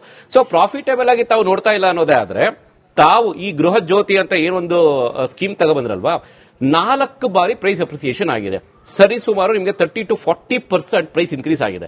ತಾವಿವತ್ತೇನಾದ್ರೂ MSME ಕಂಪನೀಸ್ ಇಂಡಸ್ಟ್ರೀಸ್ ನೋಡಿದ್ರೆ, ಆಮೇಲೆ ಪೀಣ್ಯ ಇಂಡಸ್ಟ್ರಿಯಲ್ ಅದೇ ರೀತಿ ಇರುವಂತಹ ದೊಡ್ಡಬಳ್ಳಾಪುರ ಅಥವಾ ಸಾಕಷ್ಟು ಕರ್ನಾಟಕದಾದ್ಯಂತ ಇರುವಂತಹ ಎಲ್ಲಾ ಇಂಡಸ್ಟ್ರೀಸ್ ನ ತಾವು ಗಮನಿಸಿದ್ರೆ, ಅವ್ರ ಎಕ್ಸ್ಪೆಂಡಿಚರ್ಸ್ ಅಲ್ಲಿ ಮೊದಲು ರಾ ಮೆಟೀರಿಯಲ್ಸ್ ಏನ್ ಎಕ್ಸ್ಪೆಂಡಿಚರ್ ಅಥವಾ ಮ್ಯಾಕ್ಸಿಮಮ್ ಸ್ಪೆಂಡಿಂಗ್ಸ್ ಇರ್ತಿತ್ತು, ಇವತ್ತು ಅವ್ರಿಗೆ ಯುಟಿಲಿಟಿ ಬಿಲ್ಸ್ ಅಂದ್ರೆ ನಿಮಗೆ ಎಲೆಕ್ಟ್ರಿಸಿಟಿಗೆ ಮ್ಯಾಕ್ಸಿಮಮ್ ಎಕ್ಸ್ಪೆಂಡಿಚರ್ಸ್ ಹೋಗ್ತಾ ಇದೆ. ಸೊ ಅದು ಯಾಕೆ ಅಲ್ಲಿಗೆ ಬಂದು ನಿಂತ್ಕೊಳ್ತಾ ಇದೆ? ಇಫ್ ದೇ ಫೀಲ್ ನಾವು MSME ನ ಎನ್ಕರೇಜ್ ಮಾಡ್ತೀವಿ ಅಥವಾ ಇಂಡಸ್ಟ್ರೀಸ್ ನ ಎನ್ಕರೇಜ್ ಮಾಡ್ತೀವಿ ಅನ್ನೋ ತರ ಅಂತಂದ್ರೆ ಅವ್ರಿಗೆ ಸಬ್ಸಿಡಿ ರೇಟ್ ಅಲ್ಲಿ ಕೊಡಿ ನೀವು ಎಲೆಕ್ಟ್ರಿಸಿಟಿನ. ಸೊ ಅಲ್ಲಿ ದೇ ಆರ್ ಫೇಲ್ಡ್ ಅಗೇನ್. ಇನ್ನೊಂದು ಹೇಳ್ತಾ ಇದ್ದಾರೆ, ಈಗ ರೈತರ ಪರವಾಗಿ ಅಂತ ಹೇಳ್ಕೊಂಡ್ ಬರ್ತಾ ಇದ್ದಾರೆ. ರೈತರ ಪರವಾಗಿ ಮೊದಲು ಒಂದು TC ತಗೋಬೇಕಾಗಿತ್ತು ಅಂತ ಹೇಳಿದ್ರೆ 15 25 ಸಾವಿರದಲ್ಲಿ ಮುಗಿದೋಗಿರ್ತಿತ್ತು. ಇವತ್ತು ಸರಿ ಸುಮಾರು ನಿಮಗೆ 2 ಲಕ್ಷ ಖರ್ಚಾಗ್ತಾ ಇದೆ ಕಾಂಗ್ರೆಸ್ ಗವರ್ಮೆಂಟ್ ಬಂದಾದ್ಮೇಲೆ ಒಂದು TC ತಗೊಳ್ಳೋದಕ್ಕೆ. ಅದಕ್ಕೆ ಅವ್ರು ಜಸ್ಟಿಫಿಕೇಶನ್ ಕೊಡಬೇಕು. ಇನ್ನು ಮೂರನೇದು, ಬೇರೆ ಬೇರೆ ಸ್ಟೇಟ್ಸ್ ಅಲ್ಲಿ ನಿಮಗೆ ಫೀಸಿಬಲ್ ಆಗಿದೆ, ಕರ್ನಾಟಕದಲ್ಲಿ ಯಾಕೆ ಫೀಸಿಬಿಲಿಟಿ ಬರ್ತಾ ಇಲ್ಲ ಅನ್ನೋ ತರ ಹೇಳಿದ್ರೆ, ಒಂದು, ಈಗ ಅವ್ರ ಇನ್ಫ್ರಾಸ್ಟ್ರಕ್ಚರ್ ಡೆವಲಪ್ಮೆಂಟ್ ಈಗ ಮಾಡಕ್ ಆಗ್ತಾ ಇಲ್ಲ. So they are using the Karnataka infrastructure, fair enough. ಅದ್ರಲ್ಲಿ ಏನಿದೆ ತಪ್ಪು? ನಿಮಗೆ ಕೊಡಿ, ಬಟ್ ನಿಮಗೆ ಅಂಡರ್ ಕಂಡೀಷನ್ ಸಪ್ಲೈ ಅಂತ ಕೊಡಿ ನೀವು. ಅದ್ರಲ್ಲಿ ಯಾವುದೂ ಸಮಸ್ಯೆಗಳು ಬರಲ್ಲ ನಿಮಗೆ. ಈಗ ರೈತರಿಗೆ ಸಬ್ಸಿಡಿ ಕೊಡುವಂತದ್ದು ಅಫ್ಕೋರ್ಸ್ ಕ್ರಿಸ್ಟಲ್ ಕ್ಲಿಯರ್ ಆಗಿ ಮೆನ್ಷನ್ ಮಾಡಿದ್ದಾರೆ. ಈಗ ಅವ್ರು 5 ಲೈಸೆನ್ಸ್ ಅಪ್ಲೈ ಮಾಡಿರ್ಬೇಕಾದ್ರೆ ಕಂಪ್ಲೀಟ್ ಕರ್ನಾಟಕ ನಾವು ತಗೊಳ್ತೀವಿ ಅಂತ ಎಲ್ಲೂ ಹೇಳಿರಲಿಲ್ಲ. ಬರೀ 5 ಲೈಸೆನ್ಸ್ ಕೊಟ್ಟಾಗ ಎಕ್ಸ್ಕ್ಲೂಡಿಂಗ್ ಸರ್ಟನ್ ಡಿಸ್ಟ್ರಿಕ್ಟ್, ಅಂದ್ರೆ ನಿಮಗೆ ಕರ್ನಾಟಕದಲ್ಲಿ ಬ್ಯಾಂಗ್ಳೂರ್ನ ಎಕ್ಸ್ಕ್ಲೂಡ್ ಮಾಡಿದ್ರು, ಕೆಲವೊಂದು ಜಿಲ್ಲೆಗಳನ್ನ ಎಕ್ಸ್ಕ್ಲೂಡ್ ಮಾಡಿದ್ರು. ಅಂದ್ರೆ ದೇ ನ್ಯೂ ನಾನು ಇಮಿಡಿಯೇಟ್ ಆಗಿ ಬಂದ್ಬಿಟ್ಟು ನಾನು ಎಲ್ಲಾ ಕಡೆ ಸರ್ವಿಸ್ ಪ್ರೊವೈಡ್ ಮಾಡಕ್ ಆಗಲ್ಲ. ಸೊ ಸೆಲೆಕ್ಟೆಡ್ ಜಾಗಗಳನ್ನ ಮಾತ್ರ ತಗೊಂಡು ಕೊಟ್ಟಿದ್ರು. ಸೊ ಆ ರೀತಿ ಕಾಂಗ್ರೆಸ್ ಸರ್ಕಾರದವ್ರಿಗೆ ಒಂದು ಆಪರ್ಚುನಿಟಿ ಕೊಡಬಹುದಾಗಿತ್ತು. ಸೊ ಅವರು ಯಾವ ಆಪರ್ಚುನಿಟಿ ಕೊಟ್ಟಿಲ್ಲ. ಟಾಟಾ ಪವರ್ ಅವರು ವಿತ್ಡ್ರಾ ಮಾಡ್ಕೊಂಡ್ರು, ಆ ವಿತ್ಡ್ರಾ ಮಾಡ್ಕೊಂಡಿಂದ ಬಂದ್ಬಿಟ್ಟು ಕ್ರೆಡಿಬಿಲಿಟಿ ತಗೊಳ್ಳೋಕೆ ಟ್ರೈ ಮಾಡ್ತಾ ಇದ್ದಾರೆ ಅಷ್ಟೇ ಹೊರತು so they have not done anything. Congress have not done nothing. Ramakrishna sir, ಇವಾಗ ಸರ್ಕಾರದ ಪ್ರತಿಕ್ರಿಯೆಗಳು ನೇರವಾಗಿ ಡಿ ಕೆ ಶಿವಕುಮಾರ್ ಅವರು ಮುಖ್ಯಮಂತ್ರಿಗಳ ಪ್ರತಿಕ್ರಿಯೆಯಲ್ಲಿ ಕಾಂಟ್ರಾಸ್ಟ್ ಕಾಣ್ತಾ ಇದೆಯಾ? ಯಾಕೆ ಹೇಳ್ತಿದ್ದೀನಿ, ಇವಾಗ ಜನರ ಕಡೆಯಿಂದ ವಿರೋಧ ವ್ಯಕ್ತವಾದ್ರೆ ನಾವು ಕೈ ಬಿಡೋದಿಲ್ಲ ಅಂತ ಹೇಳಿ ಬಿಡದಿ ವಿಚಾರದಲ್ಲಿ ಹೇಳ್ತಾರೆ. ಅಲ್ಲಿ ಪ್ರತಿಭಟನೆ ಮಾಡ್ತಿರೋರು ಆ ಪಕ್ಷಕ್ಕೆ ಸಂಬಂಧಪಟ್ಟವರು, ಈ ಪಕ್ಷಕ್ಕೆ ಸಂಬಂಧಪಟ್ಟವರು ಅಂತ ಹೇಳಿ ಟ್ಯಾಗು ಬ್ಯಾಡ್ಜು ಎಲ್ಲವನ್ನ ಕೂಡ ಕೊಡೋ ಪ್ರಯತ್ನಗಳು ಕೂಡ ಆಗಿ ಹೋಗಿದೆ. ಬಟ್ ಈ ವಿಚಾರದಲ್ಲಿ ಇಲ್ಲ ಪ್ರತಿಭಟನೆ ಮಾಡ್ತಿದ್ದಾರೆ ನೌಕರರು, ಗುತ್ತಿಗೆದಾರರು, ರೈತರು, ಹಂಗಾಗಿ ಸರ್ಕಾರ ಆ ಪ್ರಯತ್ನಕ್ಕೆ ಹೋಗೋದಿಲ್ಲ ಅಂದ್ರೆ ನಿಮ್ಗೆ ಬಿಡದಿ ರೈತರ ವಿರೋಧ ಈಸ್ ಓಕೆ, ಗುತ್ತಿಗೆದಾರರು, ನೌಕರರು, ಈ ವಿದ್ಯುತ್ ಇಲಾಖೆಗೆ ಸಂಬಂಧಪಟ್ಟವ್ರದ್ದು ವಿರುದ್ಧ ಆದ್ರೆ ಸರ್ಕಾರ ಅದನ್ನ ನಾವು ಓಕೆ ನಿಮ್ ಪರವಾಗಿರ್ತೀವಿ. ಈ ಕಾಂಟ್ರಾಸ್ಟ್ ನೀವು ಹೆಂಗ್ ಗಮನಿಸ್ತೀರಿ ಅಂತ? ಇಲ್ಲಿ ದ್ವಂದ್ವ ಬಹಳ ಸ್ಪಷ್ಟವಾಗಿದೆ. ಶಿವಕುಮಾರ್ ಅವರಿಗೆ ಒಂದು ಫೋಕಸ್ ಇಲ್ಲ ಅನ್ನೋದು ಬಹಳ ಕ್ಲಿಯರ್ ಆಗಿ ಗೊತ್ತಾಗುತ್ತೆ ಇದರಿಂದ. ನೀವು ಬಿಡದಿನಲ್ಲಿ ಇಟ್ಕೊಂಡು ಕೂತ್ಕೊಂತೀರಾ, ಇದು ಜನಗಳಿಗೆ ಅನುಕೂಲ ಆಗುವಂತದ್ದು. ಇದೊಂದು ಎಕ್ಸ್ಪೆರಿಮೆಂಟ್ ಮಾಡಿ ನೋಡಬೇಕಾಗಿತ್ತು, ಅದನ್ನು ಮಾಡಿಲ್ಲ. ನಿಮಗೆ ಅಪೋಸಿಷನ್ ಬಂದಿರತಕ್ಕಂಥದ್ದು ಅದೆಲ್ಲ ಫೇಕ್. 25 ಲಕ್ಷ ಜನ ಹಾಕಿದ್ದಾರೆ ನಂಬಲಿಕ್ಕೆ ತಯಾರಿಲ್ಲ. ಲೆಟ್ ದೆಮ್ ಪ್ರೊಡ್ಯೂಸ್ ಯಾರ್ಯಾರ ಹೆಸರುಗಳು ಮತ್ತೆ ಮೊಬೈಲ್ ನಂಬರ್ಸ್ ಅನ್ನ ಪ್ರೊಡ್ಯೂಸ್ ಮಾಡಬೇಕು, ಆವಾಗ will be able to. So ಅದು I think it is not a valid argument. But Bidadi ವಿಚಾರ ಬಂದಾಗ ಅಲ್ಲಿ ರಾಜಕೀಯ ಮಾಡಲಿಕ್ಕೆ ಅವ್ರಿಗೆ ಅನುಕೂಲ ಆಗ್ತಾ ಇದೆ. ಸೊ ಅದೊಂದು ದೊಡ್ಡ ರಾಜಕೀಯ ಅಂಗಣಕ್ಕೆ ಇಳಿದಿದ್ದಾರೆ. ಅಲ್ಲಿ ಕುಮಾರಸ್ವಾಮಿ ವಿರುದ್ಧ ಅವ್ರಿಗೆ ಹೋರಾಟ ಮಾಡಬೇಕಾಗಿದೆ. ಬಿಡದಿನಲ್ಲಿ ಅಫ್ಕೋರ್ಸ್ 2003-2004 ನಲ್ಲಿ ಐ ಥಿಂಕ್ ಅವಾಗ ಕುಮಾರಸ್ವಾಮಿ ಅವರು ಮಾಡ್ಲಿಕ್ಕೆ ಹೊರಟಿದ್ರು ಟೌನ್ಶಿಪ್ ಪ್ರಾಜೆಕ್ಟ್, ಅದನ್ನು ಒಪ್ಕೊಂಡಿದ್ದಾರೆ, ಅವರೇ ಒಪ್ಕೊಂಡಿದ್ದಾರೆ. ಆಮೇಲೆ ನಾನು ಅದು ಕೈ ಬಿಟ್ಟೆ, ಜನಗಳ ಬೇಡ ಅಂದ್ರೆ ಕೈ ಬಿಟ್ಟೆ ಅಂತ ಹೇಳಿ. ಇವರು ಈಗ ವಿರೋಧ ಮಾಡ್ತಾ ಇದ್ರು, ನಾನು ಮಾಡ್ತೀನಿ ಅಂತ ಹೋಗಿರ್ತಕ್ಕಂಥದ್ದು ಯಾತಕ್ಕೆ? Unless they are able to convince the farmers ಯಾವ ರೀತಿ ಯಾವ್ದಕ್ಕೆ ಮಾಡ್ತಾ ಇದ್ದೀವಿ, ಅದರಿಂದ ನಿಮಗೆ ಯಾವ ರೀತಿ ಅನುಕೂಲ ಆಗುತ್ತೆ ಅಂತ ಕನ್ವಿನ್ಸ್ ಮಾಡದೆ ನೀವು ಯಾವ ಪ್ರಾಜೆಕ್ಟ್ ಅನ್ನು ಮಾಡ್ಲಿಕ್ಕೆ ಸಾಧ್ಯ ಇಲ್ಲ. ನನಗೆ ಗೊತ್ತಿದ್ದಂಗೆ 9,000 ಎಕರೆಯಲ್ಲಿ ಸುಮಾರು ಅರ್ಧದಷ್ಟು ಈಗ ಬೆಳೆ ಬೆಳ್ತಾ ಇರ್ತಕ್ಕಂಥದ್ದು. ಸೊ ರೈತರು ಬೆಳೆ ಇರ್ತಕ್ಕಂಥ ಜಾಗದಲ್ಲಿ ನೀವು ಯಾಕೆ ಮಾಡಬೇಕು? ಬೇರನ್ ಲ್ಯಾಂಡ್ಸ್ ಬೇಕಾದಷ್ಟಿದೆ, ಅಲ್ಲಿ ಮಾಡಿ. ಅದನ್ನ ಬಿಟ್ಬಿಟ್ಟು ನೀವು ಅದೇ ಜಾಗದಲ್ಲಿ ಮಾಡಬೇಕು ಅಂತ ಯಾಕೆ ಹೊರಟಿದ್ದೀರಾ? ಸೊ ಅದಕ್ಕೋಸ್ಕರ ಇಲ್ಲಿ ಸಾಕಷ್ಟು ವೆಸ್ಟೇಜ್ ಇಂಟ್ರೆಸ್ಟ್ ಇದೆ ಅನ್ನೋ ಒಂದು ಅನುಮಾನ ಎಲ್ರಿಗೂ ಬರ್ತಾ ಇದೆ. ಸೊ ಅದನ್ನೆಲ್ಲ ಅವರು ಪರಿಹಾರ ಮಾಡಬೇಕು. Only then I think it can be taken. ನೋಡಿ, 3-4 ಸೂತ್ರಗಳನ್ನ ಇವರೆಲ್ಲರೂ ರೈಸ್ ಮಾಡಿದ್ದಾರೆ. ಮೊದಲನೇದಾಗಿ ಹೇಳ್ತೇನೆ, ಇವತ್ತು ಐಟಿ ಸಿಟಿ ಬಗ್ಗೆ ನಮ್ಮ ಎಐಸಿಟಿ ಬಗ್ಗೆ ಮಾತಾಡ್ತಾ ಇದ್ದಾರೆ. ನಾನು ಕೇಳ್ತೇನೆ, ಇದು ಅಂದಿನ ಕಾಲಕ್ಕೆ ಎಲೆಕ್ಟ್ರಾನಿಕ್ ಸಿಟಿನಲ್ಲಿ ಫಲವತ್ತಾದಂತ ನೀರು ಇತ್ತು, ಎಲ್ಲ ಇತ್ತು. ಅದನ್ನ ಯಾಕೆ ಅಪೋಸ್ ಮಾಡಲಿಲ್ಲ ಅವತ್ತು? ಯಾಕೆ ಅಂತಂದ್ರೆ ಇವಾಗ ಸರಿಸುಮಾರು 3 ಲಕ್ಷ ರಾಜ್ಯ ಸರ್ಕಾರಕ್ಕೆ ಮತ್ತೆ ಕೇಂದ್ರ ಸರ್ಕಾರಕ್ಕೆ ಅಮೌಂಟ್ ಬರ್ತಾ ಇದೆ. ಯಾಕೆ? ವೈಟ್ ಫೀಲ್ಡ್ ಅಲ್ಲಿ ಒಂದು ಕಾಲದಲ್ಲಿ best of the best horticulture ಇದಿತ್ತು, ಯಾಕೆ ಕ್ಲೋಸ್ ಮಾಡಿ ಅಲ್ಲಿ ಹೊಸ ಇಂಡಸ್ಟ್ರೀಸ್ ಬಂದು ಎಂಟೈರ್ ಬೆಂಗಳೂರು ಕ್ಲೋಸ್ ಆಗಿದೆ. ಇವತ್ತು ಬೆಂಗಳೂರಿನಲ್ಲಿ ನಾನು ಆಲ್ರೆಡಿ ಚರ್ಚೆ ಮಾಡಿದ್ದೇನೆ, ಸರಿಸುಮಾರು 4-5 ಲಕ್ಷ ಹೆಕ್ಟೇರ್, ಒಂದೆರಡಲ್ಲ, ಬೆಂಗಳೂರಿನಲ್ಲಿ 4-5 ಲಕ್ಷ ಹೆಕ್ಟೇರ್ ಜಮೀನನ್ನ ರೈತರ ಜಮೀನು ಇವತ್ತು ಡೆವಲಪ್ಮೆಂಟ್ ಹೋಗಿದೆ. ಸರಿಸುಮಾರು ಅಷ್ಟು ಕುಟುಂಬಗಳು ಇವತ್ತು ರೈತರೆಲ್ಲ ಕೂಲಿ ಕಾರ್ಮಿಕರಿದ್ದಾರೆ ಎಷ್ಟೋ ಜನ. ಯಾಕೆ? ಅದು ಡೆವಲಪ್ಮೆಂಟ್ ಅನ್ನೋ ವಿಚಾರಕ್ಕೆ ಬಂದಾಗ, ನೀವು ಅದೇ ಹೈವೇ ಮಾಡಿದಾಗ ಅಥವಾ ಏರ್ಪೋರ್ಟ್ಗಳು ಮಾಡಿದಾಗ, ಇದು ಒಂದು ಕಾಲದಲ್ಲಿ ಏನು ತರಕಾರಿಯ ಕಾಶಿ ಆಗಿದ್ದಂತ ದೇವನಹಳ್ಳಿನ ಏರ್ಪೋರ್ಟ್ ಮಾಡಿದಾಗ ವಾವ್ ಗ್ರೇಟ್ ಅಂತ ಮಾತಾಡಿದವರು, ಅದೇ ರೀತಿ ಕಾನ್ಪುರ ಮತ್ತೆ ಬೇರೆ ಬೇರೆ ರಾಜ್ಯಗಳಲ್ಲಿ ಹೈವೇಗಳನ್ನ ಮತ್ತೆ ಏರ್ಪೋರ್ಟ್ಗಳನ್ನು ಮಾಡಿದಾಗ ಗುಡ್ ಇನ್ಫ್ರಾಸ್ಟ್ರಕ್ಚರ್ ಮಾಡಿದಿರಿ ಅಂತ ಹೇಳಿ ಅಪ್ರಿಶಿಯೇಟ್ ಮಾಡೋರು, ಕರ್ನಾಟಕದಲ್ಲಿ ಇವತ್ತು ಎಐಸಿಟಿ ಮಾಡಿ ಇಡೀ ದೇಶಕ್ಕೆ ಒಂದು ಅದ್ಭುತವಾದಂತಹ ಒಂದು ಎಂಪ್ಲಾಯ್ಮೆಂಟ್ ಜನರೇಟ್ ಮಾಡುವಂತ ಒಂದು ಹೊಸ ಪರಿಕಲ್ಪನೆಯ ಹೊಸ ಸಿಟಿಯನ್ನು ಡೆವಲಪ್ ಮಾಡ್ತೀವಿ ಅಂತ ಅಪೋಸ್ ಮಾಡ್ತೀವಿ. ಎಸ್, ಅಫ್ಕೋರ್ಸ್ ರೈತರನ್ನ ಮನವೊಲಿಸುವಂತ ಕೆಲಸ ಮಾಡೇ ಮಾಡ್ತೇವೆ, ರೈತರನ್ನ ಕಿತ್ಕೊಳ್ಳೋ ಕೆಲಸ ಮಾಡೋದಿಲ್ಲ. ಅದನ್ನ ಚರ್ಚೆ ಮಾಡ್ತಾ ಇದ್ದೇವೆ. ಅದು ಇವತ್ತು ನಿಜವಾಗ್ಲೂ ಚರ್ಚೆ ಮಾಡಬೇಕಾಗಿರ್ತಕ್ಕಂಥದ್ದು. ಇವತ್ತು ನಮ್ಮ ಬಿಜೆಪಿ ಸರಿಸುಮಾರು 20 ರಾಜ್ಯಗಳಲ್ಲಿದೆ. ಆಯ್ತು ಸ್ವಾಮಿ, ನೀವು 20 ರಾಜ್ಯಗಳ ಅಧಿಕಾರದಲ್ಲಿದ್ರು ಕೂಡ ಯಾಕೆ ಟಾಟಾ ಪವರ್ ಕೇವಲ 4 ರಾಜ್ಯದಲ್ಲಿ ಇದು ಪವರ್ ಡಿಸ್ಟ್ರಿಬ್ಯೂಷನ್ ಕೊಟ್ಟಿದ್ದಾರೆ? ಯಾಕೆ ಕೊಟ್ಟಿಲ್ಲ ನೀವು ಇನ್ನು 16 ರಾಜ್ಯಗಳಲ್ಲಿ? ಅಂದ್ರೆ ಅಲ್ಲಿ ಪ್ರೈವೇಟೈಸೇಷನ್ ಬೇಡವಾ ಅಥವಾ ಅಲ್ಲಿ ಕ್ವಾಲಿಟಿ ಸರ್ವಿಸ್ ಬೇಡವಾ? ಈ ನಾಟಕವನ್ನ, ಈ ಬೂಟಾಟಿಕೆ ನಾಟಕಗಳನ್ನ ಬಿಜೆಪಿ ನಿಲ್ಲಿಸಬೇಕು. ಯಾವಾಗಲೂ ಒಂದು ಏನೋ ಚರ್ಚೆ ಮಾಡಬೇಕು ಅಂದ್ರೆ ಎಸ್ ಚರ್ಚೆ ಮಾಡೋಣ, ಜನರಿಗೆ ಅನುಕೂಲ ಆಗ್ತದೆ, ಜನ ಪಬ್ಲಿಕ್ ಒಪಿನಿಯನ್ ತೆಗೆದುಕೊಳ್ಳೋಣ. ಪಬ್ಲಿಕ್ ಒಪಿನಿಯನ್ ತೆಗೆದುಕೊಂಡು ಸರ್ವಿಸ್ ಬೆಟರ್ ಮಾಡಬೇಕು ಅಂತಂದ್ರೆ ಮಾಡೋಣ. ಅವರು ಸರೋದ್ ಅವಾಗಲೇ ಹೇಳಿದ್ರು, ನೆಗಡಿ ಆಗಿದೆ ಅಂತ ಮೂಗ್ ಕಟ್ ಮಾಡೋದಲ್ಲ. ಇವತ್ತೇನೋ ಹೆಸ್ಕಾಂಗಳಲ್ಲಿ ಸಮಸ್ಯೆ ಆಗಿದೆ ಅಂತಂದ್ರೆ ಸರಿಪಡಿಸುವಂತ ಸಜೆಷನ್ ಮಾಡೋಣ. ಏನಾಗ್ತಾ ಇದೆ ಅನ್ನೋದು ಕೂಡ ಮುಖ್ಯ ಅಲ್ವಾ ರಘುವರೇ? ಇವಾಗ ನಾನು ಹೇಳಿದೆ ಆವಾಗ್ಲೇನೆ, ನಷ್ಟದ ಪ್ರಮಾಣ ಪ್ರತಿ ವರ್ಷ ಕೂಡ ಹೆಚ್ಚಾಗ್ತಾ ಇರುವಾಗ ಸರಿಪಡಿಸೋ ಪ್ರಯತ್ನ ಎಲ್ಲ ಆಗ್ತಿದೆ. ಏನ್ ಮಾಡ್ತಿದೆ ಸರ್ಕಾರ? ಇಡೀ ನೀವು 12 ಲಕ್ಷ 15 ಲಕ್ಷ ವಿದ್ಯುತ್ ವಿಚಾರ ಪ್ರಶ್ನೆ ಕೇಳಿದಾಗ ಮಾರೋಕ್ ಸೊಲ್ಯೂಷನ್ ಅಂತ ಹೇಳಿ ನಾವು ಯಾರು ಹೇಳ್ತಾ ಇಲ್ಲ. ಮಾರೋಕ್ ಸೊಲ್ಯೂಷನ್ ಅಂತ ಹೇಳಿ ಯಾರು ಹೇಳ್ತಾ ಇಲ್ಲ ರಘುವರೇ. ಮಾರೋಕ್ ಸೊಲ್ಯೂಷನ್ ಅಂತ ಹೇಳಿ ಇಲ್ಲಿ ಯಾರು ಹೇಳ್ತಿಲ್ಲ. ನಾನ್ ನಿಮಗೆ ಪ್ರಶ್ನೆ ಕೇಳ್ತಿದ್ದೀನಿ, ಸುಧಾರಣೆ ಮಾಡಬೇಕು ಅಂತ ನೀವೇ ಹೇಳಿದಾಗ ಏನ್ ಮಾಡ್ತಿದ್ದೀರಿ ಅಂತ ಹೇಳಿ ಪ್ರಶ್ನೆ ಕೇಳಲಿಕ್ಕೆ ಈ ರಾಜ್ಯದ ಪ್ರಜೆಯಾಗಿ ನನಗೆ ಹಕ್ಕಿದೆ. ನಾವು ಸುಧಾರಣೆ ಮಾಡೋದಕ್ಕೆ ಮಾನ್ಯ ಮುಖ್ಯಮಂತ್ರಿಗಳು ಕ್ಲಿಯರ್ ಆಗಿ ಹೇಳಿದ್ದಾರೆ. ನಾವು 5% ಡಿಸ್ಟ್ರಿಬ್ಯೂಷನ್ ಲಾಸ್ ಅನ್ನು ಕಡಿಮೆ ಮಾಡಿದ್ದೇವೆ. ಆ ಡಿಸ್ಟ್ರಿಬ್ಯೂಷನ್ 5% ಕಮ್ಮಿ ಮಾಡಿದ್ದೇವೆ ಅಂತಂದ್ರೆ ರಾಜ್ಯ ಸರ್ಕಾರಕ್ಕೆ ಹೊರೆ ಅಲ್ಲ, ಅದು ಜನರಿಗೆ ಕಮ್ಮಿ ಆಗ್ತದೆ. ಬಟ್ ಫಸ್ಟ್ ಟೈಮ್ ಇನ್ಫ್ರಾಸ್ಟ್ರಕ್ಚರ್ ಹೊಸ ಟೆಕ್ನಾಲಜಿ ಬರ್ತಾ ಇದೆ. ಇನ್ನು remote remote metering, prepaid metering ಅವೆಲ್ಲ ಹೊಸ ಟೆಕ್ನಾಲಜಿನ ಅಡಾಪ್ಟ್ ಮಾಡ್ತೀವಿ ಅಂತಂದಾಗ ಇನ್ಫ್ರಾಸ್ಟ್ರಕ್ಚರ್ ಇನ್ವೆಸ್ಟ್ಮೆಂಟ್ ಬೇಕೇ ಬೇಕಾಗ್ತದೆ. ಸೊ ಒಂದು ಟೈಮ್ ಅಲ್ಲಿ 1 ಟೈಮ್ 2 ಟೈಮ್ ಗ್ರಾಹಕರಿಗೆ ಸಣ್ಣ ಹೊರೆ ಆದ್ರೂ ಕೂಡ ಬೆಸ್ಟ್ ಇನ್ಫ್ರಾಸ್ಟ್ರಕ್ಚರ್ ಅನ್ನು ಕೊಡ್ತಾ ಇದ್ದೇವೆ. ಅಂದ್ರೆ ನಮ್ಮ ಮೂಲ ಉದ್ದೇಶ ಏನು ಅಂತಂದ್ರೆ 5-6% ಟ್ರಾನ್ಸ್ಮಿಷನ್ ಲಾಸ್ ಅನ್ನ ನಾವು ತರಬೇಕು, ಡಿಸ್ಟ್ರಿಬ್ಯೂಷನ್ ಲಾಸ್ ತರಬೇಕು ಅಂತ ಹೇಳಿ ಪ್ರಯತ್ನವನ್ನು ಮಾಡ್ತಾ ಇದ್ದೇವೆ. ಪ್ರಯತ್ನಗಳು ಸಾಕ ಅನ್ನೋದನ್ನ ನಾನು ವೀಕ್ಷಕರಿಗೆ ಬಿಡ್ತೀನಿ. ಬಟ್ ಪ್ರಭಾಕರ್ ಸರ್ ಬರ್ತೀನಿ, ವೆಂಕಟೇಶ್ ದುರ್ರಿ ಸರ್. ಪ್ರಭಾಕರ್ ಸರ್, ಒಂದು ಪ್ರೈವೇಟ್ ಪ್ಲೇಯರ್ಸ್ ಅದರಲ್ಲೂ ಬಿಗ್ ನೇಮ್ಸ್ ಅಂತ ಬಂದಾಗ ಒಂದು ಸಹಜವಾಗಿ ಅನುಮಾನ ವೀಕ್ಷಕರಲ್ಲಿ ಏನ್ ಬಂದ್ಬಿಡುತ್ತೆ ಅಥವಾ ಜನಸಾಮಾನ್ಯರಲ್ಲಿ ಏನ್ ಬರುತ್ತೆ, ಅವ್ರು ಬರೋದೇ ಚೆರಿ ಪಿಕಿಂಗ್, ಈಗಪ್ಪ ಬರೋದೇ ಲಾಭಕ್ಕೋಸ್ಕರ. ಹಿಂಗ್ ಲಾಭದ ದೃಷ್ಟಿಯಲ್ಲಿ ಇಟ್ಕೊಂಡೇನೆ ಅವರು ಚೂಸಿ ಆಗಿ 19 ಜಿಲ್ಲೆಗಳಿಗೆ ಮಾತ್ರ ಕೇಳಿದ್ದಾರೆ. Why not entire Karnataka? ಹಿಂಗೊಂದು ಅನುಮಾನ ಬಂದ್ಬಿಡುತ್ತೆ. ಈಗ ಸೇವಾ ವಲಯ ಆಗಿರೋದನ್ನ ಇವರು ತಮ್ಮ ಲಾಭ, ಇನ್ಫ್ರಾಸ್ಟ್ರಕ್ಚರ್ ಕಷ್ಟಪಟ್ಟು ವೈರ್ಗಳು ಎಳ್ದಿ ಕರೆಂಟ್ ಕಂಬ ಕಟ್ಟಿದ್ದು ಅಲ್ಲಿ ನೌಕರರು ಗುತ್ತಿಗೆದಾರರು, ಇವಾಗ ಅದ್ರ ಲಾಭ ಪಡ್ಕೊಳ್ಳಿಕ್ ಬರ್ತಾ ಇದ್ದಾರೆ ಖಾಸಗಿ ಕಂಪನಿಯವರು ಅನ್ನೋದೊಂದು ಅನುಮಾನ ಬಂದ್ಬಿಡುತ್ತೆ. ಇದನ್ನ ಸೇವಾ ವಲಯ ಅಂತ ಯಾವಾಗ ಯಾರು ಇಂಟರ್ಪ್ರಿಟೇಷನ್ ಕೊಟ್ಟಿದ್ದಾರೆ ಅಂದ್ರೆ ಎಲೆಕ್ಟ್ರಿಸಿಟಿ ಆಕ್ಟ್ ನಲ್ಲಿ ಅದಕ್ಕಿಲ್ಲ. ಸೆಕ್ಷನ್ 61 ಬಹಳ ಸ್ಪಷ್ಟವಾಗಿದೆ, it should be done on commercial principles ಅಂತ. ಒಂದು ಫಾಲ್ಸ್ ಪ್ರಿಮೈಸ್ ಇಂದ ಡಿಸ್ಕಷನ್ ಮಾಡಕ್ ಹೋಗ್ತಿದ್ದಂಗೆನೆ you will ask the right question but come to the wrong conclusion. Our question should be, is it that the electricity sector is considered as a service sector? No. It is something that has to be done on a commercial principles. ಈಗ 3 ವರ್ಷದಲ್ಲಿ loss ಏನಾಗಿದೆ ಅಂತಂದ್ರೆ 17,559 ಕೋಟಿ loss ಇದ್ದಿದ್ದು 22-23ರಲ್ಲಿ, 24-25ರಲ್ಲಿ 34,980 ಕೋಟಿ double ಆಗಿದೆ. ಇದಕ್ಕೆ ಉತ್ತರ ಹೇಳಬೇಕಾದವರು ಎಲ್ಲರನ್ನು ತಪ್ಪಿಸ್ಕೊಳಕ್ ಬರಲ್ಲ, ಅದಕ್ಕೆ ಸಮರ್ಥನೆ ಮಾಡಬೇಕಾಗಿಲ್ಲ. ಅಂದ್ರೆ ದೋಷ ಏನಿದೆ ಅನ್ನೋದನ್ನು ಹುಡುಕಿ ಆ ದೋಷನ ಸರಿ ಮಾಡಬೇಕ ಹೊರತು ಆರೋಪ ಪ್ರತ್ಯಾರೋಪ ಮಾಡೋದ್ರಿಂದ ವಿದ್ಯುತ್ ಶಕ್ತಿ ಸಮಸ್ಯೆ ಆಗೋದಿಲ್ಲ. ಮೂಲವಾಗಿರ್ತಕ್ಕಂಥದ್ದು ಅಗ್ರಿಕಲ್ಚರ್ ಹೆಸರಿನಲ್ಲಿ ರೈತರಿಗೆ ಮೋಸ, ಅವ್ರ ಹೆಸರಿನಲ್ಲಿ ದುಡ್ಡು ತಗೊಳ್ತಾ ಇರೋದು, ಇದು ದೊಡ್ಡ ಅಪರಾಧ. ಇದು ಆಗಬಾರ್ದು. ರೈತರ ಹೆಸರಿನಲ್ಲಿ 1 ಪೈಸೆ ಕೂಡ ಯಾರು ಮುಟ್ಟಬಾರ್ದು. ಬಟ್ ಈ ವಿದ್ಯುತ್ ಖಾಸಗೀಕರಣದಲ್ಲಿ ರೈತರಿಗಿರೋ ಅನುಮಾನನೂ ಅದೇ ಅಲ್ವಾ ಸರ್? ಇದು ಬಂದ್ಬಿಟ್ರೆ ನಮಗೆ ಸಬ್ಸಿಡಿ ಹೊಟ್ಟೋಗ್ಬಿಡುತ್ತೆ, ನಾವು ಸಬ್ಸಿಡಿ ಪಡ್ಕೊಳ್ತಿದೀವಿ. ರೈತರು ಪ್ರತಿಭಟನೆ ಮಾಡೋ ಸಂದರ್ಭದಲ್ಲಿ ಎಷ್ಟೊಂದು ಜನದ ಬಾಯಲ್ಲಿ ಇದೇ ಮಾತು ಬಂದಿರೋದು. Emotion is A good servant but a bad master.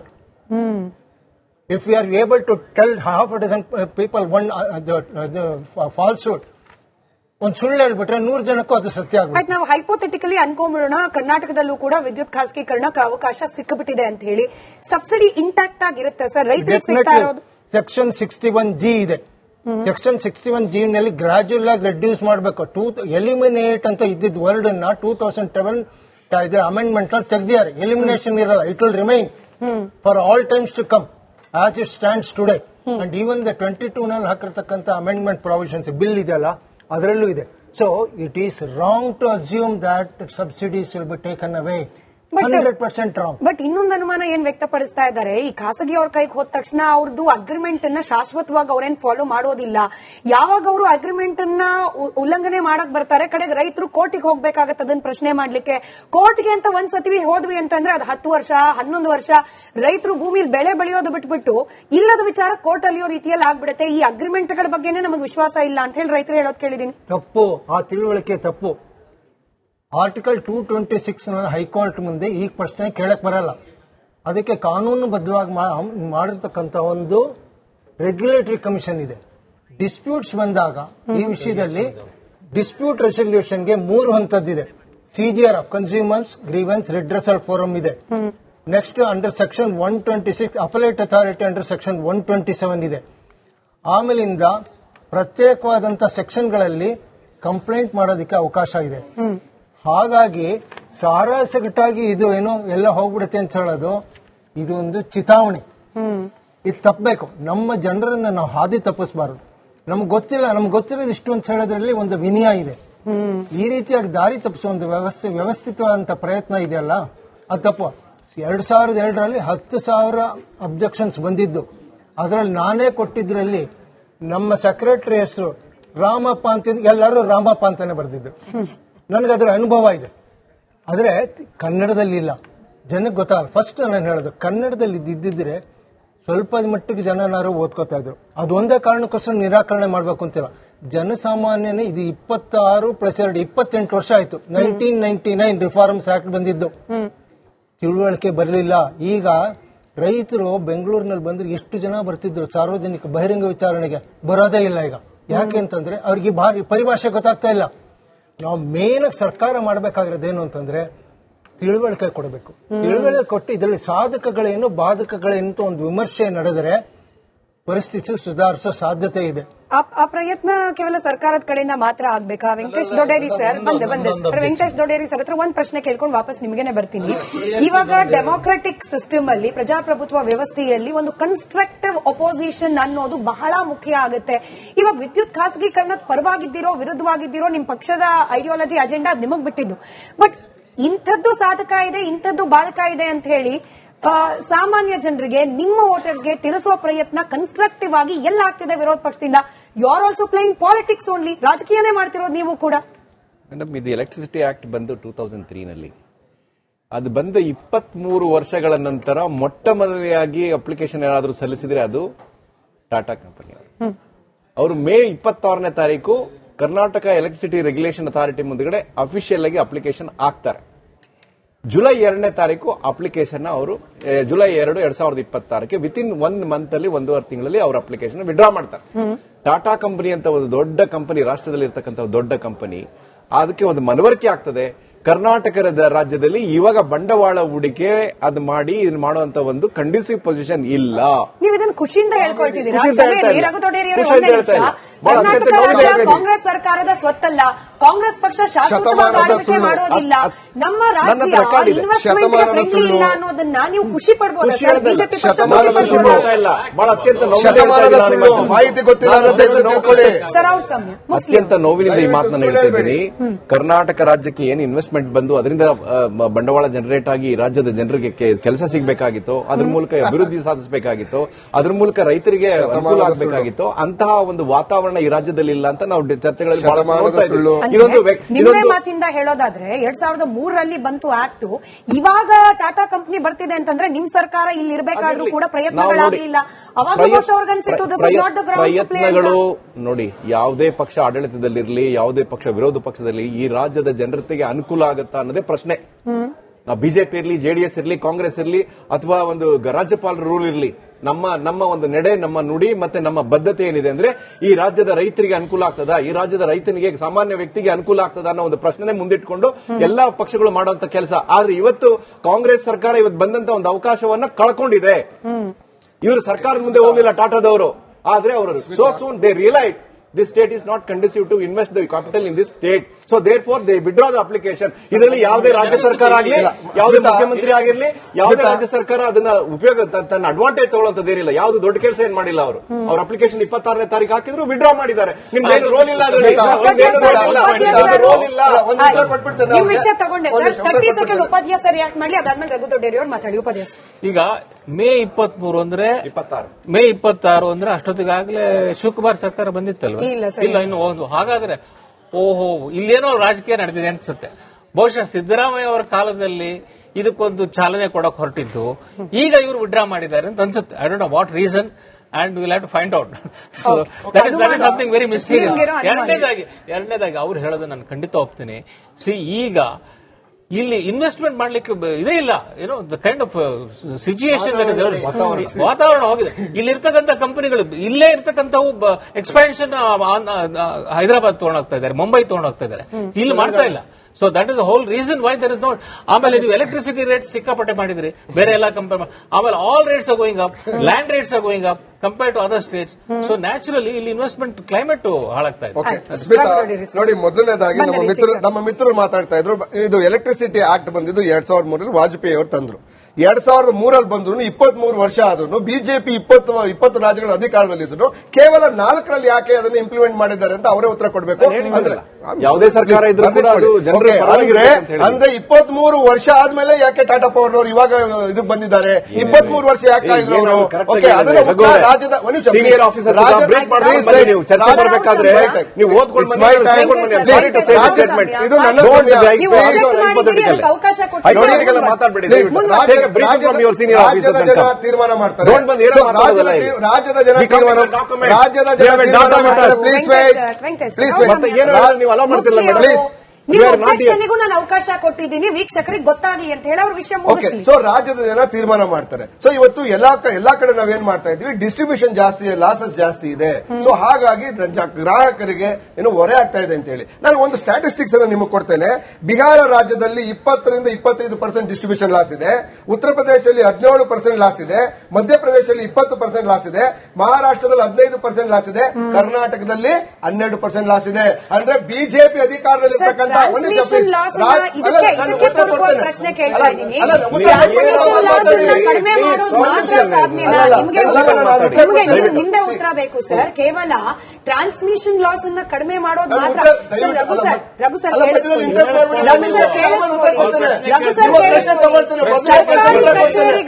ಸರ್ಕಾರಿ ಕಚೇರಿಗಳು ಕೇಳಿಸ್ಕೊಳ್ಳಿ. ಸರ್ಕಾರಿ ಕಚೇರಿಗಳಲ್ಲೇನೆ ಬಿಲ್ ಬಾಕಿ ಉಳಿಸ್ಕೊಂಡಿರೋದು 10,342 ಕೋಟಿ ಸರ್.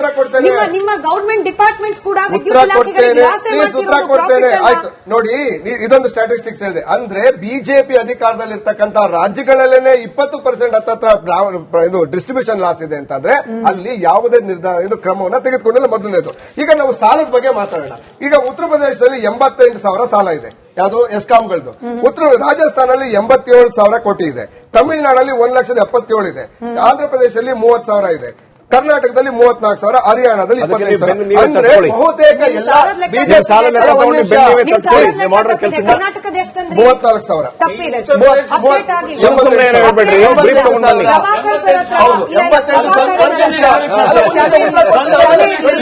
ನೀವು ತಪ್ಪು ಲೆಕ್ಕ ಕೊಟ್ಟರೆ ನನಗೆ ವೀಕ್ಷಕರಿಗೆ ಕರೆಕ್ಟ್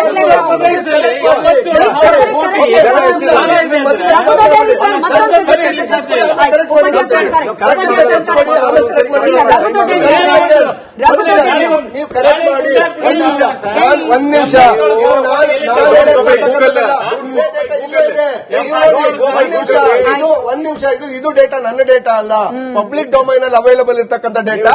ಇದೇ ಡೇಟಾ ಗೂಗಲ್ ಅಲ್ಲ, ಆದ್ರೆ ಗೂಗಲ್ ಬ್ಯಾನ್ ಮಾಡಿ. ನೀವು ಅದನ್ನ ತಪ್ಪು ಮಾಹಿತಿ ಬ್ಯಾನ್ ಮಾಡಿ. ಓಕೆ ಸರ್, ಒಂದ್ ನಿಮಿಷ, 30 seconds.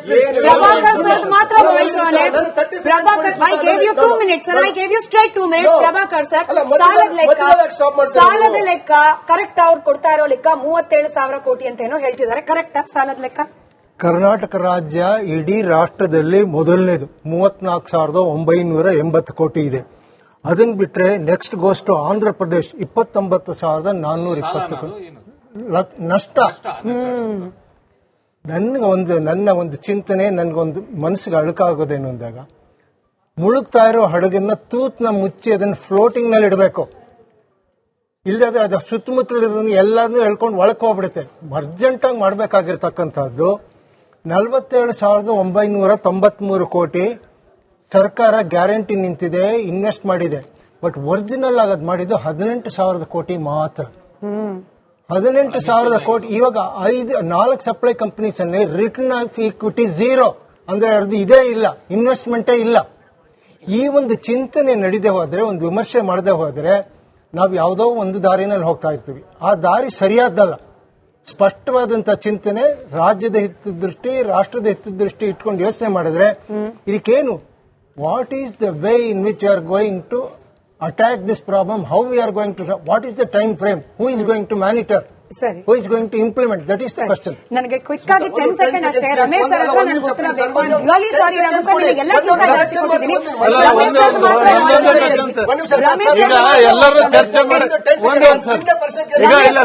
ರಮೇಶ್ ಸರ್ ಮಾತ್ರ ಈಗ ಎಲ್ಲರೂ ಹೇಳ್ತಾ ಇದ್ರು 25 ಲಕ್ಷ ಅದು ಫೇಕ್ ಅಂತ ಹೇಳ್ತಾ ಇದ್ದೀರಿ. ಅನುಮಾನ ಅಲ್ಲ, ಪ್ರತಿಯೊಬ್ಬ ಪ್ರಜೆನೂ ಕರ್ನಾಟಕ ರಾಜ್ಯದ ಪ್ರಜೆ ಪ್ರಜ್ಞಾವಂತ ಇದ್ದಾನೆ, ರೈತಾಪಿ ವರ್ಗದಲ್ಲೂ ಎಜುಕೇಟೆಡ್ ಇದ್ದಾರೆ. ಲಕ್ಷಾಂತರ ಜನ ರೈತರುಗಳು ವಾಲಂಟಿಯರ್ ಆಗಿ ಬೀದಿಯಲ್ಲಿ ಪ್ರತಿಭಟನೆಯನ್ನ ಮಾಡಿದ್ದಾರೆ. ಹಾಗೆ ಇತ್ತೀಚಿನ ಏನು ನಿಮ್ಮ KRC ಇದೆ, KRC ಮೇಲೆ ಯಾರಿಗೂ ನಂಬಿಕೆ ಇಲ್ಲ. ನಮ್ಮ KRC ಯಾಕೆಂದ್ರೆ KRC ಅಲ್ಲ, ತಾವು ಅಲ್ಲಿದ್ರಿ. KRC ಏನು ಗೊತ್ತಾ ಸರ್, ಈಗ ಹೇಳಿದ್ರು KRCಗೆ ಜನ ಬರೋದೇ ಇಲ್ಲ ಅಂತ. ಈಗ ರೇಟ್ ಟ್ಯಾರಿಫ್ ಹೈಕ್ ಬಗ್ಗೆ ಚರ್ಚೆ ಕರೀತಾರೆ. ಅಲ್ಲಿ ಏನು ಪಬ್ಲಿಕ್ ಗ್ರೀವೆನ್ಸ್ ಇದೆ ಅದನ್ನ ಕನ್ಸಿಡರ್ ಮಾಡಲ್ಲ, ಮೊದಲೇ ಡಿಸೈಡ್ ಆಗೋಗಿರ್ತದೆ. ಇಷ್ಟು ಮಾಡಿ ಜಸ್ಟ್ ಫಾರ್ಮಾಲಿಟೀಸ್ ಮಾಡ್ತಾರೆ. ಅದರಿಂದ ಅಲ್ಲಿ ಹೋದ್ರೆ ಏನು ಪ್ರಯೋಜನ ಅಂತ ಈಗ ಹೇಳಿದ್ರು. KRC CGRF ಇದೆ, ಅದಿದೆ. ಇಲ್ಲಿವರೆಗೆ KRC ಎಷ್ಟು ಜನಕ್ಕೆ ನ್ಯಾಯ ಕೊಡ್ತಿದೆ? ಒಂದು ಕಾಲದಲ್ಲಿ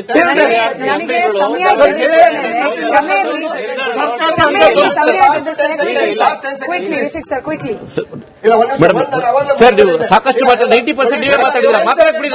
ಇಲ್ಲ ಆಮೇಲೆ ಮಾತಾಡಿ. ನಾವು ಕೇಳಿದ ಪ್ರಶ್ನೆ, ವಿದ್ಯುತ್ ಖಾಸಗೀಕರಣ ತಾತ್ಕಾಲಿಕವಾಗಿ ಕೈ ಬಿಡೋ ರಾಜ್ಯ ಸರ್ಕಾರದ ನಿರ್ಧಾರ ರಾಜ್ಯ ಸರ್ಕಾರದ್ದೇನಾ ಅಂತ ಹೇಳಕ್ ನನಗೂ ಡೌಟ್ ಇದೆ. ಸರಿನಾ ಅಂತ ಕೇಳಿದ ಪ್ರಶ್ನೆಗೆ 77% ಜನ ಹೌದು ಅಂತ ಹೇಳಿದ್ದಾರೆ. ಬಟ್ ಪ್ರಭಾಕರ್ ಸರ್ ಹೇಳ್ದಂತೆ, ಮುಳುಗ್ತಾ ಇರುವ ಹಡಗು ತೂತು ಬಿದ್ದಿದೆ ಅಂತ ಗೊತ್ತಾದ್ಮೇಲೆ ಅದನ್ನ ತೇಪೆ ಹಚ್ಚಿ ಗಟ್ಟಿಯಾಗಿ ಉಳಿಸ್ಕೊಳ್ಳೋ ಪ್ರಯತ್ನ ಆಗಬೇಕು. ಖಾಸಗೀಕರಣನೇ ಅದಕ್ಕೆ ಮಾರ್ಗಾನ? I don't know. ಇದ್ರ ಬಗ್ಗೆ ಒಂದು ಚರ್ಚೆ ಆಗ್ದಲೆ, ಸಕಾರಾತ್ಮಕವಾದ ಕೆಲವೊಂದಷ್ಟು ಡಿಬೇಟ್ಗಳಾಗ್ದಲೆ, ಸರ್ಕಾರದ ಮಟ್ಟದಲ್ಲಿ ನಾನು ಹೇಳ್ತಾ ಇರೋದು, ಏಕಾಏಕಿ ಯಾವುದೋ ರಾಜಕೀಯ ಒತ್ತಡಕ್ಕೋ ವೋಟ್ ಬ್ಯಾಂಕ್ ಒತ್ತಡಕ್ಕೋ ಮಣಿದು ಸರ್ಕಾರಗಳು ಪಕ್ಷಾತೀತವಾಗಿ ಯಾವುದೇ ಸರ್ಕಾರ ಆದ್ರೂ ಕೂಡ ನಿರ್ಧಾರಗಳನ್ನ ಕೈಗೊಳ್ಳದೇ ಇದ್ರೆ ಒಳಿತು. ಜನರಿಗೆ ಒಳ್ಳೇದಾಗಬೇಕು, ಅಟ್ ಲಾಸ್ಟ್ ರೈತರಿಗೆ ಒಳ್ಳೇದಾಗಬೇಕು. ಆ ರೀತಿಯಾದ ನಿರ್ಧಾರಗಳು ಸರ್ಕಾರದ ಕಡೆಯಿಂದ ಆಗ್ಲಿ ಅಂತ ಬಯಸ್ತಾ ಚರ್ಚೆಯನ್ನ ಮುಗಿಸ್ತಾ ಇದ್ದೀನಿ. ಧನ್ಯವಾದ ಎಲ್ರಿಗೂ ಕೂಡ ಚರ್ಚೆಯಲ್ಲಿ ಭಾಗಿಯಾಗಿದ್ದಕ್ಕೆ. ನೋಡ್ತಾ ಇರಿ ರಿಪಬ್ಲಿಕ್ ಕನ್ನಡ, ಇದು ನಿಮ್ಮ ಧ್ವನಿ. ಗಂಟು ಕಟ್ಟಿಕೋ ಲವಂಗ ಹಸಿರು ಏಲಕ್ಕಿಯಿಂದ ತುಂಬಿದ MDH T+ ಮಸಾಲೆ.